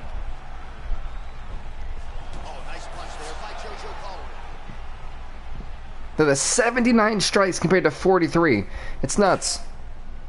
Nice combination there by Shevchenko. Punctuates it with the kick. And if you're going to stand and trade with Shevchenko, better tighten up that defense. Yeah, but that's what. Yes, then Calderwood's defense may not have been, you know, phenomenal, but you know, oh! As soon as I say that, knees surged right in the face. Honestly, what we're seeing from Joanne Calderwood is nuts. This is insane to me. Just over 3 minutes to go in round 3. 3 minutes left in round 3 here before we go into a judge's decision. Strikes that have landed for Joanne Calderwood. And the accuracy rate, by the way, if you're scoring at home, 47% to this point of the fight against Valentina Shevchenko. Big right hook attempt, but she misses. So it's honestly nuts, folks. I gotta give applause to both these gladiators. They have went through hell and high water in this fight. As efficient as any striker in the division, this is a world-class display of striking here tonight. Oh, nice job getting the knee. Nice knee to the body. She's got the size advantage and certainly put it to good use there. Oh my God, right on the cranium. She knocked her out cold. Joanne Calderwood with a huge upset victory. Joanne Calderwood's going to the finals. She knocks out the #1 ranked Valentina Shevchenko. This crowd, what arena are we in? And the T-Mobile Arena is absolutely shocked. Wow.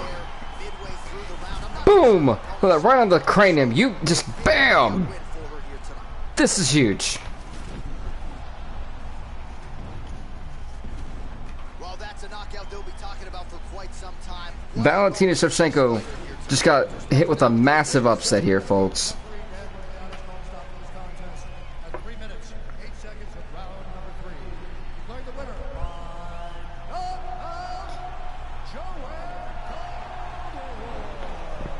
Well, there she is, and you can be Joanne Calder with a hell of a victory. I mean, wow. I'm actually going to skip Wineland and Kukigan. Kukigan does knock out Wineland in the 3rd round, which means we got Calderwood, ranked number 4, taking ranked number 6, Caitlin Kukigan. This has been a wild tournament.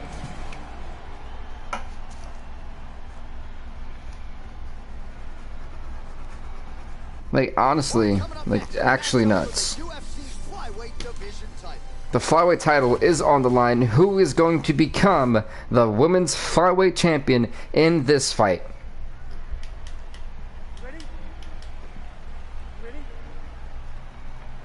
Doesn't get any bigger than this, folks. Leader from Las Vegas, Nevada's T-Mobile Arena. A lot of seminal moments in this building. I can think of one. It was a big one for me at UFC 226. But John, also UFC 200, I got to stand across the cage from Anderson Silva in that arena. Look at Joanne Calderwood. Joanne Calderwood, everybody. Joanne Calderwood. Wow. This is nuts.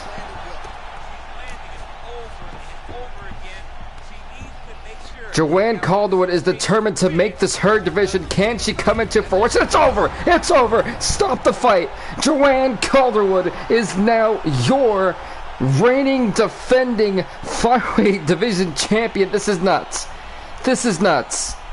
This is insane. As we just discussed before, you want to talk about someone who literally had so many ups and downs, is finally back on top of it on Joanne Calderwood. An impressive underdog performance, but she beats Kukigan. Here, I'm speechless. Like, actually, wow. No, honestly, wow.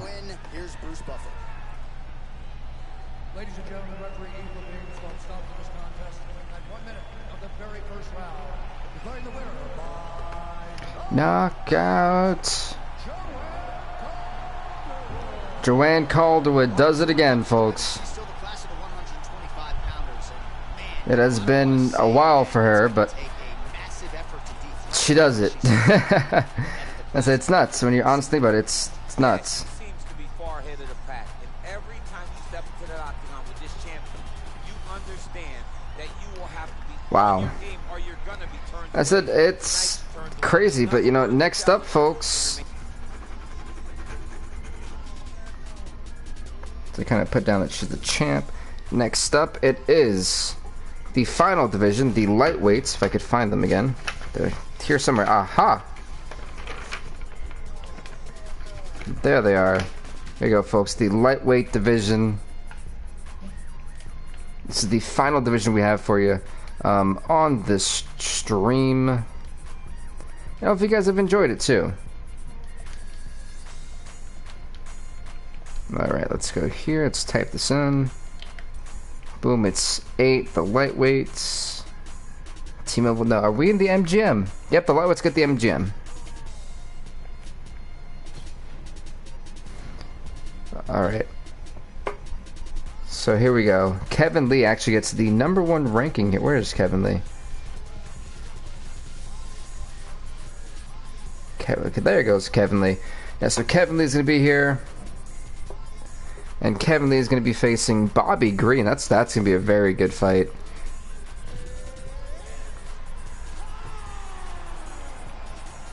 Kevin Lee, Bobby Green, 1-8. Next up, we got Anthony Pettis and Jorge Masvidal, who went down a division. Whoops. Where is it? Big old Anthony Pettis at? Where's the man himself? Come on, Anthony. You should be here somewhere. There we go. This is Jorge Masvidal.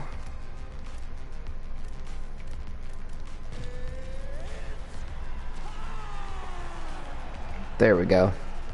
Alright, and then as for rank 3 through 6, Eddie Alvarez, Evan Dunham. There goes Eddie.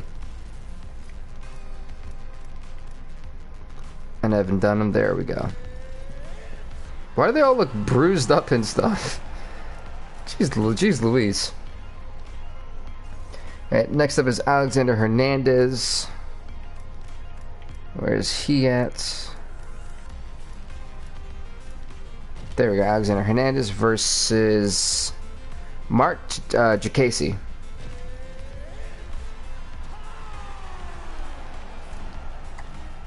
Alrighty. We're gonna start this tournament. I'm not sure how, but how long it's gonna be, because depending on how the first two fights play out, I'll know if we skip this one. But I am skipping Alvarez and Dunham. Dunham submits. That's an upset. That is a massive upset. Eddie Alvarez gets submitted, folks. Rank number 3 is gone. Evan Dunham's the winner. So we're gonna kick things off with Pettis and Masvidal. Rank number 2, Anthony Pettis takes on rank number 7, Jorge Masvidal. This fight is up next in the quarterfinals of the lightweight tournament. So we get this one going.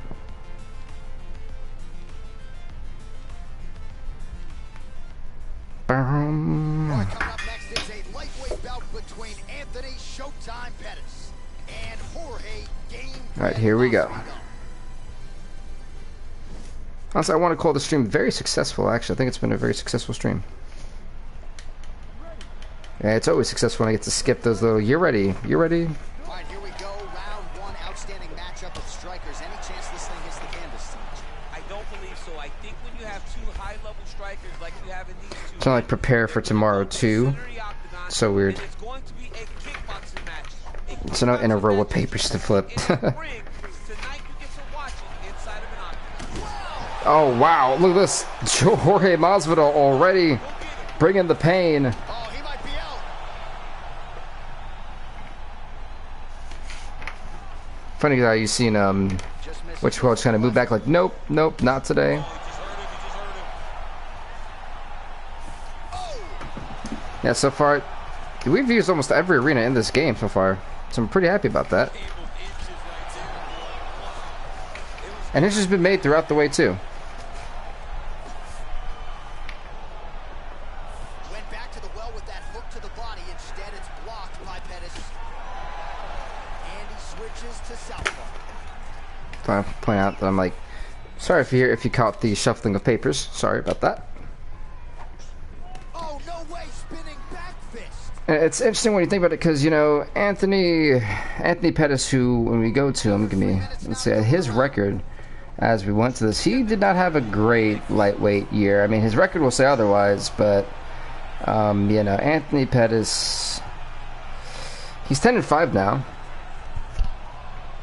But yeah, a lot of his losses came in UFC 3 in that series, so it's gonna be interesting to see how that plays out. Daniel, if you're on the other side, what are you trying to do to get out of this potentially dangerous position? You got to start digging your shoulder to a side. So both these guys, I think Masvidal's going to be very cautious when it comes to Anthony Pettis, though. I think it's one of the smarter things you can do with the guy who's very lethal and dangerous when he is on form.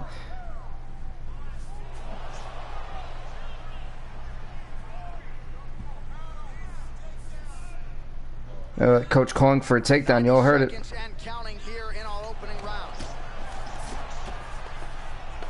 All right, he engages in the single collar tie. Kick to the body by Gabriel. Oh, he landed that knee to the midsection. Gotta think his opponent's gonna feel that one in the morning. Oh, look at that wild kick. Because he knows that his opponent can't take many of them. Oh, right punch followed by a left there by Pettis. Big punch lands through the middle. Some nice punches we're seeing here. Okay. For years, Tyron Woodley had set So this is the final tournament of the stream. Remember, we have 3 more tomorrow and the final day of doing this consistently. It'll be the 16-man middleweights tournament. Then we'll have the 8-man featherweights and then the 8-woman bantamweights. That was a nasty. Oh, he caught him. Masvidal caught him.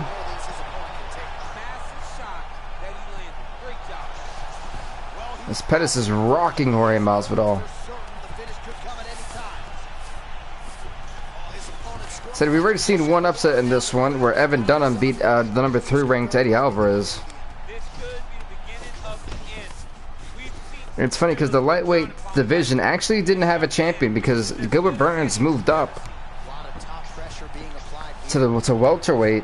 So he was ranked number 2, and he was supposed to be ranked number 1, but he was ranked number 2 for the welterweights. So now it went by record for the lightweights, and Kevin Lee was number 1 there, followed by Anthony Pettis.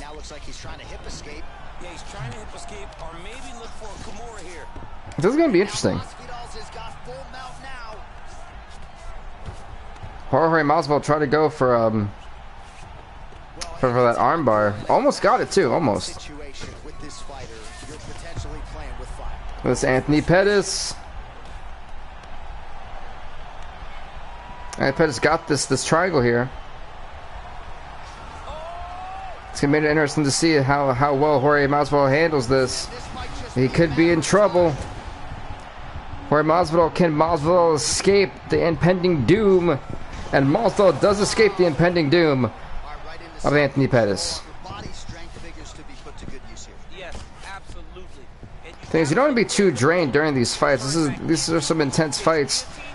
Going into these tournaments, these guys are really giving it everything and anything they have.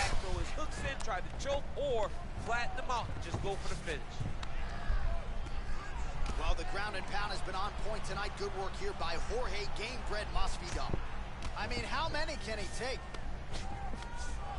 He tries to get the arm again. He's not getting the arm. Anthony Pettis refused to get it to him.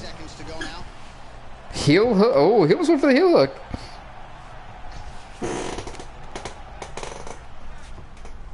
All right, so he postures up here and now figures to rain down some ground strikes. Yeah, the ground and pound will be aplenty from this position.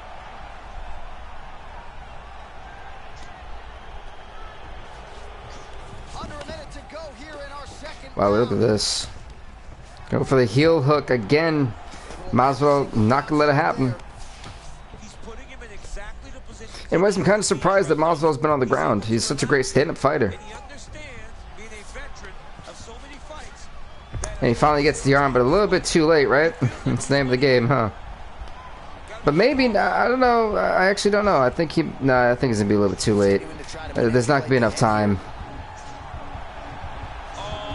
Yeah, luckily for Anthony Pettis, they're going to round number 3.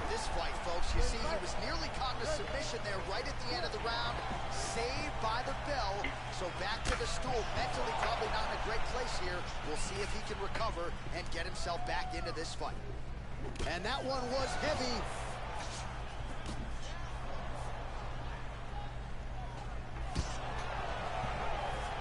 Hey, look at this.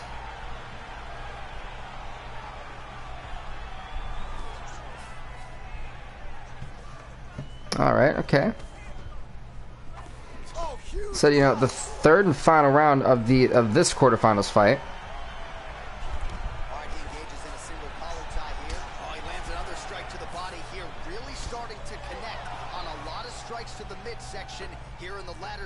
Of this fight.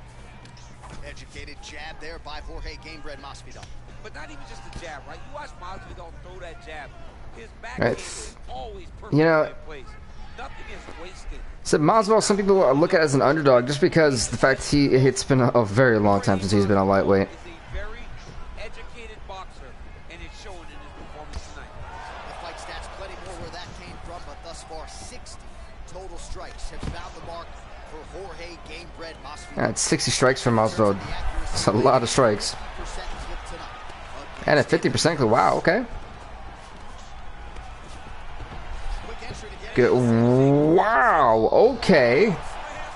That's slamming somebody down with a lot of aggression, Jorge. All right, bottom fighter here, maybe looking to hip escape, DC. Throws guard. But anyway, he gets caught in the guillotine. Will Jorge Masvidal be going to sleep here tonight?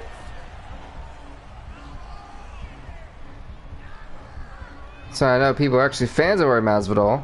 Definitely don't want to see him tap out. Look at this. It's cinched in. And I think he's in trouble. Wait, no. Really? Wow, okay. This might as well turns it around, and Anthony Pettis is in a bad way here. Both guys wind up escaping their respective submissions. All right, full guard now, DC. And for the guy on top, he needs to build posture or just go to the next position, start shoving. Right, we are at 45 seconds left in this fight. Can these guys hang on? Will we see a stoppage? For advancement, but if you're on the bottom, you need to be anticipating. You need to be framing. You need to be moving, looking for opportunities to either reverse the position or get back to your feet. He's got the arm, but once again, a little bit too late, in my opinion. We're going to go to a decision. Unless Pettis taps out, but...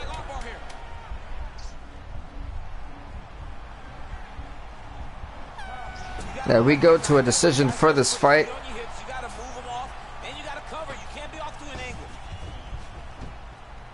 Let's see what the judges say. All right, so as we await the judges' scorecards, Steve, we'll see how the judges saw it.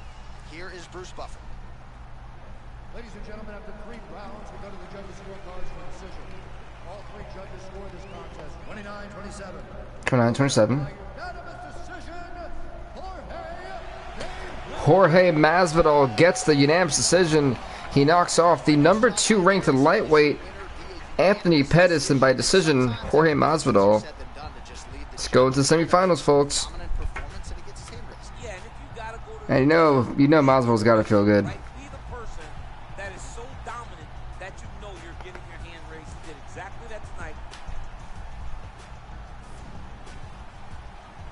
Next up, folks, is going to be Lee versus Green.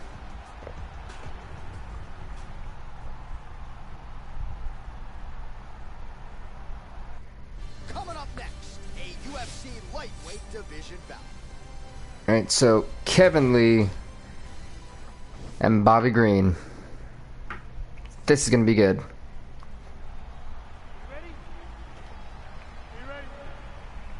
Fight. It's funny, Kevin Lee is a 2-time champion, actually, of the lightweight division. He held it for a very short reign in UFC 3. You just don't know, right? You don't know who's going to be able to employ their strategy the way that they need to.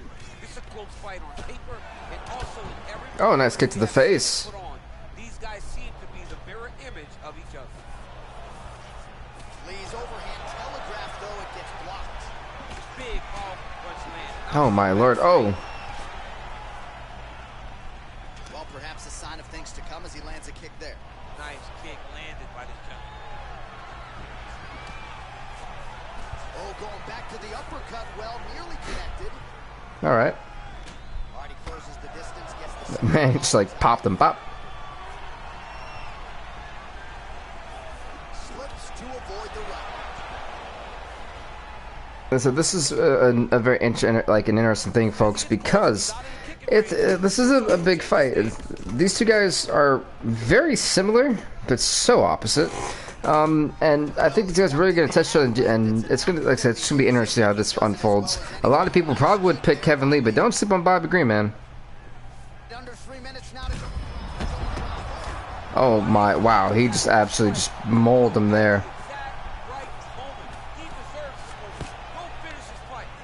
Bobby Green should go for a takedown, so he gets caught with the guillotine.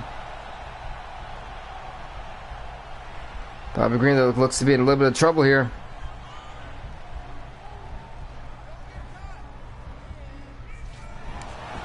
Not tapping out tonight.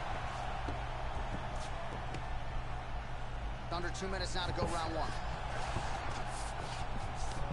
A lot of top pressure being applied here as he works out of side control. Green's got the full mount.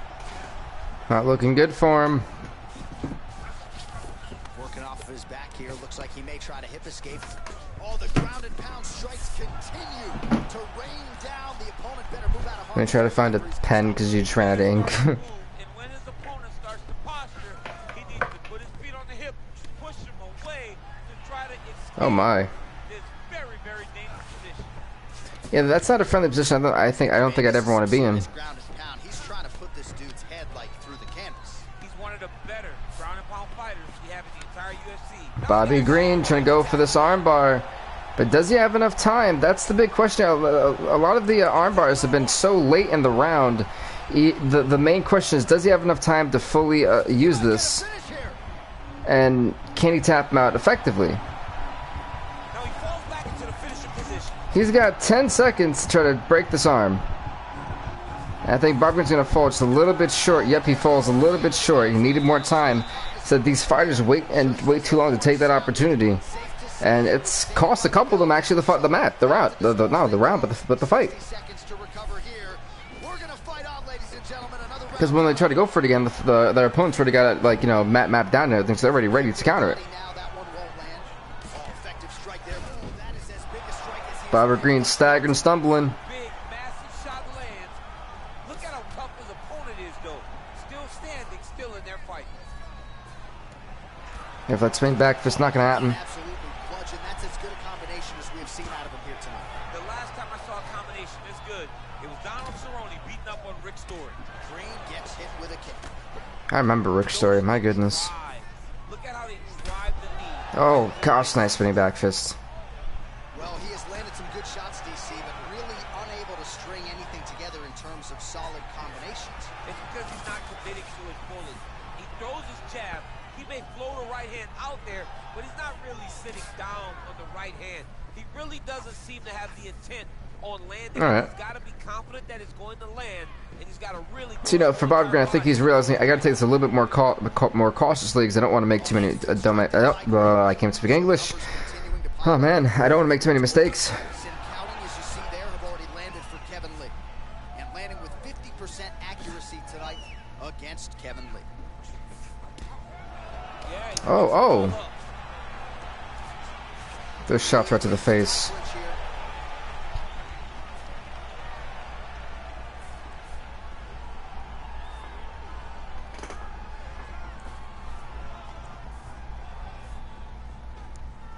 Straight right hand, no good. Still a shot, okay. Starting to land a high number of strikes here in the second round. No denying that he has taken the message from his corner and picked up the pace here in round two.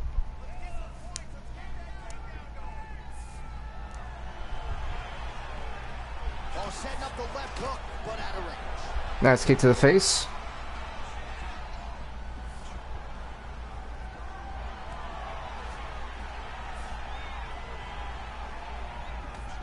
Lee's attempt there is blocked by the opponent.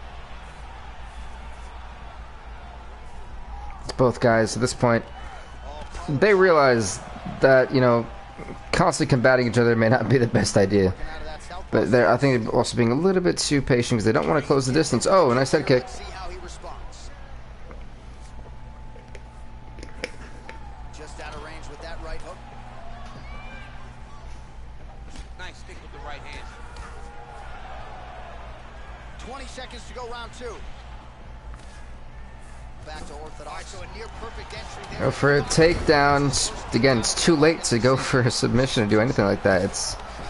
It's so late that they do that. And that's what we saw with this young man. Over and over, he shot for takedowns, he tried to fix it up, and he got defended. But eventually, he got it done. Now... Oh, he's hurt. He's hurt. His opponent can survive. I cannot believe he is still standing after taking... I don't know how Bobby Green is still on this thing. Oh, he's trying to control posture. Like, how Bobby Green isn't, like, out of it. Just trying to move out of this position off the bottom. All right, so you got to be careful playing on the ground with this guy. You don't want to mess around for too long. Green's lower jaw now starting to show signs of swelling. And he is back up to his feet. That was a little bit of a warning shot. I think Bobby Green's a little bit pissed off, but also Bobby Green knows I think he's kind of lost this fight. Great flow right now. So he needs to go for a knockout or tap out. Well, just as he did in the previous round, continuing to land a high number of strikes here, and he hasn't really showed any signs of slowing down. Scary, scary proposition for the opponent. Green gets hit by that leg kick. You may want to start checking some of these. Just missed with the left there. All right, well, time is the enemy now, DC, and he's really running out of it if he's going to get his hand raised tonight. He's got to go forward. All right, okay. Everything Oh. at his opponent to try and find that punch. Let's see, let's see. Oh. In the fight, there is no time for strategy. Kevin Lee trying to do anything and everything he can at the moment. So Kevin Lee's won this fight. I think he knows that. At least for me, in my opinion, I think he's won this fight. I think he's actually outdone a lot better than Bobby Green. Looked like he might have landed there. Instead, a swing and a miss by Green. All right, so no surprise. So the only way Bobby Green's won this is if he can get to the ground, he can go for an armbar. We'll see who can advance. Who's going to be the person to... Or he can knock him out like that. It's that spinning back fist definitely did something. Oh, he might be out.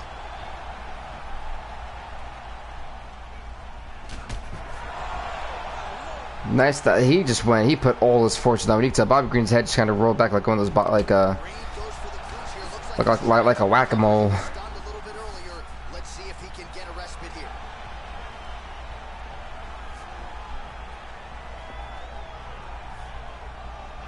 Oh, and he caught the kick. Battle for position here. Just out of range with that strike.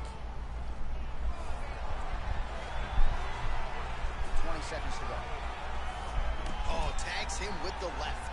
That left hand has been really effective tonight. All right. That is the end of that that 3-round fight. All right, so Let's see who the judges say. I think this one it's pretty obvious, Kevin Lee, but you know who knows. Ladies and gentlemen, after 3 rounds, we go to the judges' scorecards for decision. All 3 judges scored this contest 30-27. Declaring the winner by unanimous decision, Kevin the Motown Lee. Yeah, Kevin Lee defeats Bobby Green via decision. Will you look at that, folks? You gotta feel good about dominating every aspect of a fight and getting a victory. Kelly trying to get back on ultimate winning ways here, and I don't blame him. All right, here we go. What happens?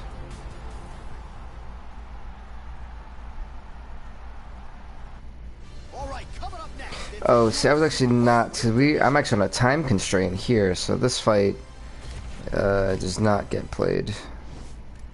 We're gonna quit that and go to the tournament because my time constraint is looking very heavy right now. All right, so Alex Hernandez gets the 3rd round decision over Mark Jacasey. Look at that. Yeah, Hernandez hanging in strong. So I'm gonna skip Kevin Lee and Dunham. Yeah, Lee knocks out Evan Dunham in the 3rd round, and we're gonna go to Masvidal and Hernandez.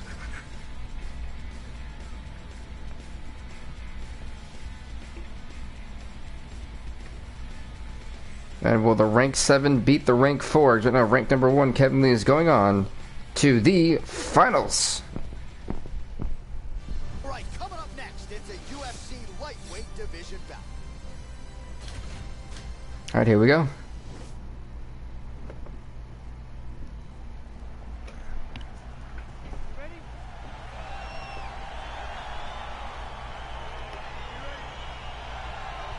Yep, at Patrick's, I am still playing. I have been here for the longest time.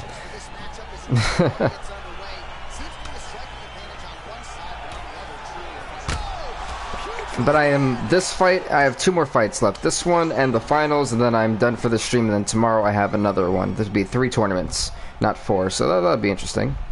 Back to the jab now, no good. Yeah, Hernandez already got a rude awakening thanks to Jorge Masvidal.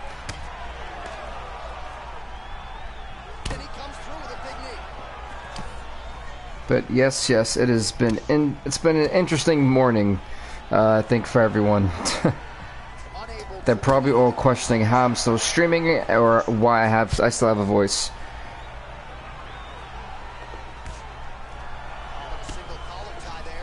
And probably both, if I'm being honest.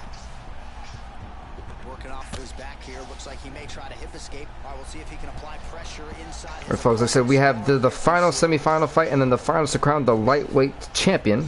Well, anytime you are in a ground fighting situation with this fighter, you're potentially playing with fire. It doesn't get any better than this, folks. Like I said, we have put on some amazing content yesterday. Yesterday's content was 5 hours and 7 minutes long. Today's content is probably 4 hours and at least 30 minutes long. So we put on some insane content, and tomorrow we still have the tomorrow we have the 16-man middleweight championship tournament. Then we have the 8-man featherweight tournament, and then the 8-woman bantamweight tournament. So we are putting that work in this weekend, at least for me commentating wise. So woohoo, putting that work in. It's like me feeling like I've done something amazing.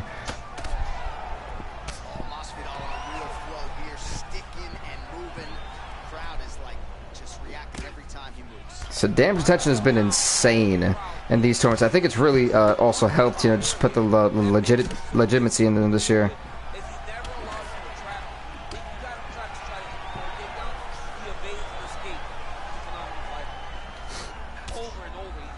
Ooh, I know that one hurt.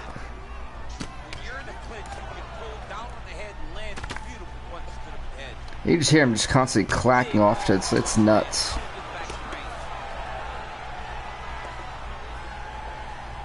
Kevin Lee can try to make history. Actually, Kevin Lee can try to make history by becoming the becoming a 3-time champion. Lightweight division really hasn't had that, have they?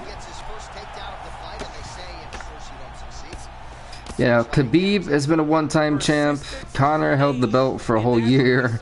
He's no longer in this division. Anthony Pettis is a 1-time champ. Kevin Lee's only a 2-time champ. Because the guy who was a champ, what actually happened to the... Who was the champ in UFC 3?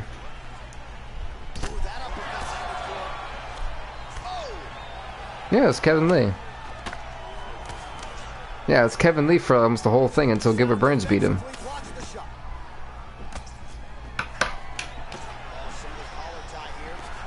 How funny is that?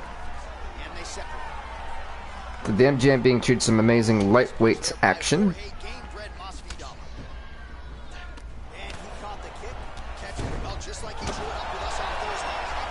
My goodness, Jorge Masvidal, 38 strikes compared to Hernandez 35.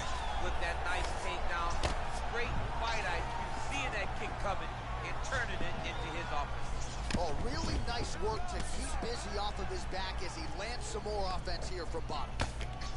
Well, there are few things more fun to watch in mixed martial arts than these type of transitions and scrambles on the ground. Look at this. Okay, Masvidal. Okay. Well, this is a tough fighter to buck off. Very good pressure and work. Yeah, Masvidal is keeping the pressure on Hernandez. You have an extra hop in your step when you talk about fighters working out of this half. Oh man, I like half guard as a top fighter. I understand half guard as a bottom fighter. Don't want to be there. It's very dangerous. But if you are there, you have to be winning the position of the underhook. It opens up so many opportunities for you to either escape or sweep. I'm not sure if you guys can hear me like scribbling while I do it, but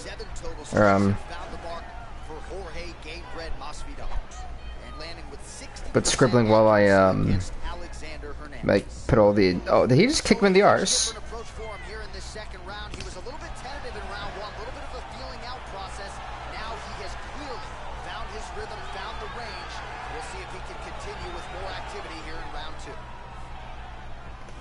Great punch landed with so much power. Look at him drive his shin into the opponent's body with that body. Oh wow. All right, he'll engage in a single collar tie. Look at this. These guys are brawling, and what is up? The Dean saying hashtag still here. Hey man, you've been you've been here for a while. Nice head kick out of that one. Definitely left them. That one was very staggering for Jorge Masvidal. He's down.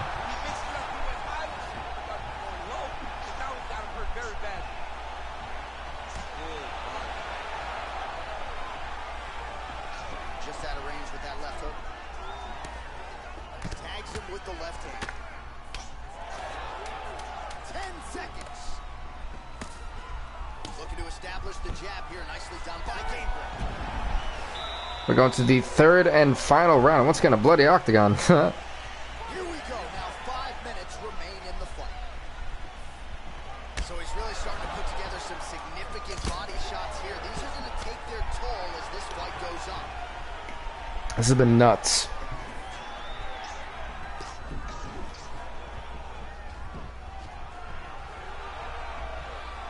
Big punch landed through the middle. Oh, man.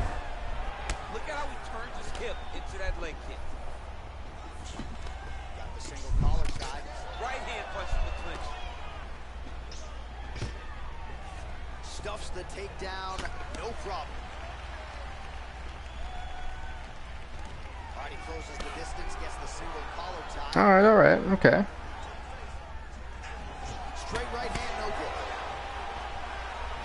good. So far, it's actually been like pretty awesome this tournament. The tournaments so far have all been great. They haven't been disappointing, and they've had led to some of the best action we have seen in a long time. So it's really cool to see how all these fighters have evolved, how some of the new ones that are coming in making waves. Left hand punch in the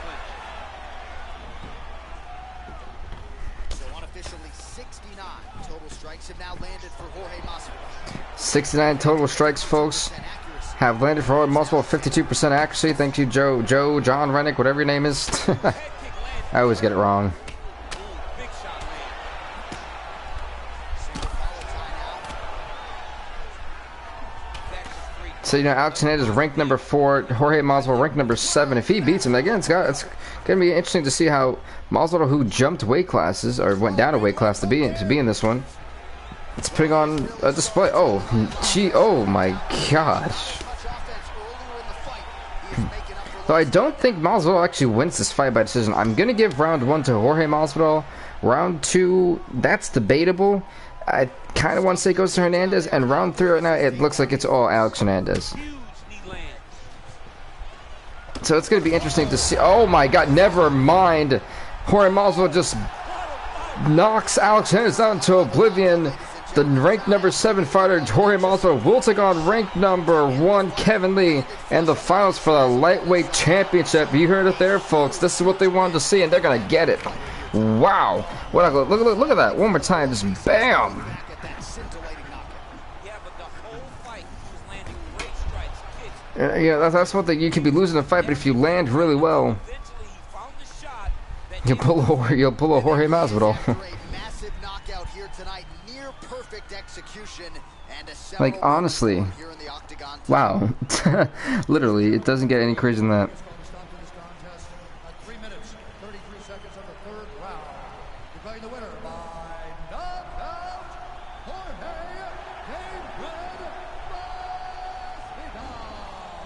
Masvidal. Congrats to Jorge Masvidal. He'll face the number 1 ranked Kevin Lee in the finals for the lightweight championship. That's up next, folks. It doesn't get any. This has been a nuts. It's been crazy, man. But both had a third round TKO on both. They had identical paths to the final.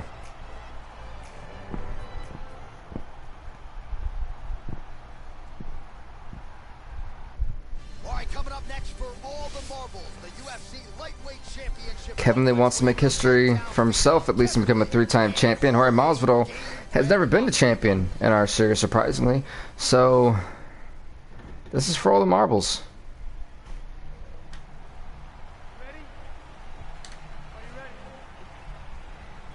All right, so here we go, round 1. I can barely Look how much stamina Kevin Lee has compared to Masvidal, how much energy he's got left. That's definitely going to take into effect. Can Jorge Masvidal go through, you know, another potentially 15-round fight? I mean, 15-minute fight. to watch the highest level of MMA on display tonight. And we've seen things with Aljamain Sterling, who was so close to becoming a 4-time champ and so close to getting his 20th victory ever, dominant position with the underhook. and then have it be spoiled because, well, I mean,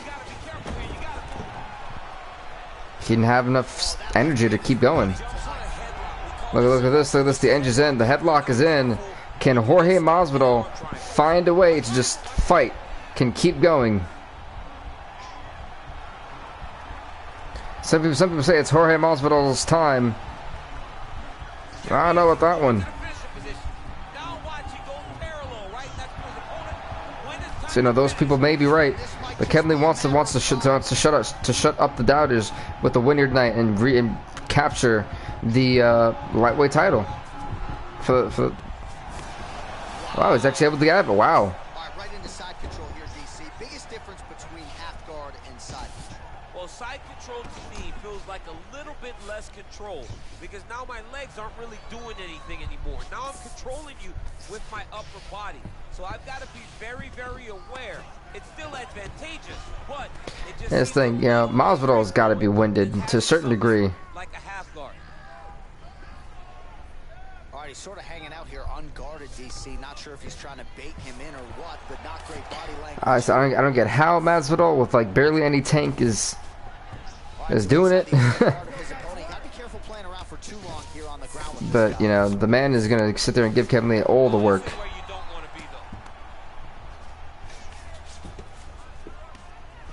Crazy accuracy and efficiency with these ground and pound strikes here, and if you're the opponent, you got to intelligently defend, or the referee's gonna stop. He's got the arm.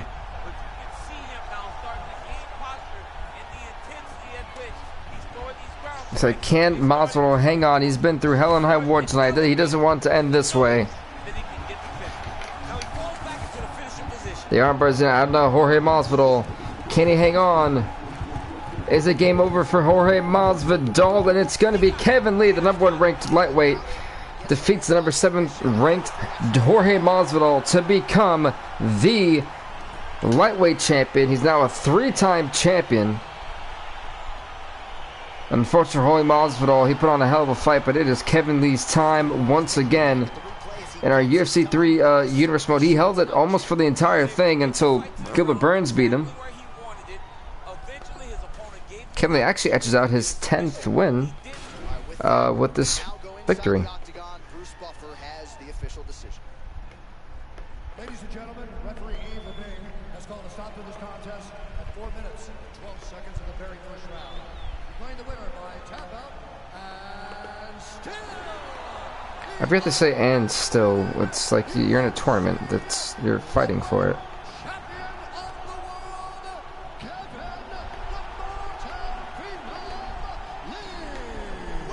Congrats to Kevin Lee, the Motown Phenom, getting the job done tonight. With that being said, everybody, there's nothing else to really show until tomorrow. Like I said, it'll be the middleweight 16-man tournament, then the 8-man featherweight tournament, and then the 8-women bantamweight tournament. With that being said, everybody, please do leave a like, leave a comment, subscribe to BVTV. We'll see you next time. Stay off the hook.